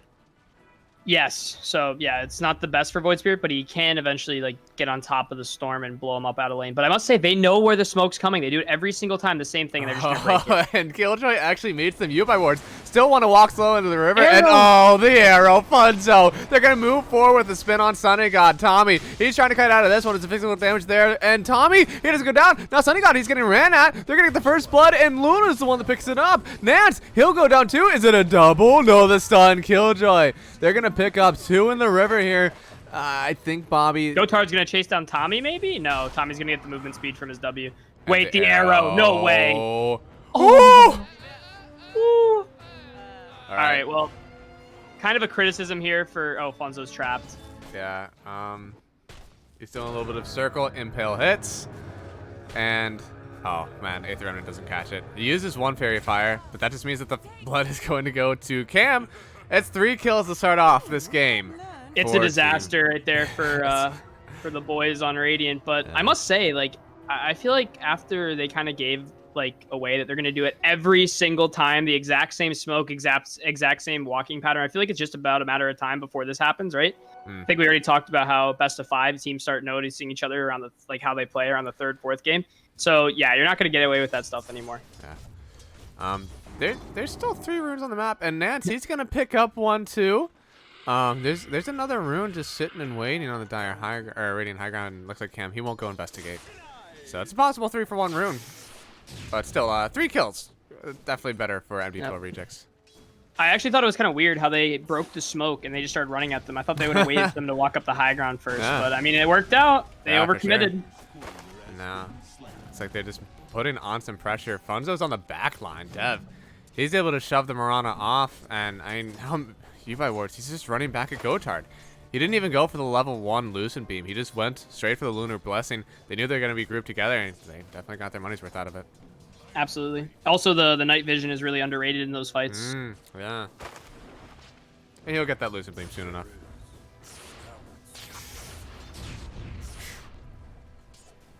Way to go, Bobby. In range creep and get that big damage on the Cam. Dev needs to be careful. Gotard running him down. Yeah. Doesn't have Gush for another 5 seconds. UI wards. He's already level 2. They have Lucent being available. Funzo, he'll hit the arrow, but the big nuke's out. 1 more hit. UI wards. He's got 2 kills already in this game, 2 assists. They got a lot of gold on this guy. Saving grace for Funzo and the Radiant. This top lane is pushing into them, so they will have some protected XP and gold. Man, this weird. I mean, I guess it's not weird, but the Lucent Beam build on UI wards definitely showing itself useful in this playoff so far. Usually, you see that you go 1 and then get 1 in your Lunar Blessing, and then you're throwing a lot into the Moonglaves. But yeah, he just wants to hit people. I don't really like it too much. I mean, I usually get 2 points in Q if it's gonna get me kills, or if by getting this they cannot lane because you have the threat of getting kills. But I almost always like getting my E and W because I feel like at the end of the day, it's better to really start amping your farm up around the timing as you get out of lane. But heroes on the map, those are some big last hits if you can get them. True. So, True. But I don't know. I just hope You by Words doesn't feel like too like locked into. I always play this style. I have to, but he might just because it's comfort. Yeah. If anyone starts pushing his tower into him, they might do it. But I mean, so far, looks like Gotard, he's gonna try to play in the lane. He's not gonna throw it out. So You by Words, he'll be content to just keep doing this Lucent Beam spam. Must say, Cam's doing a very nice job kind of surviving this lane. It's pretty rough. Ranged hero with magic nukes, as you already pointed out. The Resonate Pulse, obviously. Physical damage absorption, not really too good against the Storm Spirit, but, you know, he's surviving and he's getting his CS where he can. Actually ahead of the Storm. Man. Let's see. I haven't checked in bottom just yet, but Jug Witch Doctor, it's a pretty typical lane. You're able to get that Maledict into the spin. Looks like they haven't been able to pick off any kills yet, though. I mean, yeah, it's a really rough lane for Axe. I'm assuming he's going to get this Vanguard and try to cut. That's what he always does. This is a lane where Axe kind of just wants to get his XP and farm. He doesn't really want to go too man mode because Nyx isn't really a hero that can help him too much against Maledict. Yeah. Let's see. Ooh, mid. Dragging backhand a little bit. And he's still got a lot of regen on him. Bobby, they already used their bottle charges. He's just going to try to push out the wave as fast as he can for these runes. But it looks like Cam, he'll be able to contest these runes just fine. Oh, Tommy going down. There's the Maledict. Taking the courier. Oh, there you go. Now, if I was Void Spirit too, Math, I would point out I would have asked for support to come mid to like Killjoy right now, going this bottom rune. Because if you notice, Storm has no mana, no bottle charges. He doesn't get this bottle. He is really struggling, and Killjoy snipes it. Yep. And no Benemer just yet, but Bobby, yeah, he only had that clarity moving, so he's gonna have to wait until, I mean, the 6-minute mark. Actually, he's actually gonna drag back Cam, going on the offensive. I mean, no man, it doesn't matter. That remnant was a little sus, a little too far back there, Cam. Yeah. Even if he was on the high ground, it wouldn't have hit him. Really wanted to drag him under the tower, I guess. Oh, Nyx. Yeah, that's a good play you can make for sure. There you go. Once again, getting a good combo. Nance, he's feeling a little low, but this Battle Hunger, he'll be able to just tango it up, it looks like. Also, a reason why Tommy's going to want to cut this wave. He actually might find Nance. Now, Nance is going to run back to the safety of his tower, but the healing ward in trees where you can't get it, you can't really risk diving that because they can probably heal up the full before you really get anything, you know, substantial. Okay, never mind. I'm not following that up. And Son of God says it perfectly. There's a fine line between bravery and stupidity. Don't dive tower like you did in that Spectre game, Tommy, or else you're going to be paying the price. Mm-hmm. And now looks like Smoke, Nyx Assassin, maybe wants to play some wards, trying to find the Bobby hero, but I mean... Storm actually had to run back to base because he didn't have the bottle off that 4-minute run. Yeah. Big impact. Gotard, a little bit of danger here. He's actually cutting his own wave with no support in his wave right now. Where actually did everyone go? Looks like bottom. They had Tommy with the Maledict and the spin. Son of God wants the last hit. Oh, the Maledict just took down. Yeah. Ooh, who they going on? Looks like Cam. He'll be able to escape for a bit. Killjoy sitting bottom row. All his mana too. Wow. Yeah, he doesn't have much left. He has another clarity going, but he's just gonna try to push out this wave as much mana as possible. And this power rune is pretty important. He has no vision on the map. If he just walks bottom, he could die. And he is. There you go. That is picked up by Killjoy. It's an arcane rune. So Bobby, it's unfortunate, but good rotation over by Killjoy to make sure that they don't get the snowball on the Storm Spirit. Right, he'll just run up and get that rune bounty. Gotard nice and happy as well. He's got a double wave pushing under the safety of his tower. A lot of XP and a lot of gold for him. Ooh, yeah. What's the CS like? He's only got 11 CS. Man, this is going to be the most farm if he can get any of these CS. Oh. Okay, he got one. He got one. He got two? There we go. Oh! Nice. Alright, Witch Doctor dies. Anything else happening? Ah, okay, it is. Did he get the cart? Nope. Oh. He right-clicked it one too many times, and it's kind of hard as a Tide Hunter to get that. Oh, man, Tommy. Barely surviving here. He's got a lot of HP regen, though. 14 a second. Son of God. Really wanted to finish it off, but he's actually going to get turned on with the Battle Hunger. And immediately takes it off with the creep kill there.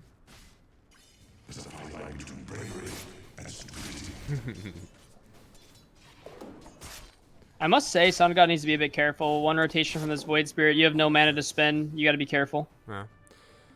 Nance with a nice clarity and the salve. That's a support gamer right there. Oh, I think they see Killjoy. Stun first. Impale will get dodged out. Arrow and a Maledict. Everyone except for Son of God gonna get stunned up, so he'll be the one to pick up the kill here on Killjoy. I must say, it was a bloodbath to start the game in favor of the rejects, but They're fighting back on the side of Goose. They're honking. And Bobby's invading you by Wards' jungle. This is one of the most tilting things when I play carry, when this thing like this happens. Yeah, Immediately nothing calling good for about Cam to run over, but Bobby's just out. Yeah. Said, see ya. Thank you for the camps. Oh, interesting. You by Wards. He did switch up his build this time. Yeah, I think this is correct. I mean, it's so but much more value to, even if you, like, you have to know when you're a carry, when is the right time to amp your own game, rather than just try to, like, hurt the offlaner, right? Because if he could make it so Ty doesn't really get much out of the lane, but then you're not really getting as much farm as you should be getting either. Yeah. Doesn't want to set back his own timing too much. He's got enough to make sure that Gotar doesn't want to show in lane, so he's done his duty and getting those beautiful jungle creeps. Alfonso, hey, he's not feeling too bad either. He's already got himself an urn. Big stick, too. He can make some good moves on the map, but, I mean, once again, we said the 7 to 8 minute mark. Funzo will take over mid. Gonna get himself some levels. Now he's gonna Keeping TP on bottom, though. Yeah. Tommy Rogue's getting a bit aggressive here, but the Malik damage. He wanted to get the dunk, but he won't get it in the snipe. Funzo, he's able to pick up that kill, and now with the healing ward out, I mean, yeah, that's what, 2% max HP, 25 seconds, so they're gonna get back up to half health at least. Also, speaking of lucky, RNG that is sometimes in this game, the neutral item drops. Luna getting herself a nice possessed mask. That's like getting the blade mail item if you are. Oh wow, poor Funzo. Maybe not. Barely escape. Cam defends Killjoy's honor, but yeah, like getting the blade mail item on a Spectre versus and like the life steal item on Luna. Obviously, very very lucky items to get. Yeah. Pretty powerful, and they even have the keen optic there for their supports to get that mana regen. Very nice. Absolutely. Vanguard out on Axe. It's a bit deceiving though. I feel like a lot of Axes get a bit too cocky once they get this Vanguard, thinking they're like unkillable. As a reminder, Maledict and Spin do not care about your block chance. Bobby and Cam dragging each other back into the mid lane, getting each other a big hug, but no one is going to benefit off this one. And it looks like with the laning stage breaking down a bit, we got 5,000 net worth on Luna. You by Wards definitely farming up here. And we got some decent farm on the Juggernaut, but it's certainly no Luna with Glaives. DD Rune also going the way of Cam on the Void Spirit. Slight criticism to you by Wards, although he's TPing in with. Is he going to be able to get him? The call. Yeah, they got the call, and now Phoenix jumping in too. They're going to use the Eclipse to take down Son of God. Killjoy actually picking up that 3 kill spree, but I mean everyone else getting that sweet assist gold, and now no more Jug farming on the map. Now 600. They're going to pressure bottom with the really good timing with the siege creep too. The one thing I was going to say, a little criticism, I think it's slightly inefficient to get a point in Eclipse when you only have 2 points in Lucent Beam. I don't really see it. I'd rather get a 3rd point in Lucent Beam or just go for the farming, like maxing Lunar Blessing. Because as you saw there, like even if he did an Eclipse, it wouldn't have done anything anyway. I'm 3 games ahead of. What is he? 3 games ahead? He's a game ahead. But he is winning the 3-game series. Tide coming in bottom with the Ravage. Yeah, they have Maledict. They get the Sun and the Death Ward. Yeah, Tommy is dead. It's definitely a big kill. And with the Moonlight Shadow, Funzo, he was coming down the pack line, but no one's going to stick around. No one should stick around. But, yeah, I feel like the point Eclipse is a bit inefficient, but hey, I mean, you by Wards wants to have it just as, they don't know what your skill build is. They see an Eclipse, they might just get scared of it, So. Yeah. Tommy is definitely having a bad time in these last few games. He's been kind of the scapegoat. He's getting repeatedly punished for his kind of greedy plays that he goes for. To be fair, they did use Ravage and Death Ward. There's a lot committed to kill him there. I'm also thinking of that Mars game. He was punished heavily. Yeah. No, I mean, You by Wards is the one who's benefiting off of it too. 1,200 net worth over the Juggernaut, who did have to take a break from farming. He is actually trying to go for this Maelstrom build. It's coming on his courier now, so it'll get a little bit better for him, but Luna's still going to pop off with her farm each time she gets a new item. And oh, the arrow. Manages to find the Phoenix, but Son of God, he's not able to use the Omnislash just yet. He baits the dive out from Devin. Now this Omnislash is looking pretty good. Going to try to get the Sun Ray forward. On the ward spot, and once this ends, there we go. Son of God gonna find himself a Phoenix. Omnislash will land. Son of God is able to pop out of here. No mana. Oh, he has the spin available. He might just want to spin TP out of this one. Spin, no TP just yet. Fonzo gets the arrow onto Cam. He'll turn around, get the click onto Fonzo. He has no mana for TP map. Yeah. They're gonna find him. He's running the exact path Dev just did, guys. Come on, Dev made the path for you. Moly. There's no way he gets. the Macho Man juke. This is just like last season. Macho Man. If guys, you realize he had no mana for TP. Why are you? Oh, they're giving up. They're giving up. And he's tipping. He's not even out yet. He said the TP as if he just TP'd away, and now they're gonna forget about him.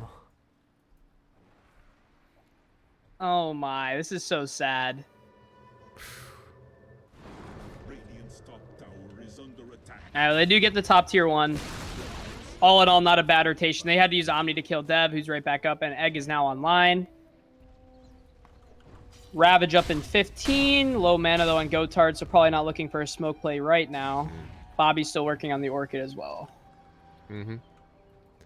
Stupendous. Let's see. Well, he's gonna get the quarterstaff next. It's gonna be another about 200 gold for him. And the Orchid, another 500. So he's looking at like 2-3 minutes away from that Orchid being finished. Now, Matt, I wonder what your take is on this. So when I see Joe going the Maelstrom, I see he wants, wave clear against some illusions, obviously, but also like high armor heroes. Maelstrom's very good at dealing with. The only thing is, I don't know if it's going to help him keep up and farm with this Luna, unless they're really looking to press an early timing. But they're getting further and further behind, especially the Jug to Luna disparity in net worth. Yeah, I mean, it's your halfway house, right? He wants to go ahead and get that, like, I can show up to fights if I want. It's not a Battle Fury, right? Battle Fury, you're staying in the jungle. But Maelstrom is like, if you guys are taking a 4-on-4, I can TP in. Well, now I'm here for your fight. You can't really do that as much with the Battle Fury. And I don't know, maybe he goes for the spin to win build. It's not terrible, this game. Spinning is really good if you're good at, get Axe called, able to get that Basher maybe out too. But I'm probably thinking he's not going to go any spin build. He just wants to be able to get into the fights. And now, this is a fight you don't want to be in. Juggernaut going to get nuked on down by Cam. It's the first time we're seeing this Void Spirit. He's putting in work. 3-0-2 on the Void Spirit from Cam. He went extra greedy, too. He went with the Orchid. Against Storm, going Orchid first on Void Spirit's really hit or miss. He got it before the Storm now, so it feels a bit better. Yeah. But oftentimes, if you try to mirror the Storm, Storm typically will jump you before you jump him, so it's usually always a little bit of a double-edged sword. Yeah. And let's see. We got a little bit accumulating in the mid lane. There's no blink yet on the Tidehunter. It looks like he's got the hood. He's going maybe even for a Bastion or for a Vlad or something, but he's going to be able to hold this by himself for sure.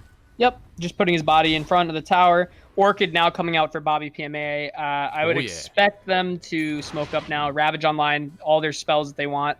This is the time to go. Mm-hmm. And You by Wards getting a little aggressive. Might find Funso jungling, but I don't know if they have enough to kill him. Yeah. He has leap, so they're going to... Oh, my God. That is a really long-range Lucent Beam. He actually went 4 points in Lucent before he went 4 in Lunar. So, he's very committed to being an aggressor on the map. I mean, when you get Eclipse math, you kind of... like that. Okay. The moment you scale Eclipse is when you kind of want more and more points in Lucid Beam, or else it really doesn't feel like you have a waste of a skill point, right? Yeah. So that's what he feels like. He already has enough damage to clear the creep camps anyway, so especially with this Mask of Madness Possessed Mask, it's really nice for him. I hear a call. Where in the hell is that? He's just calling the creeps in the mid wave. Okay. He wants to make sure they're attacking him and not the other creeps. Tommy, come on. I know you're better than this. Look on the map. A-click one of the heroes that's elsewhere. Make them draw accurate to you. Come on. Don't bait me. Too much work, Math. Come on. I know. Now that he's big, cool, divine player, he doesn't need to do cool things.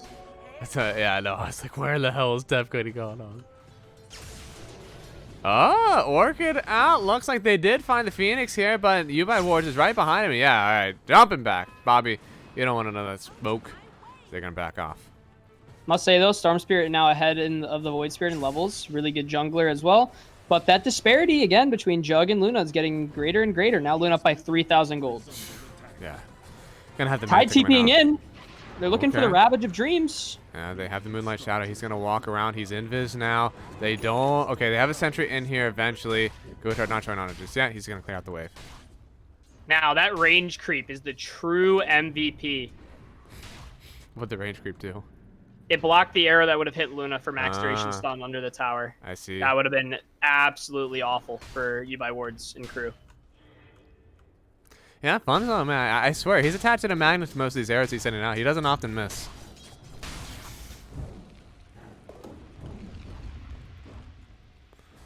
Let's see. Looks like Phoenix gonna get gone on by Bobby, but the call immediately from Axe. They have the Ravage out though, and Cam, he's gonna land in it. Dev goes down. They get the nuke onto Bobby. Now there goes the Eclipse. Gotard trying to run away. He has the hood popped already, but YBW, he's trying to get back onto Nance. Nance will go down to those glaives. Bunzo trying to get away himself. Has no more leaps available, but they won't be able to catch up to him. Sitting in the mid wave casually. Okay. I guess Tommy Ruggs is a bit low to do anything, but that's very aggressive. He was thinking about that Omni, but they don't get it. That was a really good call from Tommy. They know exactly Wait, he's still what they there. want They to have do. an Orchid. Son of God. Son of God. He gets called. Tommy, they're gonna get the kill. That is tip worthy. That's for sure.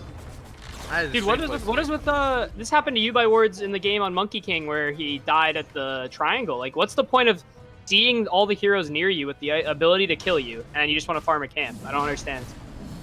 That's pretty suspect. And now, yeah, J-Mini says, look at the levels between Jug and Luna. Luna sitting at level 16 already. Juggernaut's only at level 11. Hasn't even put the second point in his ulti yet. The Luna effect. Oof. And they're zipping in. They want to go. go. Bobby, that is not the real Luna. Do they want to go? Storm just used all of his mana for what? Damaging Roshan. It is going to push them out of the pit, though.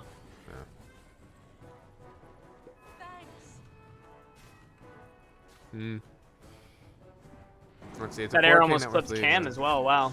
Yeah. It was almost a really good initiation, but that was just the Manta illusion. Put his body in front so that YBW may live. He's actually, oh wow, he's got a lot in here. He's got Possessed Mask, he's got a M-Claw, he's got a Vambrace. He's the Hoarder. Wait, yeah, Son of God going down maybe to Tommy Ruggs. Yeah, and the call, Tommy, he's gonna get it. Now Bobby's in danger himself. They get the Moonlight Shadow to take away the Storm, but Son of God, he's already dead. Another really rough death. And he's 4 and 5. Maybe back into Roche? You still have Egg up? Matt, this is looking like the last game, part 2. I know the Bobby stack won last game, but Bobby on the Ember, he kept dying because he kept going to the same place and getting hexed and, stunned and die, right? Yeah. Well, it's the same thing. Now Son of God, he just gets orchided, he gets stunned, he has no Manta, he gets blink called and dies. It's the same thing. Yeah. Having the jump is incredibly important. You have 2 mid laners to have an Orchid. The one who gets the jump is the one who wins the trade now. Well, I mean, it's also like Void Spirit right now. If you look, Cam is staying very close to his team. You can't really go on him. Yeah. Now arrow forward. He'll help take down Roshan. Getting to Son of God TPing in. He wants to fight, but it might be a little too late. Tidehunter, he's gonna show on the ward. He's gonna walk right through. I mean, there is a Ravage. They see this happening. Gotard, he's getting really close. They have to back out of this one. They can't stay much longer. Roshan, it's only at 10% HP. Now, you get the opportunity to get the jump. Oh, arrow through. It'll miss everyone. YBW showing his body first. They're going to get the kill onto the rune, too. Or on the ward, so no more vision. Sonny God. He's walking in. Just wants to bait it out a little bit. Dev. Rosie's on forward. Jumping forward. Sounds onto the Juggernaut. They pop the Eclipse, and now Ravage out. They get the stun onto 4 people, and the Cole X. They get Bobby. Dunk up. Gotard, he's next with the Starfall. Funzo, he's going in trying to take the egg, but the egg won't drop just yet. He has to jump out of the stun. It'll hit right as soon as Sonny God lands from the Omni Slash. They can't ban back on anyone just yet. On the high ground Glaives, it's doing some work. YBW might get turned on, though. They have the healing ward on the back line. No one's going to just hit the Maldic. It's down onto the Luna, but she turns. She kills Nance. Sonny God, he's in danger, too. They have the Maldic, but it's only going to take a little bit farther. Gotard, he wants to stay in here, TPing out on YBW. They won't stop him, and now Roshan, 1400 HP, and well, there's still a Juggernaut around that could take it. He's too low. He doesn't have the healing ward up. I don't think they can take this, but what a fight, actually. Two big things that happened in that fight. Amazing Ravage by Gotard, stunning up literally every hero right as Cam comes out of the Dissimulate, but also equally as good of a call on Tommy Ruggs, kind of making sure that at least someone dies for the trouble of them getting ravaged. And they're fighting back over this Roche pit again. Everyone's coming back, full HP, full mana. This fight is continuing. Roshan, only about 2k HP left. Cam, he's pushing out the mid lane. Bobby, he's not done yet. This Roshan is quite important. It's only the first one, but it's so low. It feels like it's anyone's. This isn't definitely a YBW. Arrow's going to hit him, too. They know. They know. They don't have any jump. Moonlight Shadow is up. Oh, this is going to be a Funzo grab. They see Funzo. Killjoy has to see Funzo. Okay. Yeah. Oh, those aren't his sentries. Okay. Yeah, now that's going to be Aegis on YBW. They've taken the Roshan kill, too. Once he gets his BKB, by the way, on Luna, like, what happened in that last fight, it's not going to happen again. Luna doesn't have to play as cautious, waiting for the Ravage to come out. He can just kind of go in and man mode it up. Let's see. Wait. Tommy? Tommy going for Manta? He's doing it. I mean, to be fair, I think this is really bad. I would never say you should do this. I think you get Blade Mail first and you just win the game, right? And you can go back for the Manta later. But the Manta Ag Shard definitely does work. Typically, I don't see it win a lot on offlane Axe unless offlane Axe had a really good start. But Tommy, he died a bit. He didn't have that dominant like snowballing start. Yeah. So, and it's usually like a mid kind of Axe kind of thing. But no, I think Blade Mail's the play, and then you can go back for it. But hey, it's fun, you know. It's you want to have fun and play. So Yeah, and Tommy is traditionally a very greedy offlaner, right? But who's going to be paying for that then? Luna, already level 18. She's taking aggressive parts of the map. If they're able to really shrink the map down for Team Bobby, then it feels good because then you're. this arrow might connect too. Oh, he blink dodges it. Okay, but no. I think this is absolutely greedy and kind of uncalled for Tommy. I mean, he's having fun, but no, you have Blade Mail. You're not the win condition. You didn't win your lane by any means. Like, you just have to make sure you buy wards and this Luna has a good time, and that's a Blade Mail. But hey, if he can get away with it, it will do more damage for them. Yeah, I mean, if they're able to take the farm on the map, it's good. But I mean, oh, Yules is up, but he's not gonna land. Oh, he does just barely land Funzo. Omni dodged out by the Yules on Cam too. Oh, Cam, he's going to go down. Ravage is out there, able to stun down the Luna first, and the arrow dragging on back. The Eclipse is already gone. The egg will pop. They get the stun onto Bobby, but they haven't taken down this healing ward. They're all just healing up. U-Buy wards. He wants to try to find a BKB. Is popped. Call coming forward. They haven't gotten it just yet. But, yeah, Tommy, he doesn't want to pop it. Now Gotrad, they might just run back onto Killjoy. He's trying to bait back, and he gets arrow. Death ward. He's gone. Dev, he's gone too. But the call, it finds the Juggernaut here. They're going to get the dunk. He doesn't even need it. Tommy, he gets the kill onto Sunny God, and now the rest of the team maybe needs to run out of here. They have the Maledict onto the Axe. Axe, he gets stunned up too. How much is he losing? Gotrad giving him a few slaps. Tommy, though, oh, he has a Manta with the arrow. It hits. Funzo won't allow him to get to this illusion rune, and that's overall pretty good train for Team Radiant, Team Bobby, even though they do lose their Jug. The Goose, that was a great trade for them. They need trades like this. They didn't get the Luna, but, I mean, they did lose the Juggernaut, but hey, you're getting 4 kills, and your team is mostly surviving, and you didn't lose your tier 2 at all. I thought that was going to go worse for them, honestly. Void Spirit dodged the Yules, and it looked like they were able to kind of cancel the blink of Tommy. They dispersed really well. He couldn't get a call in there with Luna Glaives, but, yeah, no, very good for them. And we'll see here. I mean, Bobby, he's finding himself a game. Going to have the BKB soon. That's going to be pretty important for him, even though there is still the call from Tommy. But, I mean, maybe we're starting to see the residual here since he's going for this Manta or Blade Mail. He doesn't really have the money for either. That call is a little less impactful without the Blade Mail. I mean, BKB, as Corvo just kind of mentioned, that is definitely a good item I think you should get. I probably would get that after a Blade Mail. The only reason I think Blade Mail is good is because if you look at this Jug's items, he's the main person you're calling, right? I guess you could call Storm, but Storm dies anyway because he's squishy. But Jug is literally going all-out glass cannon. He has a Maelstrom and a Manta, and he's building Ags. He doesn't have an S and Y. He doesn't have, like a Scotty. He's very, very, very squishy. So, but he does a lot of damage, right, because of all this Agi gain. Yeah. So, Blade Mail would absolutely just destroy him. Yeah, it could be dangerous for him. Usually see a Scotty picked up here before they go for the Agnes Center, but he's, I guess, I don't know. None of these supports are really, beefy, right? I mean, I guess it lets you jump in and around of fights too, because it just gives you so much. It lets you play different as a Jug. You're like a different hero, right? Okay. Yeah, it feels like, I guess Killjoy he can take down, not like Spike Carapace will do anything whenever he's Swift Slashed. Dev, he doesn't have a Yule Scepter. He's not able to dodge it out. So that Swift Slash could do some work for sure.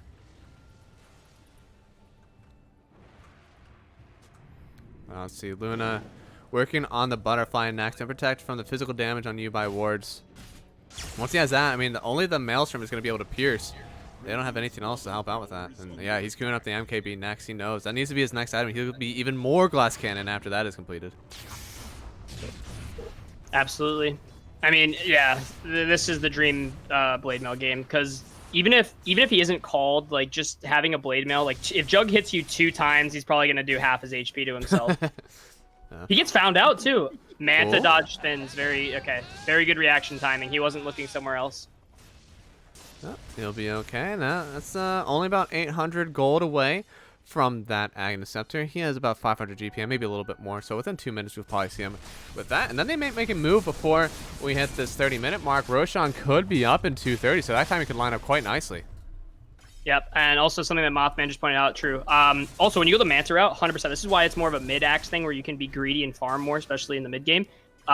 It's more of a 6k investment, exactly, because the Manta only works when you have the shard, right? So it's 6k gold versus a 2k gold item that would probably do similar amounts of damage in the time span. Yeah. And it looks like he already has the Yasha. So he's taking over the chainmail though. He's kind of going for both. He's got the Yasha, and I wonder which one he's gonna finish first. Looks like he's going. I bet you by wards, Dev, somebody, Killjoy maybe told him to cut it out, and we need to win this game. So stop memeing. I bet you that happened because the Ag Shard alone is actually not that bad. Like increasing the proc chance by that much is good. But yeah, blade mail is needed. I actually don't mind getting Ag Shard with the blade mail because of how that interacts, but Yeah, for sure. yeah, he's going. It looks like he's going to complete the blade mail. Man, Team YBW, they've managed to defend this tier 1 mid for so long. This is going to give them incredible roach control. Now, I mean, they still have something to show up, I guess. This tier 1 top and maybe even the tier 2 mid. It's okay, but it's not the roach on control you get from either the tier 1 top or the tier 1 mid. So, I mean, roach control is definitely in favor of DotA right now.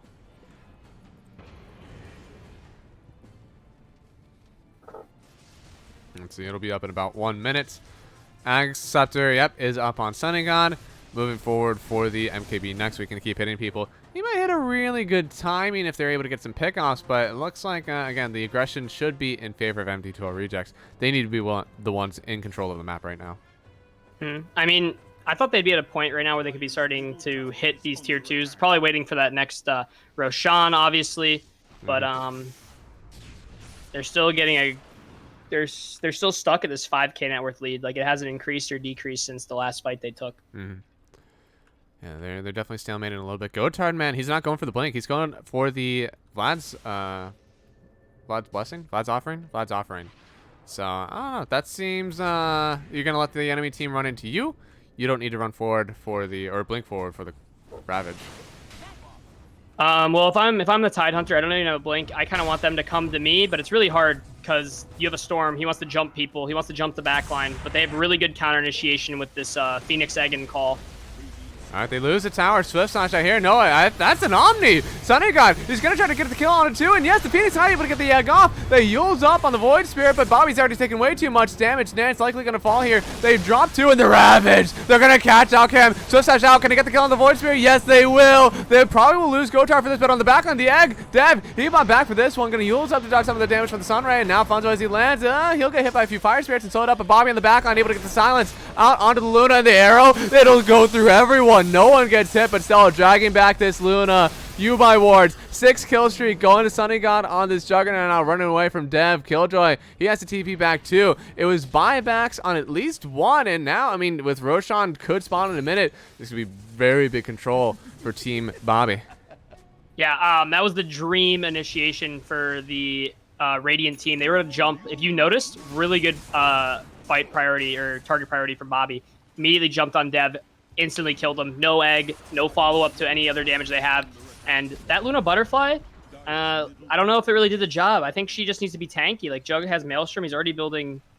He actually feels like he doesn't even need the MKB. I feel like he thinks he's proccing enough and the damage from Blade 3. He's just going for the Scotty. So it's going to actually counteract the Satanic he eventually gets here, too. The damage was definitely there from him. I'm not sure what the splits were, but... by wards did about 8,000 damage in that fight in just the span of 30 seconds. So he definitely pumps it out. He had the Eclipse, he had the BKB. Just seems like the team around him died. And I mean, we only had 6,000 damage from the Juggernaut. And he still felt like he was just Omni Slash, Swift Slash, had a little bit of the spin too. Axe, unfortunately, wasn't able to get back into this fight. And now, yeah, he's definitely going for this Blade Mill. He feels like that's his next item he really needs. Yeah, I mean, he should have had it, I think, before this Yasha. And then you can go back to the Manta. But, yeah, I mean, he's going to get it. I just think that came down to just better, fight initiation from Radiant. Yeah, certainly the Yasha over Blade Mail wouldn't have, stopped that fight from going the way it was. But No, yeah. I mean, even if Luna had a Satanic, maybe she lives longer, but it wouldn't have changed anything. That fight just was perfectly initiated by Son of God and BobbyPMA's team. Yeah. And still trying to finish that up. Smoke? Is there... There was Vision running the river. Yeah. Son of God with Omni up. They should know this is happening, though. They did Roche. smoke onto a ward. Yeah, the YBW team immediately running back. But they have to be careful because they could just be in the Roshan pit right now. They don't know anything. They could be hitting Roche with a DD rune. Yeah, they do have a scan. They're going to have to use it carefully or just wait to see. Give it another 30 seconds, see if they show on a wave. Hindsight. Like, Roche would be dead right now. Oh, Bobby's actually proccing it. Okay. They're going to smoke up and try to fight this. DD is still on that Juggernaut, going to last probably for another like 10-15 seconds. Sonagod putting the healing ward in the pit. It might not, do the trick. Killjoy. He shows which Cam. He's just jumping on in. Has a silence. It yules up this Nyx assassin, but Sonagod able to get the Manta off. YBW wards. Pops the BKB. Pops the Eclipse. He's not hitting anyone with this just yet. The yule's up on Gotard. He doesn't take much damage. And oh no, the egg is right in front of Sonagod. He's able to get the spin forward, and now he takes down the egg. Ravage is out, and Tommy Ruggs, he might go down here. Bobby, he has it backwards. He wins the man up. They'll both die. Tommy trades for Bobby, and Bobby, he's able to buy back. Gotard, he's in a little bit of danger too. He gets hit by the Lucent Beam. Luna able to collect that kill, and now Cam sitting in the Roshan pit. Sonagod isn't able to do much. He's just swift slashing illusions. Cam, you better be careful where you land, Sonagod. He dashes forward. Bobby wants to try to get the kill, and oh, that arrow snipes onto the next assassin. All that's left is Luna and the Void Spear, which is enough, but Spunzo asserting dominance here. They use the buyback for Bobby, for Gotard, for Nance. They want this Roche. This is a dead even fight. I know that they had to buy back 3 heroes on Radiant, but if you just look at the graph, it's basically dead even, and they're going to get the Roche for it. Which definitely makes it in favor now of Team Bobby. Cam wants to jump in for this. It's just too risky. You can't do it. He has to run away, and with that, that is going to be Aegis going to Bobby. Shard going to the Juggernaut, and Cheese, I believe, also going to the Jug, yeah. This game, which I thought was completely in favor of Dire, even after that blunder around the triangle, this game is now, like, almost back to dead even. It can go any way now. Yeah, it's only a 3K net worth lead now for MD2L Rejects. Farming up still very well on Luna, which is most of that net worth lead, actually. But still, that's going for the Scotty next. That'll help out a lot. I'm just not sure with the Aegis now on Storm and then Cheese on Juggernaut. They have definitive map control, and they should take out every single tier 2 on the map and maybe even go high ground. Well, Axe also had the Blade Mail last fight. The biggest issue was he didn't get the jump. He actually just got omnied and lost like 3/4 of HP. But they're going to find him now, maybe. Oh, call. They're going to find the Juggernaut. They just nuke him down. He can't use Cheese. Ooh, what a dunk out. Still stunned up from the arrow now on Axe. And now they find Funzo. He's trying to run away from this one, but he sounds up from the Axe on Cam. He's going to run right down into an Aether Remnant. And wow, you would have thought that Cam was the one who came out with that Aegis. But they get the lockdown on Juggernaut. Big picks. There's the Blade Mail impact. That like 3 hits from Jug brought him to like 3/4, 2/3 HP. And then the big nuke out from Killjoy secured it for the dunk. Yeah. That's what they needed. See, and if you can get the jump with your Axe on literally any core of, except for maybe the Tide, but on any core of the Radiant, aka Storm or Jug, that fight is in your favor. But this is what I meant. It's an even game. It's who gets the better jump on who. They both sides have been, showing that they can win fights. And they know there's no Juggernaut back for another 35 seconds. Boy, they're actually going high ground. Luna, you can get away with this for sure. They're going to throw the Fortify out just once, try to clear out some of the creeps, but they don't have much wave creeps, clear. though. Yeah. Oh, man. Storm can't zip this wave. Good heads up. Oh, Ravage! Oh, they're going in. Gotard. They get the lockdown, but I don't know if there's much follow-up for this one. Sunray is out. Yeah, YBW wards. He's just hitting racks. Cam jumping in, gonna try to find the Tide Hunter here. He's taunted up, trying to run away, but the Eclipse is already out. Storm in the backline trying to find Dev, but Dev, he's able to jump away too. Omni Slash. Cam, he uses it up. The damage is just out there. It barely jumps in Bobby. Bobby's gonna lose his Aegis. The egg hits. They get the dunk on Sonagod too. He bought back for this. That was dieback. Storm, he gets caught up too. He will die again. Only 2 are left, and this is just gonna be racks. This is more than racks. This is end. Just completely made up for any mistake he had on itemization, any mistake he made all game with that call onto the Storm Spirit and Jug, and Jug just died. He killed himself on the Blade Mill. Immediately just blew up. This is game. Look he at had the Manta. The Manta won him this game.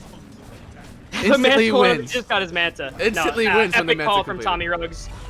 Double dieback on Sonagod and BobbyPMA. There's nothing you can do. Your Tide already blew Ravage. And we're going to what, a game 5? This is game 5. This is exactly what you want to see out of the finals, man. Every prediction, too, I think, by our panel has been completely busted. They all had 3-1s, right? Yeah, they all had 3-1s. There was 1-3-2, and that was Sauce. Sauce had 3-2 That's because he going had to to Bobby. be forced to, okay? He Yeah. really wanted the 3-1, but Ridiculous. wow. What a game. This was really back and forth. I think both teams trying to give it their all. I think it just came down to who got who. You know, when Tommy can't blink in, you're able to get the jump with your Storm on the Phoenix, and you can just kill everyone. The Son of God Jug, it does do the damage, but in similar fashion, Tommy Ruggs gets the call, Dev gets the egg off. Yeah, You by Words is going to kill your old team. So, it's insane. game 5. I'm excited. I can't wait for this next game. We're going to throw it to an intermission real quick. I'm sure the players might want a little bit of a break before we get into the next game, but staying around, we're going to go back to the panel before we start our next game, get them for the draft, and then we'll be back with Legacy for the call. Game number 5.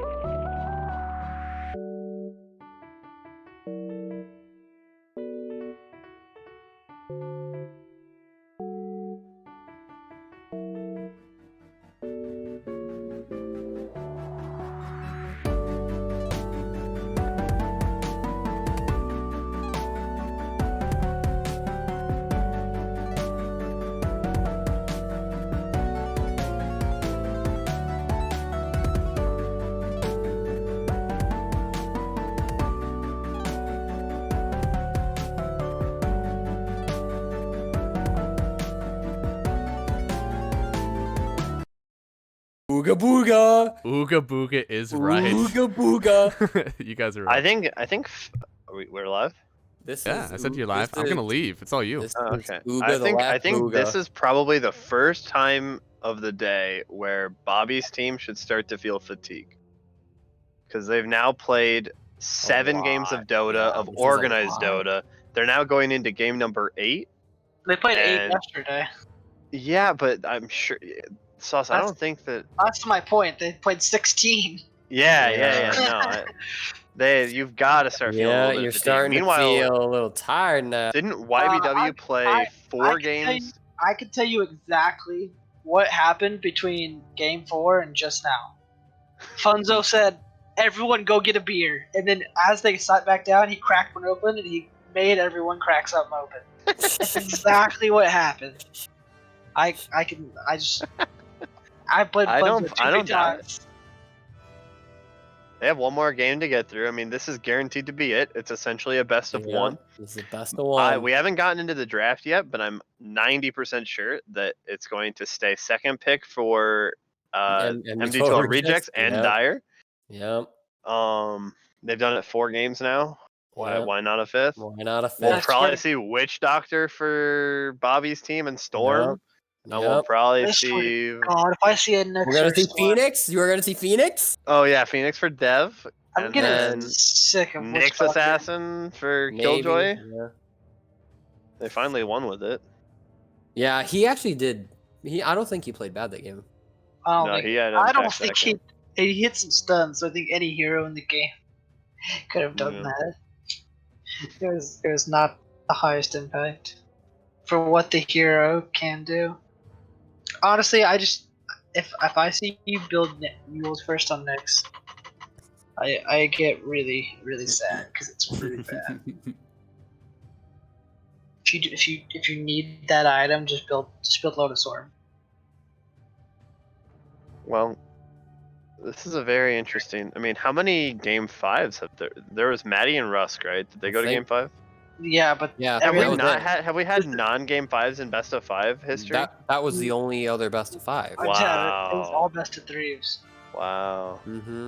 Ours went to 3, and I never watched any of the other ones. I mean, season 6 Oh, was just oh, I 2 watched- straight games, Yeah, season 6 was like 2 stomps. Mine yeah, went to 3. that might be the only. We got stomped. We were so fatigued.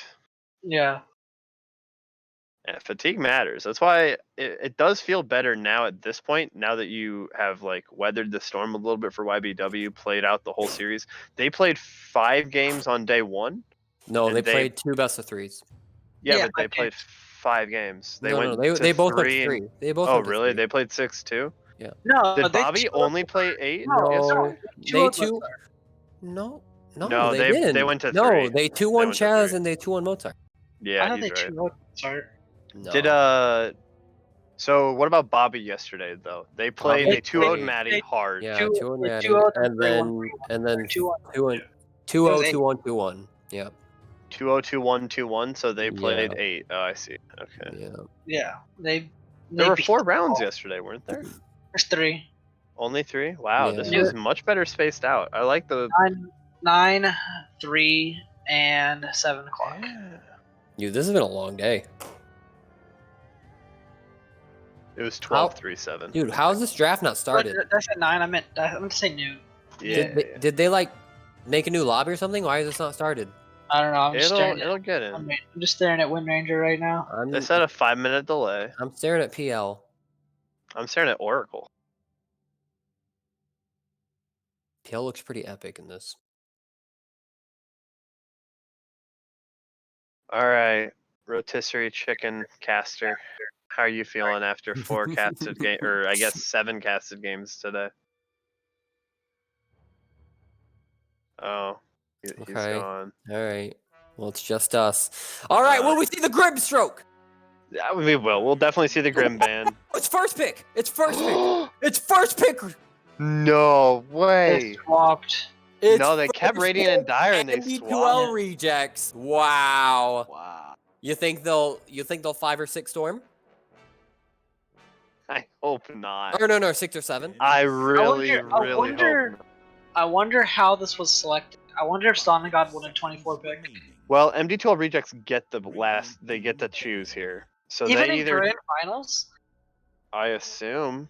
Yo, Yeah. Maybe. yo, I are like- they gonna? I like- Are they I gonna like ban that rule Centaur? for best of 3s, but I don't like that for 5. Are they 5 gonna we just ban flipped. Centaur? Is Derek gonna get to play No. Centaur? I mean, I would imagine that they ban Yo, Centaur Grim If here. they don't right? ban Centaur, I I imagine you ban Centaur Grim, right? mean, you'd think. And then you do leave the Dark Willow available. No, whoa. I mean, they're getting one of them. They're getting Centaur either or Centaur Grim. Which one? Give them man. both. Make them pick. I don't know if you want to do that. I don't mean that. Then you pick the other one. Pick the other one. But I mean, I don't know, man. You definitely do that.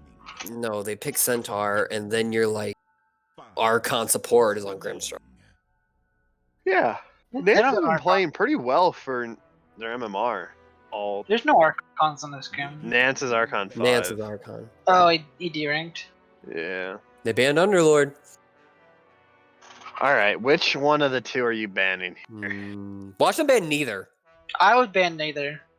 I'd ban neither too. Both heroes are so good. Just take the other. Yep. So then what do you ban? Puck. Puck? Oh, yeah. Yeah, because you gotta pick Storm as Yeah, your you other gotta pick one. Storm, yeah. Oh You're my right. gosh. You're right. Get me Right. out of. I Ban think. Puck.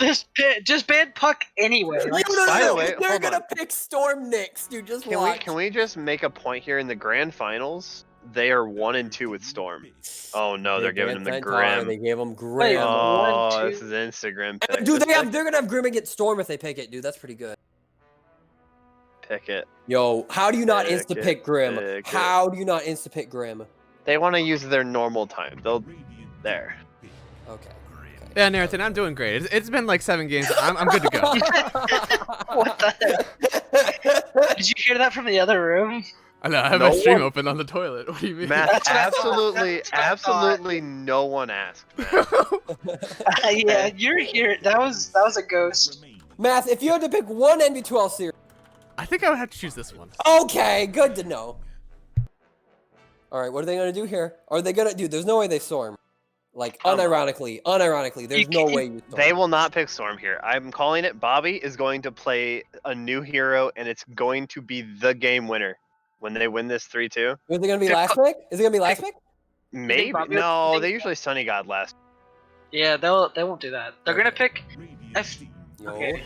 No Witch Storm. Doctor? No Storm. Okay. No Storm. Witch They Doctor? either pick. They Yo, either pick. yo, they can pick Please no Storm. Pick- Please pick no Puck. Storm. Pick Puck. Pick Puck. No, don't pick Puck either. Wait for He's- Bobby's hero in he's- the second phase and take like Tiny. Or give him like Quap or They something. could. Okay, either pick Clock or you pick. Oh, I I think like you pick- Clock here. Yeah, Sauce. Good I call. like Clock. But I think they pick Puck. Oh. No! No! All right, guys, it's been real. It's been fun. It has not been real fun. I will talk to you later. Have a good night. Oh my god. I am getting sick of this hero. It's so. They It's a actually fun- did, and they picked it into Grimstroke. Okay, I need to ask right now. Ursa. Oh, the YBW Ursa! Oh, dude. Oh, Oh. dude, this is turning, dude. This is gonna be hype. This This is is gonna be a so juicy hype. game. This is Dude. strong on strong. Oh But, man, this is gonna be. My so question hype. right now: did Goose ever watch the grand finals of the major? Because I don't think they did. But Abed played Storm all 5 games. Yeah.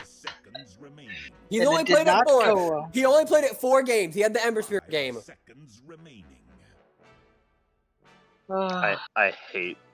I hate this. Dude. The thing is, Storm is a fun hero to watch, but it is getting really oversaturated. Dude. Is Death still gonna get Phoenix? Probably. Bobby, There's- you're good at more than one hero.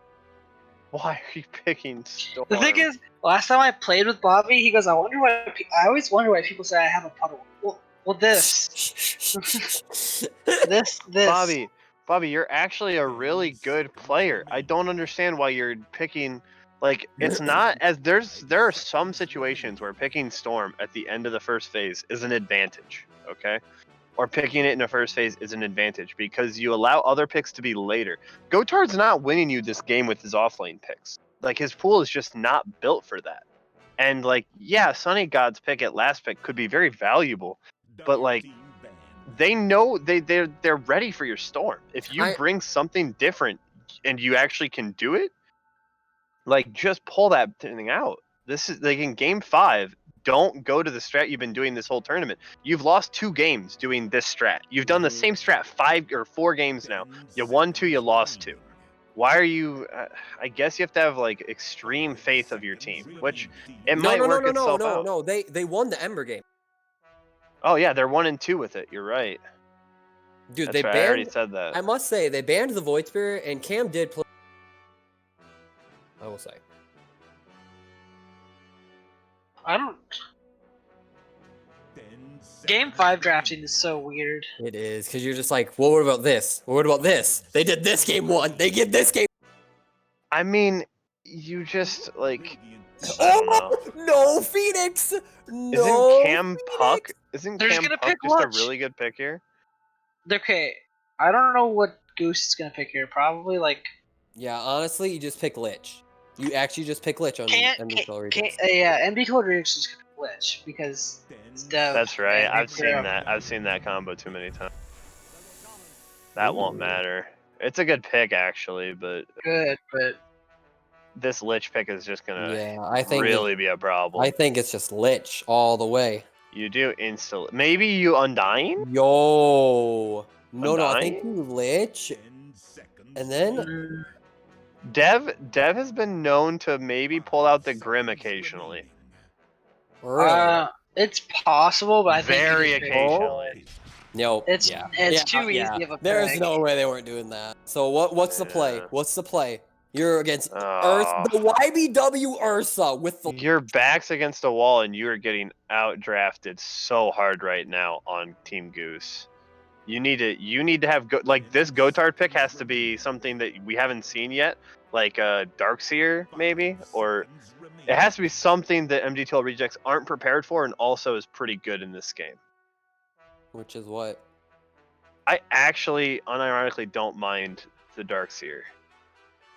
It's okay. Darkseer's okay. Okay. Brewmaster, Doom. Brewmaster would be okay. Doom is kind of okay. I don't know about Doom. I don't love it. I think don't it's like playable. Doom as much, but it's okay. Slardar. That's I don't something like, new at no. least. I I don't hate really that like pick, it. but I don't like it.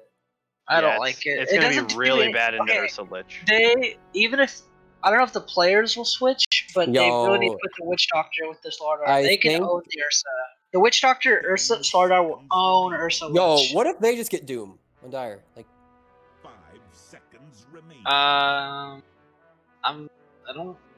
All right, don't well, hate it. Sunny God's pick better be legendary. I think you get Doom. Then you have Grim with Lich Doom. Do you really trust Tommy in a best of one for all the marbles for $700 on Doom?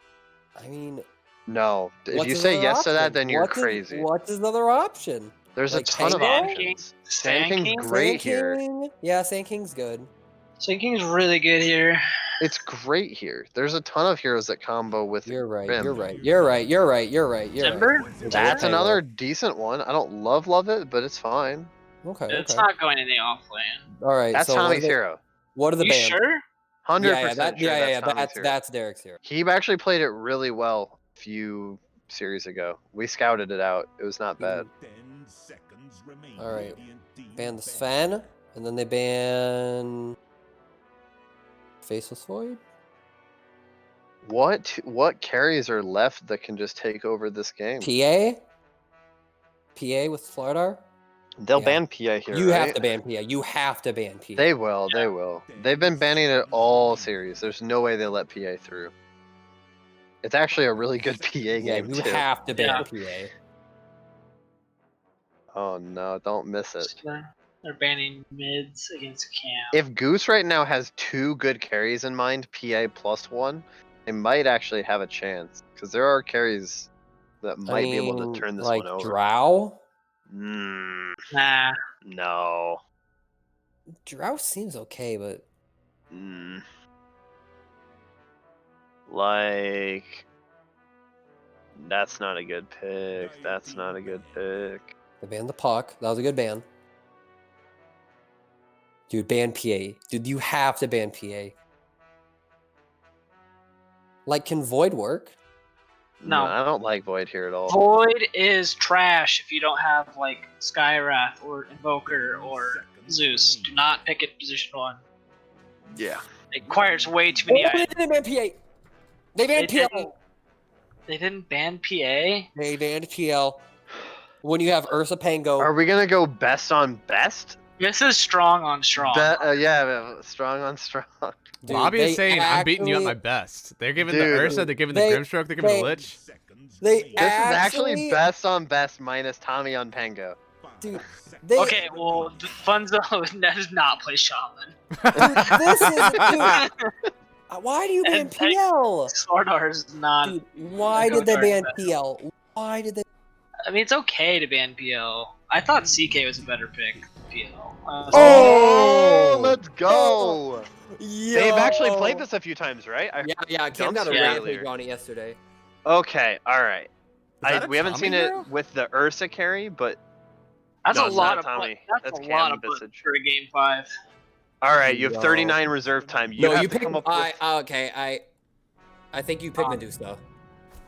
It's PA. They go No. PA. They go PA. PA. All right, hold on. Strong on strong. That's a lot of buttons for Cam to press in Game 5. Cam played it I'm yesterday. just saying. I'm just saying. Have you ever tried to play a hero like that? Cam when you're owned on it tired? though, to be fair, but Oh, Played okay. pretty well. That doesn't change the button count. It's true. That's true. All right, guys, it's game 5. Bets are out. Who are you going for? Okay. I think I will never bet against Sonic God PA. I Ooh, think all right. YBW is gonna have 2 free of 11. Okay. We got a 1-1. Naratheen, split it for us. Who's taking it? Who's grand final winner? Oh my gosh, this is so hard. Killjoy on his best hero, YBW on his best hero, DevJ on one of his best heroes, Sonny got on his best hero, Bobby on his best hero, Nance on his best hero. What is going on? Oh no. I'm gonna have to stick with what I've gone with this entire series. Let's go Goose. Oh, hell yeah. All right, that's this it. is gonna be. Ooh, yeah, dude, I'm hype. All right, this is going to be my panel says it's Bobby taking grand final. We're going to find out. We're moving to Legacy for the call on game number 5. We'll get the panel right back after this for the interviews after the game. All right, let's see. Legacy. Ooh, I am feeling a good game. Okay, bets are out, guys. Please, for the love of God, bet on this game. It is a grand final Legacy. If you had to bet, my panelist is saying it's Bobby. Who are you going for? Yeah, the panel's all wrong. This is you by words all the way. Oh my God! All right, Yeah, sell it to me, baby. Visage, Gravekeeper's Cloak. Their entire damage is straight jump burst, but he has 80% damage reduction, so it's hard to just burst him like that. Dev is too good on this Lich, and Lich Shield I think will do too much this game. Not only does Shadow Shaman like hate playing against this hero, because if you drop wards, he puts it on the tower and your wards do nothing. But if Son of God jumps on Ursa, who already has Enrage, and he gets an Ag Shard that gives his Q with Enrage, you're taking 60% less damage from just right clicks on PA. There's no way, unless PA gets like Rapier and they throw like super late game, it does this PA actually do insane amounts of damage. Okay. I don't know. And you by words Ursa, I feel like with how they've been playing in just this series alone, Son of God has gotten picked off way too much around the map. And you by words hasn't, and in this game, I don't know, free Ursa lane versus a contested PA lane because Pango and this Grim do well against her.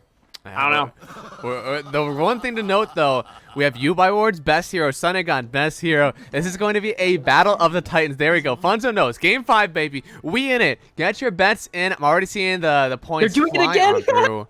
The same exact path, 5 times straight. Is this big brain? They're saying, look, they wouldn't smoke the same way 7 times. Maybe they know they're going to smoke into them this time. And they're sitting on the... Ooh. They're sitting in Roche. Although I must say, if they get ahead on Son of God's team, Slardar ult plus PA will just like destroy everyone. But that's given that they like snowball hard. Okay. Maybe they don't think this is happening. You by words. They're going to smoke across into the jungle.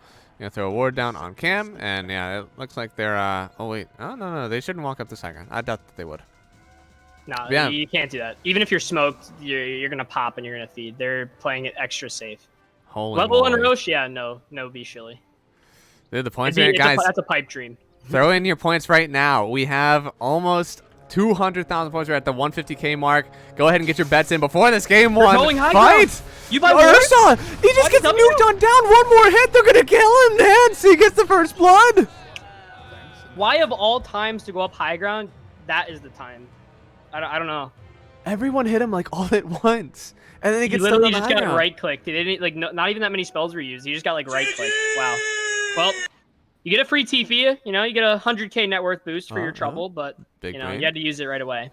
Guys, there's still a lot of points you can throw in for Bobby. They got the first blood. Statistically, it feels like that bet feels a little bit better. Probably end the bet now, honestly. Okay, yeah, we're Or else it's ending the gonna bet. be No one rigged. else? No one else? All right, submissions are ended. 69% for you by wards. That's what I like to see. All right, DevJ, prove me right. You're a god tier lich. Show me that frost shield. I mean, this combo is going to be really nice, right? Even though it's not like, Grimstroke throwing on his Inkswell. I mean, top, you have a lot of damage reduction for your Ursa. Bottom, Tommy Ruggs jumping in with that Swashbuckle with the Inkswell. I mean, Jason and I have actually played this lane a decent amount. Dev needs to be a bit careful here. I'm not sure what he's doing. You can't really just trade with a Shadow Shaman like that. He has 74 base damage to your 52, as well as like 4 times your armor. You just need to kind of play behind your Ursa and just amp him. No. Oh. And I don't know. Is this lane truly that favored for Gotard here? I mean, they did pick this Slaughter knowing that they are going against an Ursa. I'm assuming the physical damage, especially with that Corrosive Haze, that's what they're banking on. I mean, Slaughter is a high armor hero, so he's good against physical damage, right-click carries, like the most of the agi carries, like Ursa, Lifestealer, all those. However, most of his damage comes in the form of Bash the Deep, which is physical, and DevJ's Frost Shield will negate a lot of that. I just don't know. Meanwhile, BobbyPMA? Mid. Cam turning around with a big nuke from Soul Assumption and Grave Chill, so that was close. That was a little too close for comfort there, but they're both going to sit pretty low. I think it's this first rune's going to maybe look to see who gets another, aka the first blood in lane here. Well, I mean, Orchid Rush going to come on both heroes, so Bobby technically setting himself back with that bottle. Killjoy might go down, though. Maledict's it up. Good disarm from Tommy Ruggs. Yeah. But now, running forward a little bit more. He doesn't have to dive away. Tommy going to get that juicy Inkswell onto the PA. They're not able to turn around. He only has a little bit of a stick to work with, and Tommy now he has to back up. Killjoy, he's feeling low too. If he goes too far, Sunny God, he'd be able to pick that up, so they're just going to back off and let the wave come to Sunny God. Gotard also might go down now. by Words doesn't dive under tower. Yeah, there's no salve on him, though. Is there? No, Mop Man, you do not get Frost Shield level 1, but you get it level 2. Come on. Stun. Onto the Fangolier. Tommy, he doesn't have the Swashbuckle to use. They already used the Maledict. Sunny God, he needs a few more hits. One more from Nance. I think that might have just secured it. He's not using the Tango. Tommy. Yeah, he's dead. Poor guy. I was going to say, if that was level 2 Maledict, he 100% goes down there, but he goes down anyway. That's really good for Sunny God. Now the lane's also pushing into him. Killjoy isn't really looking to get a pull here. You know, lanes are looking pretty good for them so far. Yeah. All right. I think we have a little bit of a lull in the action here. Legacy, I am a small brain caster. I don't see this Visage hero very often. What does this hero do? How does he get damaged? Oh, wait. Wait. Killjoy might die before that. Yeah, I know. Tommy, he has the Inkswell. Killjoy will go down, but they will trade for Sunny God. So Tommy, he's going to get the solo XP for this kill onto the PA. And Killjoy goes down. And now explain it to me.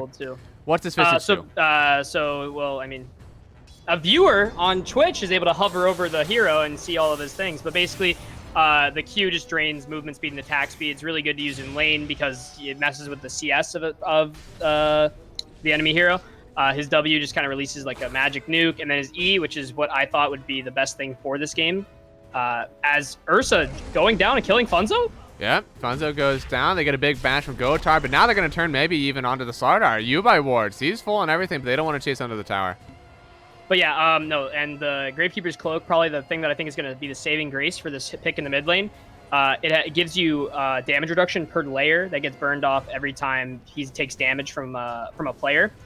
And because Storm and PA are both, like, they jump on you and they hit you 3 times and you die, or they do 3 instances of burst damage to you, right?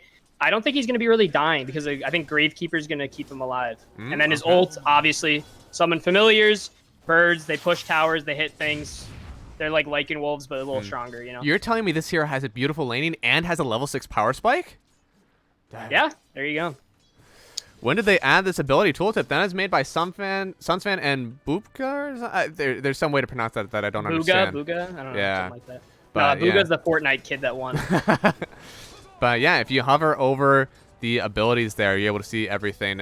Heroes at the top 2, you're able to see in case Tommy I'm not Ruggs. over the right one. Tommy? Nance. That's a good kill. He got first blood and the second. Yeah, it's a 3 streak for Tommy Ruggs. Yeah. And he has the bottle too, so he's going to be able to regen a bit. Doesn't even have the Orb of Corrosion just yet, which I think is probably going to be a very value purchase for them this game.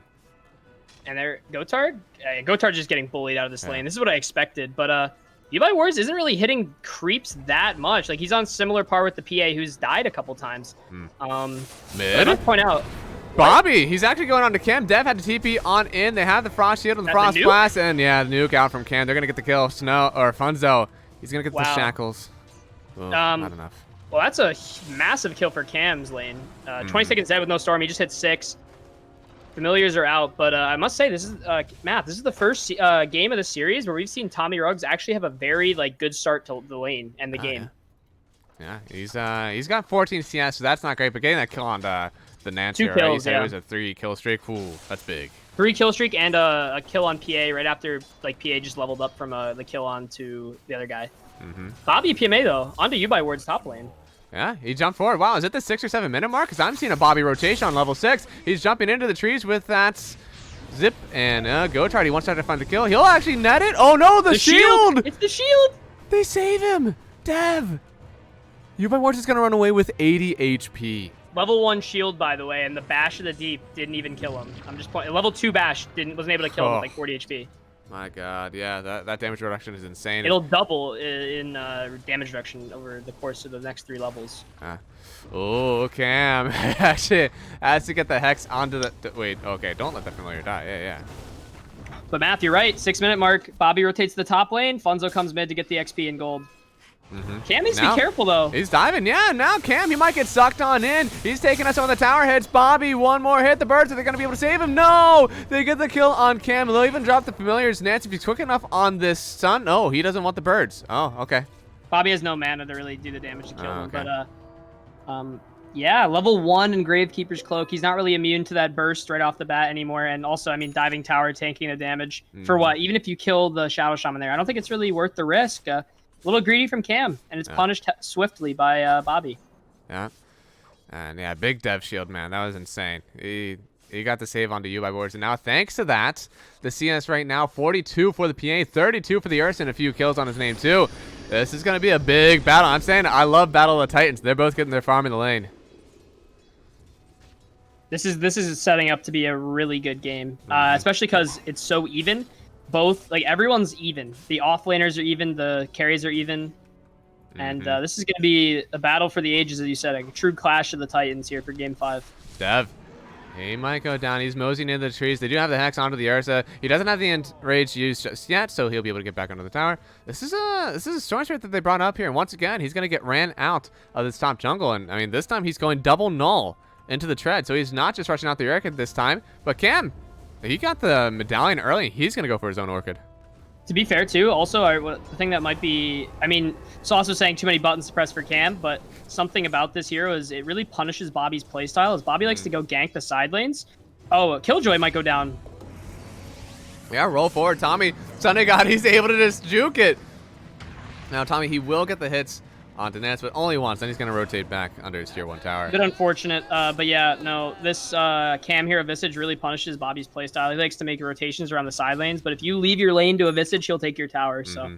Yeah, we said it a few times before. It's like, yeah, he's able to do this because he won't lose tower, but now it'll go down to all those familiars. And oh, top, TPing down on Killjoy. Funzo likely will go down here, trying to get the kill onto Dev first, but the bash, it's not enough. Dev with 30 HP. He'll be able to run away. Funzo, he'll just have only 300 health with his name to leave. He'll get those. That's a true captain, by the way. If you noticed, he turned away from getting the free kill on the Shadow Shaman to save his loving position 5 Dev J.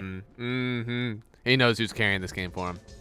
Absolutely. Dev J better be throwing that shield on him. Cam has him mounted. He's going to tick down here. Actually going to pick up the kill on Funzo. He wanted it. Cam will go down. Death Ward. Dev goes down. Tommy, he doesn't have a maledict, so he won't die. But man, Nance, he's taking that. Dev, you can't TP in with no mana, no HP anyway. You're not going to help out there, man. Just go back to base. Let Cam die for being out of position. That's too much of the buddy syndrome going on. Yeah, it's hard to make that decision, but I mean, you know, Dev had nothing. He just had no mana. He already used it all top, Even if he doesn't TP, he's right. Oh, he had a salve. I think he was trying to TP mid to give the salve, but you have Maledict tick on you. You're not going to be able to do anything anyway. Yeah. And there we go. I mean, we're getting some decent levels here on this Cam hero. Just about level 9 here. Yeah, there you go at the 10-minute mark. And farm, well, it's looking Ursa and PA at the top. Storm and Visage pretty even. The only separation that I'm seeing right now is a little bit on the Pangolier to the Slardar, but I'm sure that'll get fixed later because Dev, he only has 800 net worth to himself right now. Support's a little bit more farmed on Team Bobby. But also, to be fair, that disparity between Pango and Slardar isn't really too much of note because what Slardar needs for items, Bobby actually zipping right onto Cam again. That's dangerous. There's silent stop. He might run forward with the Inkswell. No, he'll take away the silence in Cam. He didn't want to move any farther forward. He didn't know what was behind the Storm Spirit, I suppose. The Maledict missed too. That might have been really fatal if he hit that. But no, this Slardar only needs like one real item to come online. That's the Blink Dagger, whereas Pango kind of wants a Blink as well, but also the Javelin, right? So we can start doing some damage. But Pango can farm easier. That is true. I just mean in terms of this disparity between them, it's not really like that significant. Yeah, and Pango gonna go for the Blink Dagger after Mana Boot. So not like you're going for that Orb of Corrosion or the Javelin to help farm incredibly quick. Absolutely. Which is honestly for a Tommy hero. Again, I'll say it every time. Tommy loves farming in this offlane role, so it's strange to see him not go for something that'll help him farm a little bit more. Even I thought the javelin would be super value early, but I guess he wants to make rotations and help out Cam with Rolling Thunder early. Not sure. Yeah. Oh. Yubai Ward's gonna have a really good Battle Fury timing, just like he did on the what's it called? The Monkey King. Oh, Sunny God, he's in, but the silence is down from the Grimstroke. He needs to hit the buff, but he can't. He's disarmed. They're going to drag back Pango here. It's a good combo on the Link. It's up, but that just means that both heroes are going to beat into Tommy. They're going to get the first kill here, and now jumping in for more. Bobby's trying to get on top, but he finds a Cam in the jungle. Mana. Yeah, he doesn't have anything to zip out of this. He barely can get away, and the sock in from it. Lich, they're going to get the kill on Bobby after that was a blind zip, and it shows. I mean, he's been doing that a lot this series. Bobby kind of just, I mean, hey, sometimes psychopath plays, are what you need, but going in with no mana, what happens if you catch only one person? You don't have the mana to kill them anyway, but at least Son of God has the Battle Fury before the Ursa, and he's starting to farm away. Yeah. He doesn't have treads once again. He does have brown boots at least, so it's not something, he does not have brown boots just yet. It should be on Courier. PA is one of the heroes, though. You don't really need treads, because if you max Phantom Strike, you get the attack speed anyway to farm. Yeah. But yeah, nice kill from the Radiant there. Looks like Cam might get caught out again. No, he knows. He's learned his lesson to pushing high ground when Storm's respawning. Yeah. But also, yeah. Really deep ward. Yeah. Unfortunate also for them bottom math. If you saw when they had that nice Grim ulti, Funzo saved the day with the Hex, because if Tommy Ruggs is able to get that ult off, PA might have been dead. Ah, okay, yeah. Oh, it would have been super impactful. Rolling Thunder is a real dark horse in some of these fights. You never really expect it until you're just not able to play Dota.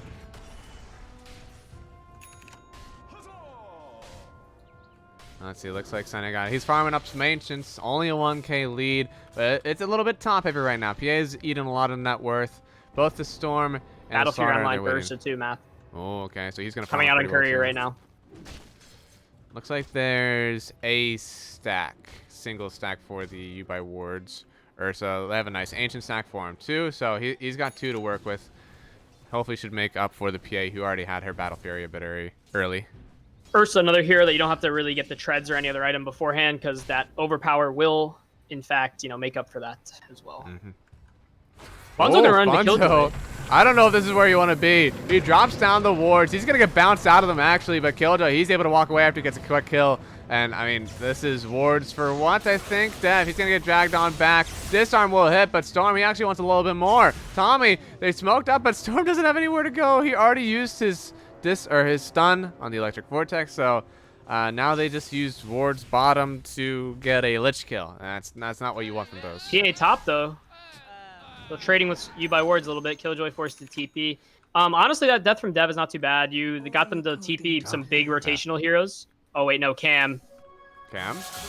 Getting jumped on in the mid lane. They had the coconut forward, but none of the birds were with him. And now they're going to turn on the Bobby. That's what is out. No one is canceling just yet. Cammy goes down. Now they're going to lose Lich. The birds are going to drop, but the TPs are just a little too late. Bobby, he might be able to get away from this one. Yubai wards jumping forward. They're going to take Funzo. He will link. He will protect the honor of his heroes behind him. Bobby will get the TP away, and Tommy wasn't able to get that snipe with the swashbuckle. Man, see, I thought Sonaga was going to get caught out of position a lot more this game, but it's really Cam that's paying the price for just kind of, I don't know, not paying attention to where they're showing. I was just going to point out, though, that I think Dev's death bottom wasn't the end of the world, because they had to pop and TP a lot of heroes, but, that made up for it.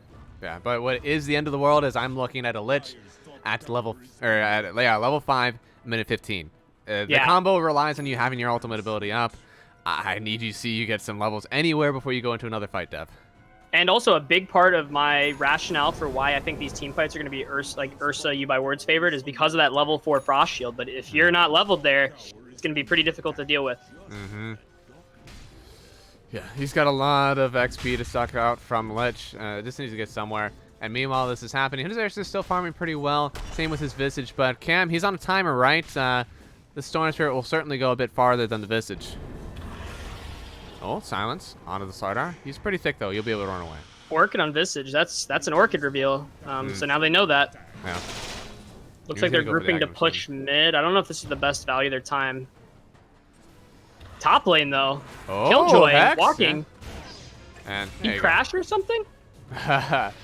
I don't know, but YBW wards, he's going in for revenge. They're going to get the kill on Defunzo first. He drops down the wards in the mid lane. And the coconut? They're not able to get out of the wards just yet. Ward. Oh, no, he's not even going to roll. Tommy, he's just going to get bursted down another death ward once again. Nance. He does so much damage. I haven't seen. Is this PP Poo Poo or is this Nance? I can't tell.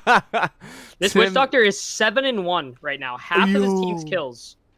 No wonder he's so much more farmed. He's got kills galore. Yeah, this is some yikes sequence of events for Dire, and they're TPing right back into it.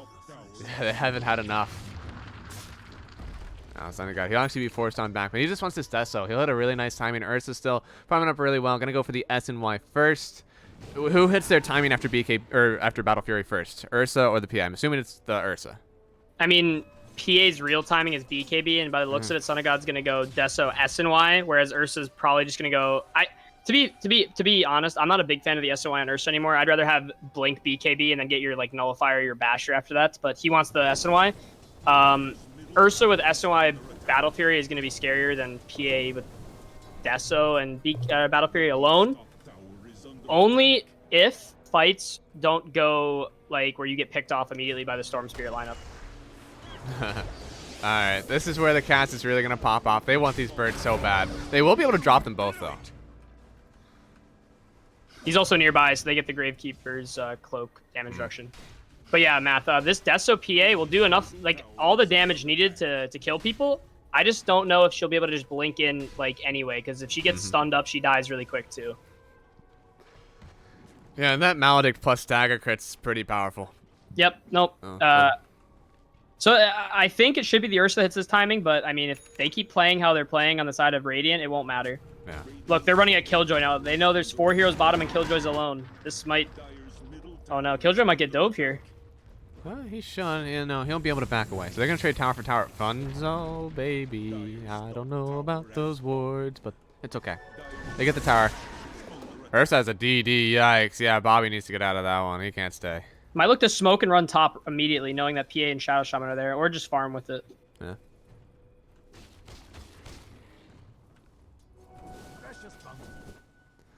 I heard a smoke. Did you hear a smoke? No. What the hell? I'm insane. Okay. It might have been Slaughter ulti. Maybe, yeah. Oh, there. Oh no, yeah. They just smoked now. Funzo. Oh, no, Funzo's been smoked for a bit. Has he? Yeah. Look at it. Look at Oh, what in the? Funzo, you're confusing me, bro. it. 8-hour stream getting to me. Where are they at? Grim items? Yeah, got you. No, I think he heard Funzo then. I didn't see Funzo smoke. Like, I don't know why he smoked either, but... yeah. They're going to run right into each other. Cam's going to run right into the PA. No, on the back line. PA going to get found out first. Going to try to roll away. Stun already coming out. Roll forward from Tommy. But Gotard, he's trying to get it in. The double. There we go. 2 Chain Frost bullying in. Sunny-God is already dead. They're going to get the kill on Gotard next. And now with the Swashbuckle, they're going to take down Funzo. It's a 3 for a beautiful smoke coming out from Team YBW wards. So, Matt, that's the example of what I think will happen if PA doesn't get this BKB right. So that's why I think Ursa's going to hit that timing. That's the best example I could have shown. PA dies really quickly without this BKB, and she can't do damage anyway without hitting people. So I don't know if this SNY is the play. I think BKB is just go the cookie cutter build, Son of God. Yeah, no, that's definitely one of the arguments that I've heard for an Ursa with the Battle Fury timing. You're still able to fight with it. You get your stats too, and then plus you add in the S and Y. You get your, again, stats, you get some status resist, and now Roshan is always a target for you. They had the Medallion, they had the Visage to help out, they had the Disarm from Tommy, and now, of course, the Ursa, always good for the Roshan. They have a Rosh-taking team. You lose one person on the map, just your PA, and that's it. Roshan is theirs. Although I don't like SNY really on Ursa, if you can get away with it, it's obviously an amazing item. Also, something of note, he is still hoarding neutral items. He's got the Impel on the backpack, but I think it's smart of him to keep the Dragon Scale. Extra armor against the PA lineup is always something you need, especially as Slardar. Like, that's just super value to have. PA cannot play the game against Pango Visage without BKB. Will be perma-stunned with basically 0 counterplayed. Yeah. Let's go, Jim, let's go. I'm right. I'm validated. Of course. I knew you'd get it right. I never asked you a question you don't know the answer to. The only thing I can see is if they are able to like burst someone on the back line and PA can just sit around the outside of the fight spamming daggers with Maledict, you know, I mean, you can definitely get kills, but only Math is right. You know what, Jim? Your takes just make Math look smart, okay? You would have been a really big good pick this game. What? Pause 5 Faceless Void. Do you like that Ooh, legacy? I mean, I lost to that. On the Reverie Endeavor stack. Yeah. UI Wards wants it. He wants the smoke. Yeah. He just straight up TPs 1v2 against the PA. What? Funzo wants dropping to- the wards on the mid tier 1 too. That's gonna go down shortly. Love that. Love that, Funzo. Top tier 1 was a bit sus, but now you get a little bit of a wave. Take down the rest of the tower and make sure they don't have any more plays for Roche. I like it. I like it. Thank you, Bottom. B-God, for defending my honor. They have the link, and now that storm going down. Tommy's trying to roll forward onto the Slardar, and now, yeah, PA not able to jump towards anyone. Gonna get the big crits onto Dev. He has to back off, and now they have the sounds already onto this Slardar, or sorry, onto this Shadow Shaman, and Tommy could swashbuckle or shield crunch down. They don't have any blink available for another 7 seconds. Yeah, they're gonna get out here, so they get away with the storm kill, but they do lose the Visage and the Lich. Is that worth? I mean, it's when you're behind. Remember, anything that's about even trade is good for the other team. I think that's definitely in favor of Radiant, especially because Son of God showed up and got like the kills. Something of note that I want to show that demonstrated the power of this Frost Shield. A Lich, level 9 Lich against level 16 PA with a Deso. You have 4 armor. He critted on the Lich, but Lich put this Frost Shield on himself. He survived it. So that just shows you the power. Like, that guy normally would just be one shot. Yeah. It was a 1600 damage crit, and he has 1000 health. And Grimstroke, as soon as he hit that level, or sorry, minute 20 mark, he now has the shard, so gonna heal up on Pango every time he rolls on in. Very powerful form. Even has the blink dagger too. So right now the positioning is on Dev. Killjoy, he'll be able to make it anywhere. Dev is the one that kind of has to be close so he can throw out that chain frost. But otherwise, they'll have this combo pretty much every time. Yeah, I like this Glimmer coming out from Dev too. I still think he needs to work or like just fix right now, like in-game fix his positioning in fights. He shouldn't be using Frost Shield on himself. He needs to be playing behind cores, out of vision, so PA can't just jump you. Because you're just like that Oracle game, Dev. You're going to be the main target. Same thing with the Phoenix. You're going to be the main target of like getting jumped. So you got to just play out of vision. Use the new trees in of the map changes to your advantage. You know. Ooh. Bobby, let's see what's he getting. He's going for the BKB here. He has the Mithril Hammer. He's going to have the recipe in about 1,500 gold. Sitting at a GPM, about 400 for himself. So another 3 to 4 minutes, he should have that one available. Going to be just in time for probably the next Roshan. If it responds And they're early. smoked up, but looks like Bobby was able to smell that out, and he's out. They might run into Nance, though, the carry witch doctor. Yeah, this is a rough one, actually. He's 8-1. This could be a lot of gold. We'll find out, and that is a 5 kill streak. You by Woods, yeah. Usually you don't like that pause 5 kill for a smoke, but he likes it this time. Yeah, it's a juicy kill for so 400 gold, 460 gold actually, just from a couple right clicks, and now that's gonna maybe be tier 2 off of it. This Visage gives you a lot of pushing potential. They actually have to fortify up. They're gonna drop down the familiars, and I don't know. Is there an answer to this? Looks like Senegal was pushing top. They TP They're back just to getting old out. cancel. PA was threatening top too hard. He cancels it though. He knows PA's out. They might try to look for her in the top jungle. DD in the top river as well. They might look to fight with this. PA is gonna run right into their farming area. Yeah, he's gonna farm up for just a little bit longer. He has SNY queued up actually on PA, and I don't like that at all. Cam, they just passed. Barely right over misses each other. her. He has no idea that he was that close to the PA. Math. The biggest thing too is this game is also an Orchid out on the field. You've already known about this. So if you get Orchided as a PA, you can't jump away anyway if that's your only way of saving yourself. So yeah, not going BKB is a little cringe here. And also BKB and Ags, that's usually something I don't see items back to back. Yeah, I don't know, but I'll have to see. Let's see. This is Sunday God. Does he have a specific build? I mean, that you he does on can PA? get rid of the Fury swipes, but he's gonna BKB. Like he's gonna be BKB'd, right? Yeah. Or enrage. Yeah, I don't know. It's a frisky build, but I trust Sunny God. So if he wants to go for this, He's a good PA player. Yeah. I'm curious. I'd want to ask him after this game what his thoughts on this were. Well, if it works, we'll get to ask him why. Yeah, I mean, if it works, we'll ask him why exactly. Although, to be fair, if it does work, I also want to hear the carry himself, Fonzo. Let's see. Nance showing up. Oh, they got the blink, the hex. They could find out this Visage, but now, they don't have the vision. Jumping forward, Sunny God. The big crits are out. They're going to drop the birds. They'll get the stun only onto the PA. Bobby, he was able to dodge it out. Now, as these birds respawn, they might be able to get the kill. Yeah, they're going to try to send it home, but they're going to be dancing around with it. They have the damage, and they have the vision. A little sus for Cam to go on a Shadow Shaman in the topside jungle when his entire team's bottom and no one else is showing on the map. A little sus, but I mean, it looks like they might end up trading towers because of this.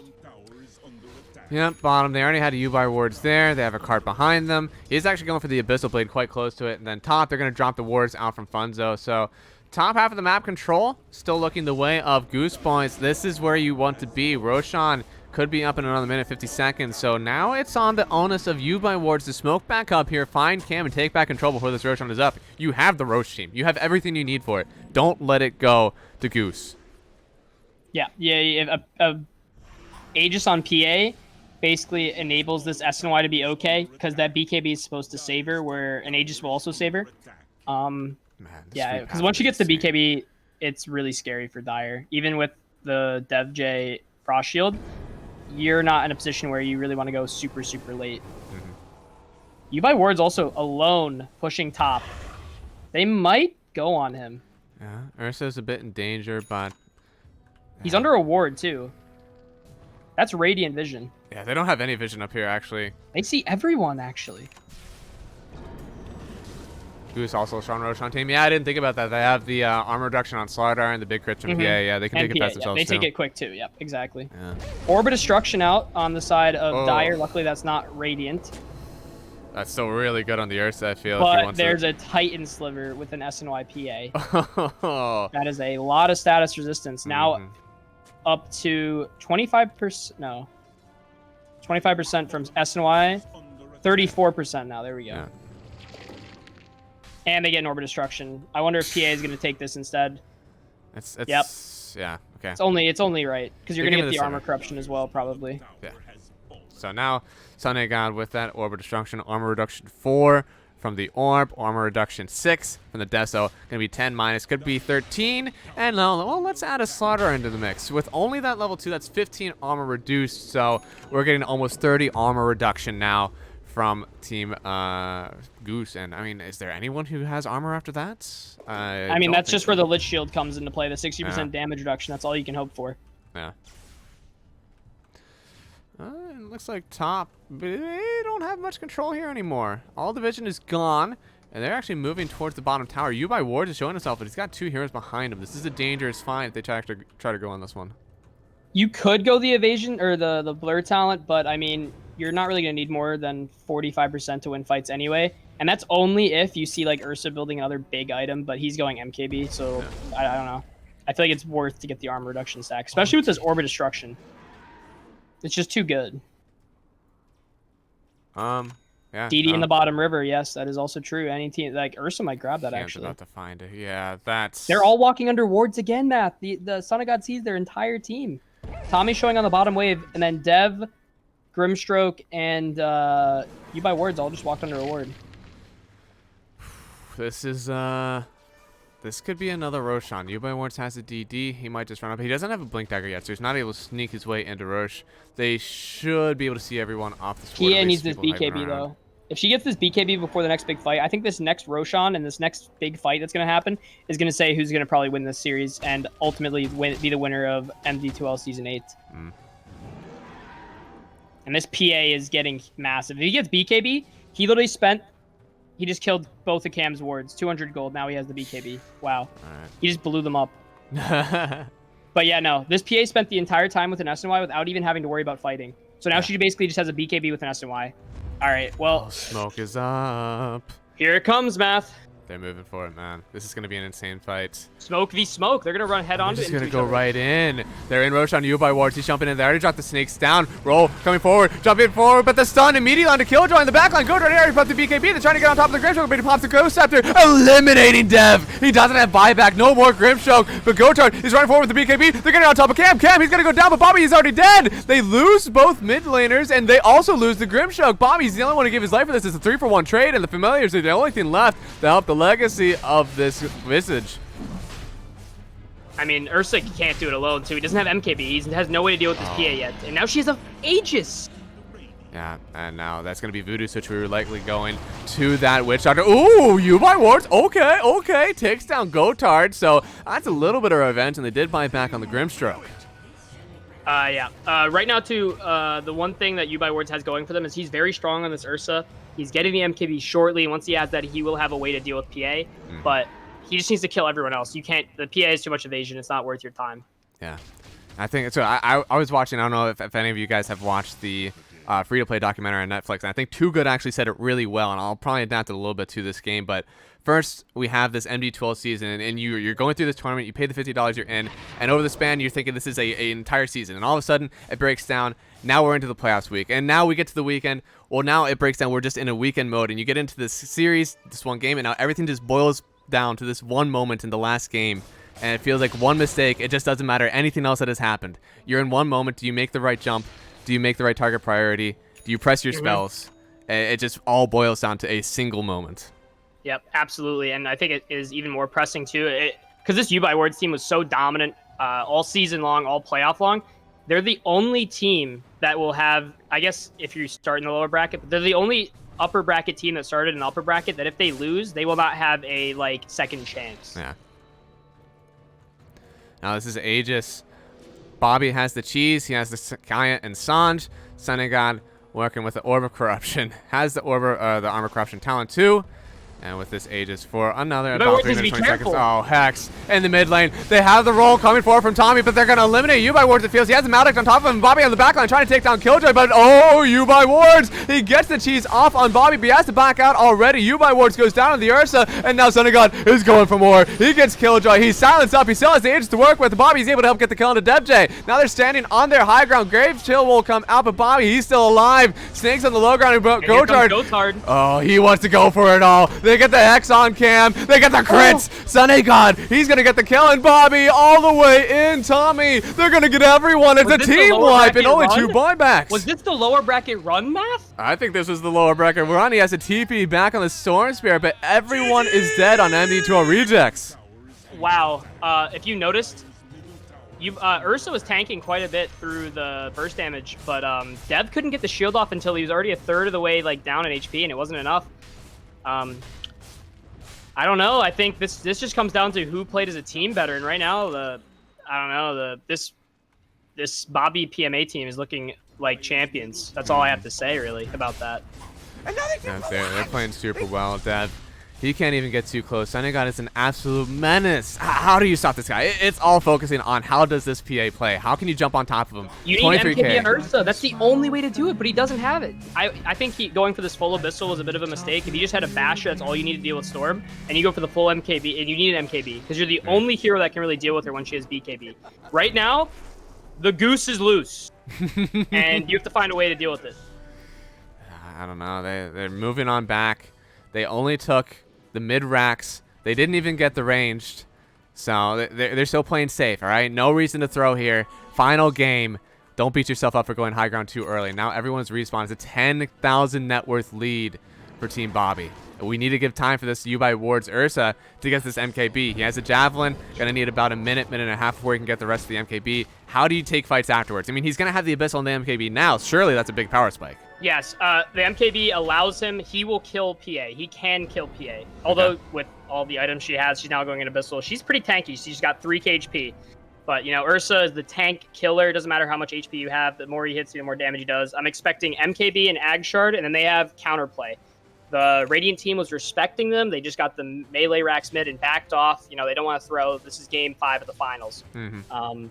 Yeah, no, there's a way. They just have to get on top. If they kill PA, that's pretty much the entire power of their team. That's pretty much all their net worth too on Radiant. Yeah. Ursa needs Shard too. Yeah, a Shard is going to be pretty nice, but I think right now I like talking about the item wish list. He's good. He's got the MKB. He's got the Abyssal Blade. He's got some status resist. You don't need the Shard as long as Dev is putting W on you immediately when you see the PA, because you cannot allow PA to basically kill your Ursa before you put it on. This is the best thing you can do as Lich. Even if it's choosing between using your W, your shield on your Ursa or your Visage, or your Pango rather, versus ulting. I would rather get the shield down, because that's the biggest impact I think you can have in this game. Yeah. I think Witch Doctor has enough sentries. He's got 5. He needs it. I mean, the Visage getting on top of you with He's got 5 for game 5. Yeah. Yeah, I mean, he needs it to find this Visage. They don't want to get scouted out with birds on top of a Mizviz. And now, I mean, Senegad, he's already level 25. He's got that triple Stifling Dagger. We're still waiting on level 25 from the Ursa, but he doesn't have that big of a power spike compared to the triple Stifling Dagger of PA. Also, when we were talking about the Ags purchase on PA, I'm even more like not sure about it. I guess how he wants to play is have Blur off cooldown so he can spam daggers from, because the only way he dies is if he gets jumped, right? Yeah. So I can kind of see it. I was thinking the Ags was the fan of knives. I'm dumb. That's the Ag shark, Yeah. which you'll probably eventually get later, but it's not really like a necessary item that he really needs. Yeah. No, for It sure. would destroy Cam, but right now Cam's level 19 and your PA's level 25. Like it doesn't matter. He's gonna get destroyed anyway. Yeah, I mean, how's this next fight have to go? We're seeing a 13k deficit for MD2L Rejects. What do they got to do to come back in this next fight? Take a win? Storm zips in, Killjoy hits a Soulbind to PA and the Okay. Storm, double Lich ulti, and then Ursa just tears them down because they can't leave his like area of effect. Yeah. And then Cam on the backline wrecks havoc on the supports. That makes a ton of sense. Overextension without Aegis is definitely possible here. They see the PA, Invis Cam Sonagod right to the knows right. though. His blur broke. He knows there's an invisible Yeah. Cam nearby. Yeah, nah. And Gotard, he's going to run forward. They already dropped the wards down on Funzo. Lich Shield is out in U by wards. He just wants to clean them up. It looks like they're not going to get that much He needs damage to be now with the careful snakes. though. Dev Shield was used on the tower to protect against the wards, and there's nothing to protect you now. Yeah. 3-second cooldown. Looks like they're just going to clean up the snakes. No need to put that shield back. Keep it for a fight. The familiars are very good at dealing with the wards too, especially if they're not attacking them. Any Jimmy fans in the chat? So Jim's talking about a nullifier and PA. I definitely like that as well. But he's also going for the Abyssal. I think that's also a play because you can get the bashes on your range stifling dagger as well. So if you jump Ursa and he can't get his ultimate off, you can kill him really easily. Oh, they know. Someone's over here. They blink. The dust not in time. Bobby jumping forward too, but they weren't able to catch out this Cam Vistage. He's doing well. He's putting some fear in Sunnygon's heart right now. They don't want to run up the high ground just yet.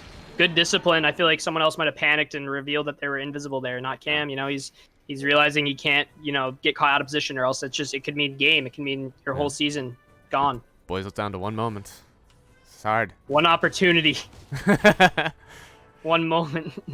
Wait, with this PA, are you eating up an Aghanim Scepter before you get this Abyssal Blade, or are you switching out for something? I mean, if I'm this PA, I have so much gold, I probably wouldn't know what to do with it. I think you could eat the Ags.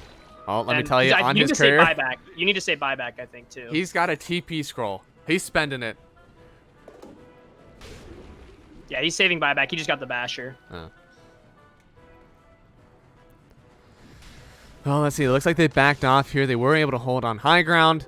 Meanwhile, that means that Ursa able to pick himself something nice. He's going to go for the Blink Dagger next. So he just wants to be able to breed havoc on the back lines for Team BobbyPMA. And now That's a big item for Ursa, the Minotaur Horn. Yeah. He's going to give it to...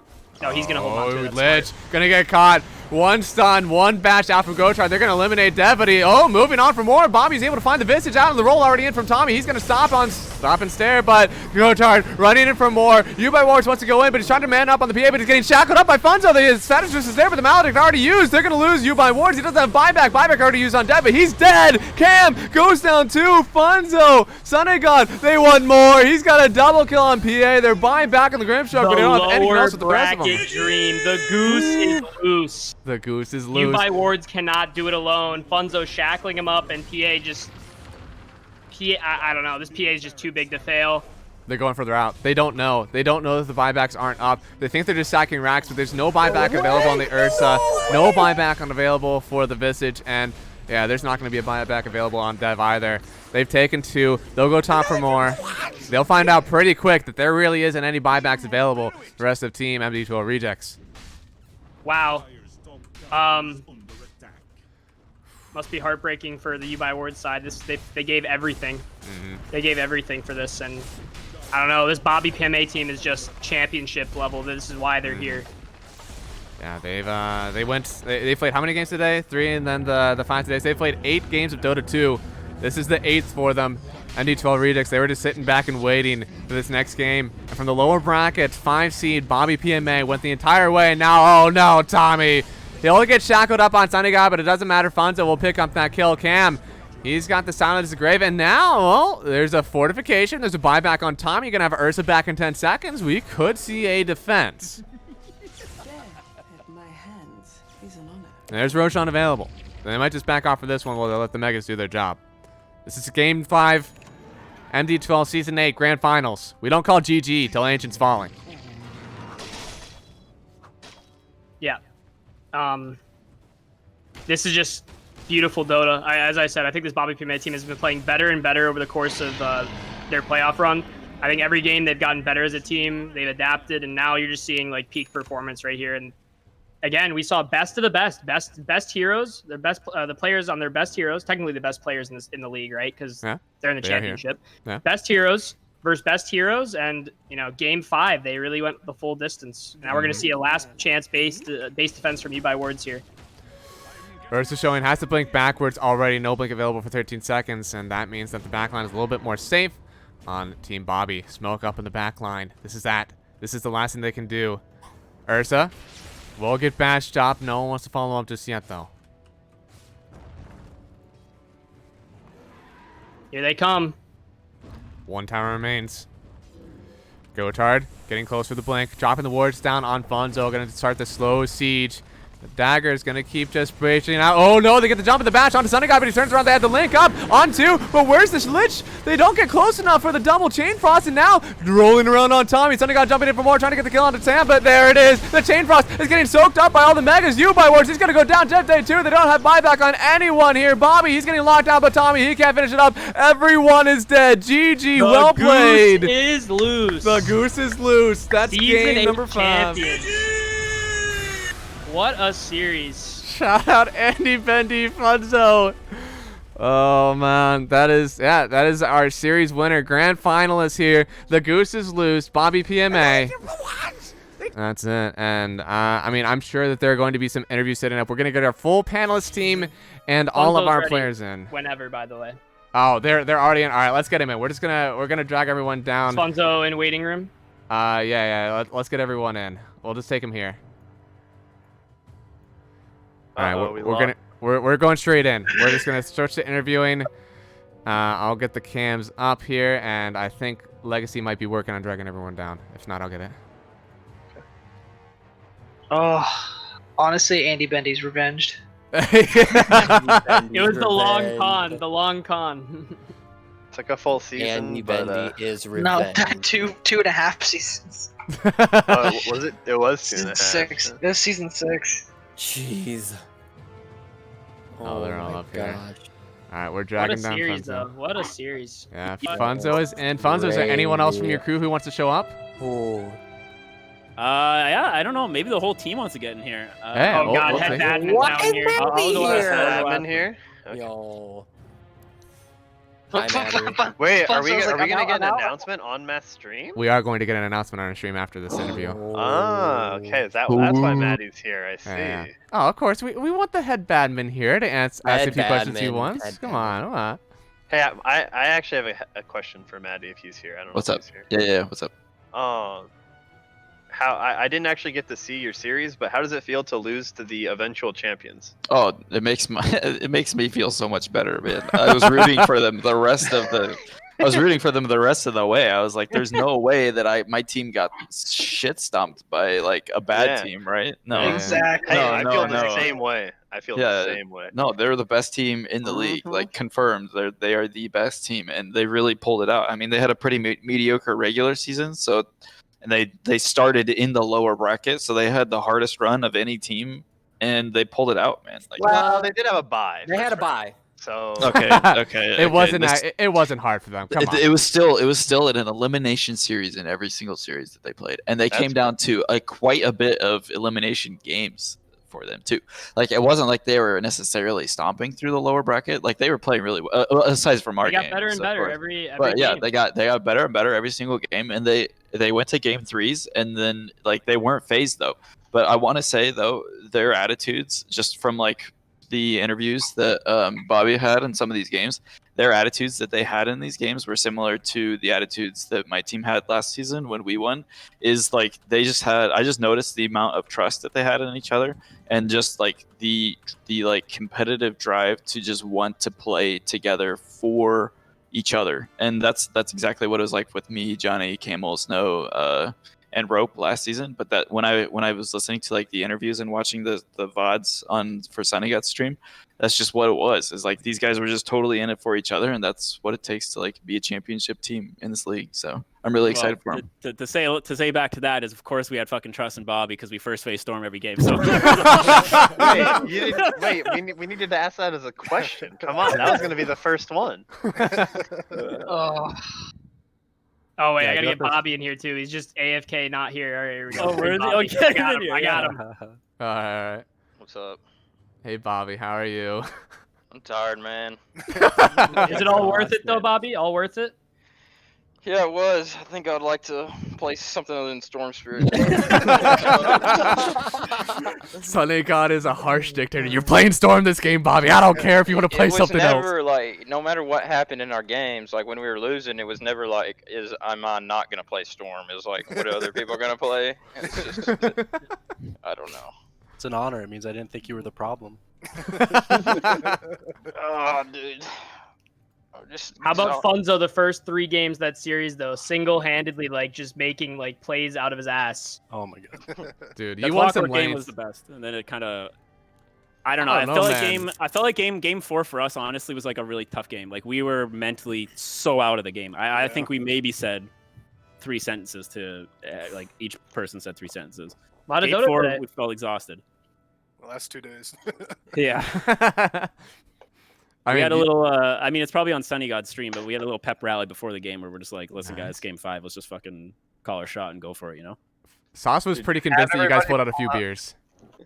I had 1 beer. I said between 4 and 5. People were asking like, so what does the Bobby team? What does Team Goose do to get into Game 5 spirit? And I was like, I bet you know. I bet you Funzo cracked the whip to crack a beer. Like that was exactly what everyone needed. So game 4, I brought a victory beer to the table, and I said, "All right, guys, I'm cracking this open when we win." And then I accidentally cracked it halfway through the game. I'm like, "Oh shit, bad omen," and it all went to hell. We I don't know, man. I don't like to use the term like team of destiny or anything like that. I know Maddie kind of alluded to that, but we were just super in sync. Like there, almost every team I think we played against, like. I think individually are probably better players, but just our chemistry was just like unbelievable. Maybe outside of Sunny God, obviously, because he's like an unbelievable carry, but we were really in sync. Like we'd fuck up and be like, "It's all good, man. You got the next one," kind of thing. Huh? A lot of Tim Tebow energy going on, if anyone knows that reference. Oh, yeah. Sports. Well, I mean, hey, I have a question here first off. So you guys did pick that Storm Spirits first phase, like every single game. You ended with a 73% win rate. Over 15 games of playing the Storm Spirit, that they were ticketed at least. How? How do you first pick this hero so many times and no one seems to answer you? Sonny, you want to take that? I mean, I think it's pretty obvious the hero's good. Yeah, I mean, I was expecting at some point that it was going to get banned, or we weren't going to be able to pick it, and that happened once in the grand finals. Nobody fucking banned it. Nobody banned it first phase. No. They never got banned. The enemy team picked it. Right back. I'm getting a they picked it. Honestly, like the hero, obviously, our mid laner plays it really well. Even if he dies a shit ton, he's still in the game. He's doing impact, right? So like you can look at his KDA and be like, "Oh, he died fucking 20 times." He's still making impact. He still has that jump. He still has that go to it. And besides that, the hero has like really no bad matchups right now in Dota in the mid lane. Like, yeah, obviously there's a few, but not heroes that are meta. So even if Bobby, like he got killed twice, I think by Can that series when he was SF, right? Or 3 That's times. a hard matchup though. To be It's a tough matchup, but doesn't matter. Bobby still had impact. Like it doesn't matter. And Bobby and I are really good at when he wants to fuck off to the jungle, I'll come mid and sit there and soak experience. Like I think not a lot of teams do that where they put their 4 or 5 mid and like kind of protect the tower. And we really did that well in the last 48 hours for sure. What about these smokes though? I think that's the biggest question I had. You guys kind of every single game the same smoke pattern every single time. I mean, it worked out, but the first one, yeah. Okay, so dude, that last game they were about to start level 1 Roshi. They had all 5 in the pit, and they set up. They had the right spell. I don't think they were gonna roach, were they? They were gonna roach, but I thought they were hiding there waiting for them to walk by. I thought they were ready to start hitting with Pango, Ursa, Lich. That would be quite the grand final. That would have worked. Game 5, we were like, hey, listen, guys, we've done this smoke play on either side of the enemy, like T1, every game. Let's just sit in our high ground and see what happens. What won't they expect? Us to And we then got as first the blood. horns go, and this Ursa's coming up this hill. He's like, I'm coming to get that rune. I'm a big boy. The goose is loose. Yeah, I do just want to preemptively say for the record, I have no issue with the higher seed getting last call. They can hang out. Oh, interesting. Yeah.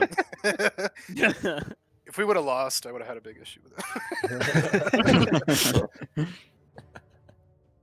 Well, congratulations, guys. Let's make sure you guys get me your information so I can send you guys the checks, the PayPal funds, however you want it. My analyst team, you guys got any other questions for the MD2L Season 8 Grand Champions? Not really. I mean, this stream has gone downhill. Let me I tell just you that. want to. Do you know what's interesting? You actually picked a hero more often than Storm. Witch Doctor, right? I believe you played Witch Doctor all 5 games, right? Yeah, they banned no. Snap. The first game we had they let Snap. Oh, through. you'd Snap. we got Snap. Yeah. Nance is a champion. No, but for that's that. right though. So that's tied. Yeah, Nance. That's tied, Actually, yeah. the MVP of our team is 100% Nance. Like, it's Oh, yeah. obviously Yeah. Sunny God's the best player, but like Nance is unbelievable for Value his for MMR. MMR. And I think Holy more shit, important than just raw who's the best is who. If you can find every player being value for their MMR, Yeah. that's huge. incredibly important. Yeah, it's like fantasy football, right? Like you always want these value picks, you know. Obviously, Unless you got back to C-Mac, that, right? See, And see you what just- I've been you got your what I've blue been- chip C-Mac, yeah. What I've been thinking of it lately is your MMR in these leagues is your Yeah. salary. So you got to play your contracts. Sauce, Yep. and I, yeah. And then there's The other team had about $3,400 more than we did, and Yeah. we had the value to take that down. Dude, you just swept the Yankees. How's it feel? Yeah. Yeah, it's amazing. Well, there's also the thing is like locker room MMR, which is kind of like how personalities mesh together. And It's true. you guys probably had, if not the best, one of the best locker room MMRs as a team. So I don't think I we mean, ever really like shout out tilted to at each Mossflower. other. I mean, like there was game 4 when we lost. I don't know. Maybe I'm speaking out of turn here, but I think we were all just really like not tilted, but just like fucking tired, upset, whatever you want to call it. And it's we going into game 4 and kind of the end of game 3, we didn't have that like hoorah kind of mentality, right? I know like Bobby was probably. I don't know what Bobby. He's fixing a toilet halfway through the series. He's like, I gotta be right back. Gotta go haul a toilet up the stairs, and like, we're like, okay, but like, we kind of rallied for game 5. Honestly, we were after 20 minutes in that game, we had no questions we'd win it. Yep. I think we kind of knew it. There was a mental breakdown in the casting booth in game 3. So, God, Twamonkey. It's just one person. Let's be very clear. Twamonkey goes, why does Sven have Axe? Why does Drow have Scotty? And then the Drow just dies. He goes, you get what you deserve, and he walked off. I was not happy with some item purchases this series. I will put it at that. Speaking of that, actually, Sonic, I'm actually because you're the PA guy. Everyone's saying like your PA. It's at your best, one of your best heroes. You're playing best versus best. Game 5. What was with the SNY BKB Ags? Like, what was with that? Like, your thinking behind that sequence? I was I'm wondering actually the same exact curious. question. Yeah. I was flaming you. I thought like I feel like everyone was I greedy liked because it. BKB. By the way, me and Naratheen- Frost were a big fan. Yeah, Naratheen and I were all on that build. Yeah. Sonny got Sonny guy getting a beer or what? Sonny, you're I muted. don't. I think he said he was gonna go. Oh, get you a know Oh beer. what? no! You guys asked him a question I when he think- left. Oh. Sauce, you want to defend him? I'll Or answer you for back? Sonny. He said it was because he's a giant nerd and he likes shitty builds, so that's what he wanted me to tell you that. He just sent me a text. What question? He didn't go. Why the SNY? Well, Oh, SNY and the Ags. I kind of Well, yeah. like got put together why the Ags might have been good, but like the SNY, I was really like curious. Wait, what are you guys he talking just- about? I can tell you the Ags for sure. Oh, he's Sonny here, got he's there. here. There Funny, we go. funny. Why Yeah, the SNY before BKB? On PA. Boy, last last game. game. Last game. PA? Yeah. I don't know what BKB really stops me from dying to really. Like I'm not dying to the combo because should be playing so I don't Yeah. ever get leashed. But I'm dying to Ursa. I think So if I can just BKB. prevent myself from dying to him. I think BKB was really good versus Pinko Blink, and that was like it. I just thought you'd get stun locked by like Visage Birds, Orchid, plus like Grim and all of his spells, and you would have died. Which like I guess it happened because you walked into the full combo one time, but Yeah, well, I think I learned my lesson from the 4th game when I played Jug that I probably shouldn't be feeding to Orchid as much as I should be. So we pulled it back. I mean, yeah, you actually it was I thought the Dire team was gonna have better time playing against you because I thought you might have gotten picked off a couple times like your jug game, but you definitely made that quick fix and yeah, you just got away with getting the SNY. You didn't even take a fight, I think, with the whole time with your SNY until you got the full BKB. It was actually like, wow, you got away with it, and now it's insanely good. Yeah, I mean, Ursa doesn't do well over time against PA, right? So just gotta wait. As long as they're not forcing the issue, it doesn't really matter. And we kept killing Visage, and he was like their only tempo player. So what are they gonna do? All right. Well, if that's it for us, again, congratulations on this finals victory. You guys get that sweet $1,000 from MD2L Season 8. Go ahead. What are you guys going to spend the money on? Hookers and blow, baby. Hookers and blow, baby. That's like, what's 200 USD in Canadian? That's like, I think I pay off my mortgage at this point. That's fucking good. Let's go. All right. Well, yeah. Shout out to all the other 30-year-olds, too. 30-plus-year-olds in MD2L. Dude did for you guys. Old man I make Dota, you let's look go. young, so. Yeah. All right. Well, yeah. Thank you guys for joining. I'm going to drag you guys on down. And then afterwards, we're going to have a big announcement from Maddie. So, again, thank you guys and congratulations on your win. Thanks, everyone. Hail Thanks safe. for casting, guys. Thanks again for joining us, Maddie. Congrats, guys.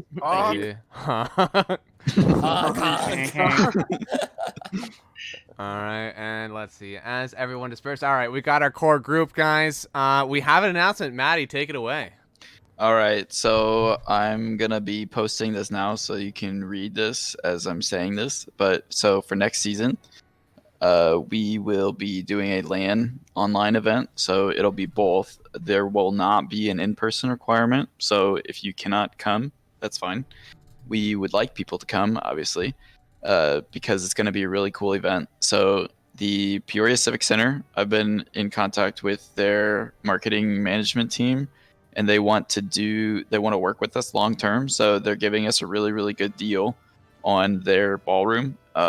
It's basically just a huge like conference room, and it's easily going to be able to fit like 100 people, maybe even more. But what they're going to do for us is going to be really sick. So they're going to set up, they're going to have tables, they're going to have chairs, they're going to have power. They have network engineers to get fiber internet in there. So they're going to take care of basically all of the logistics part. And it will be bring your own computer, but as far as the rest of it, it'll be pretty much all done for us. And so what's going to happen is on October 2nd and 3rd, there's going to be a LAN event / online. So similar to like this tournament weekend that we just did.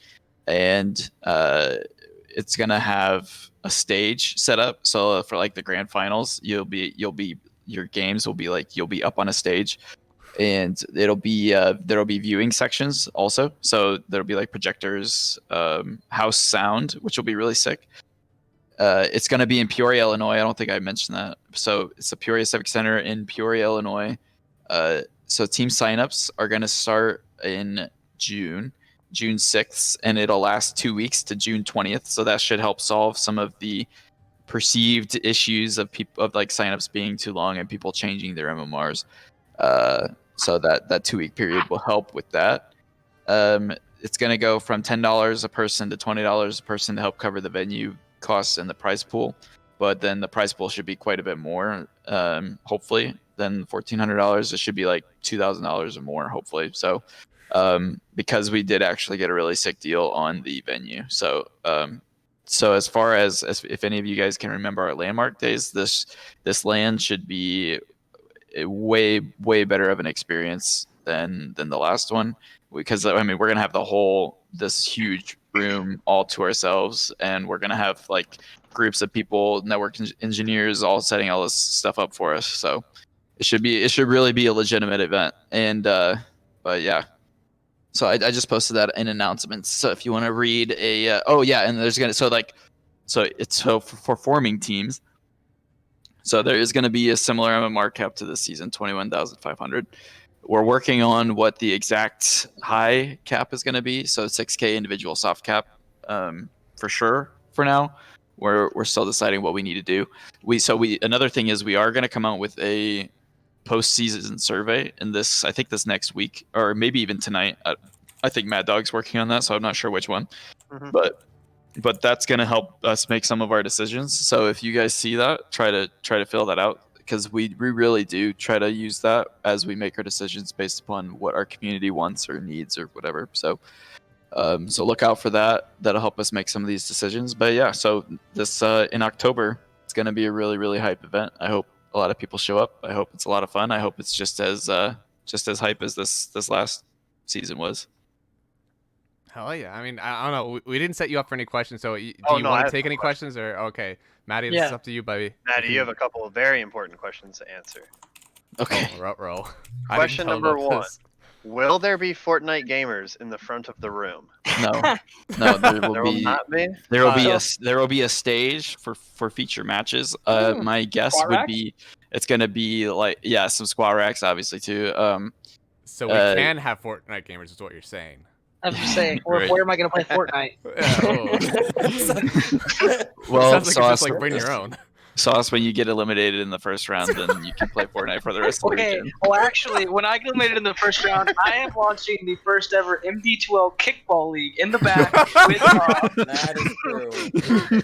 and did mention that already. the poster already has Maddie's thighs sending a ball into orbit. I've already Nice, animated it. nice. Very cool. Second question. This is a real question.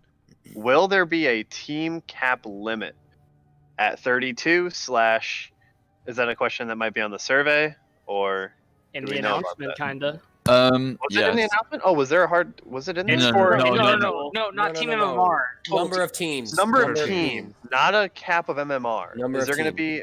be? Yeah. We'll see how team signups go, and we'll take that into consider. I don't know if Mad Dog is including that in the survey or not. Okay. But so like, I don't know if we've really talked about this much publicly, but as an admin team, we've been talking about kind of what the long-term goal of MD2L is. Like, we have this really cool thing moving forward. What does that look like in the long term?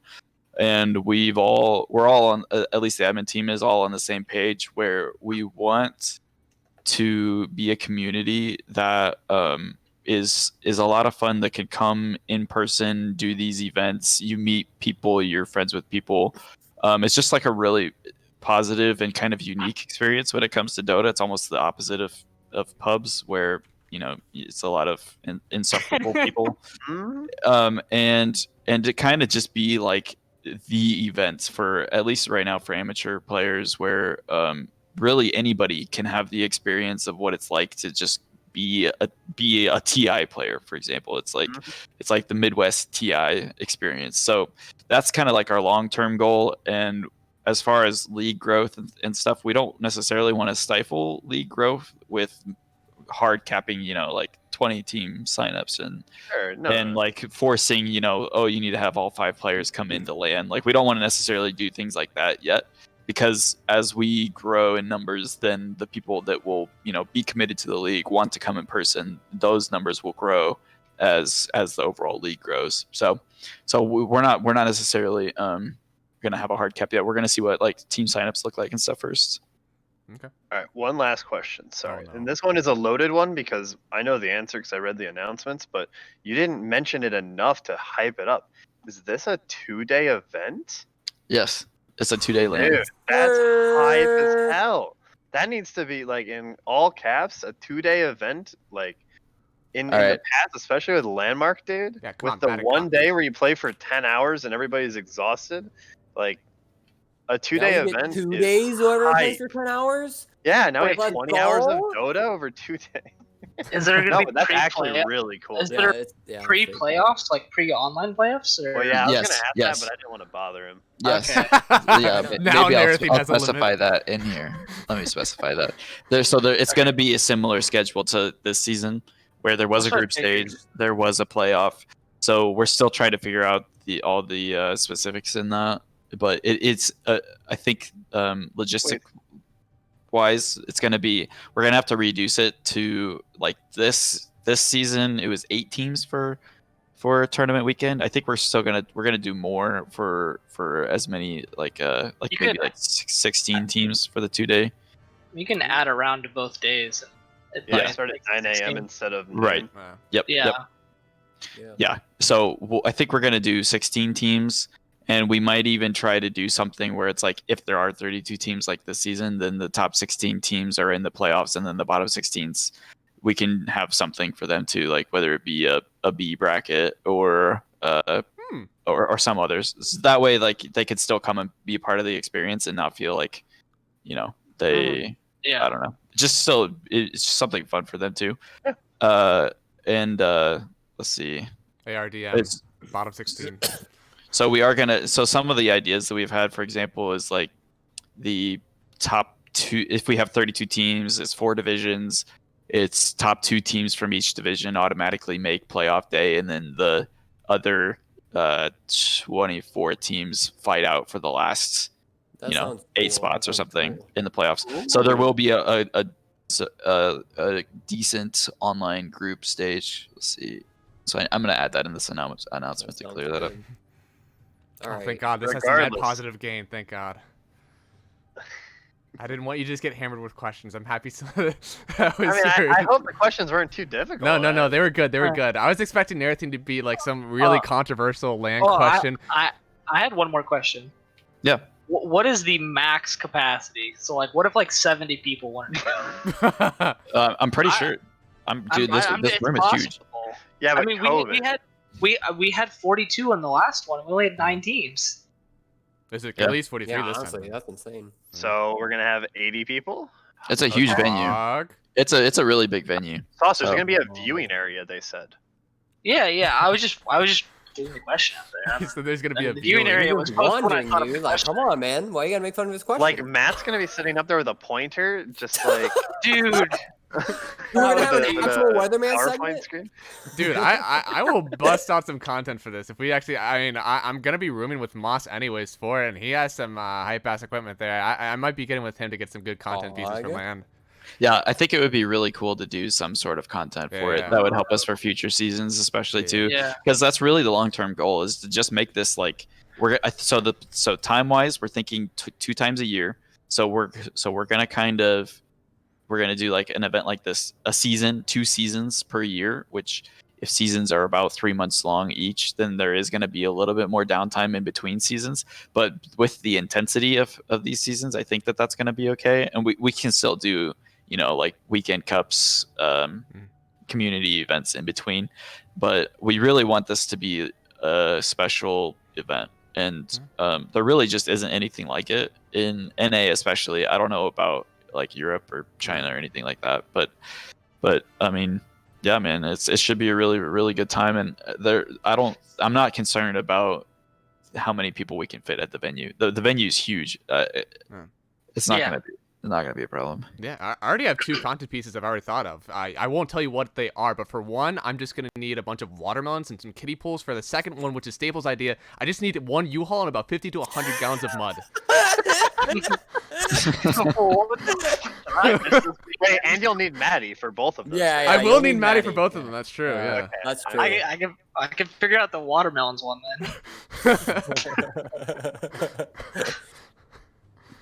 All right. Well, are there any other questions for Maddie? I'm gonna shut it down here. This has been a wonderful I grand. mean, I have final. like 30 more questions, but none of Maddie- them that should be asked on this stream. Maddie, so obviously, No, then we'll shut it down for us. So Maddie, Zach, Maddie. Yes, Bob. Yes. Obviously, you got eliminated by BobbyPMA. What will you do next season to rig the league to make sure that you don't get eliminated? Bobby's gonna be. You'll be adjusted in 4K. Like, come on. Bobby's okay. going to be adjusted to 7K and therefore be And he will disqualified. ineligible to play. I He'll be understand. ineligible to play. I understand. Doesn't get a graduation even with the adjustment. No. He's just done. Sorry. This was his graduation season. Mm-hmm.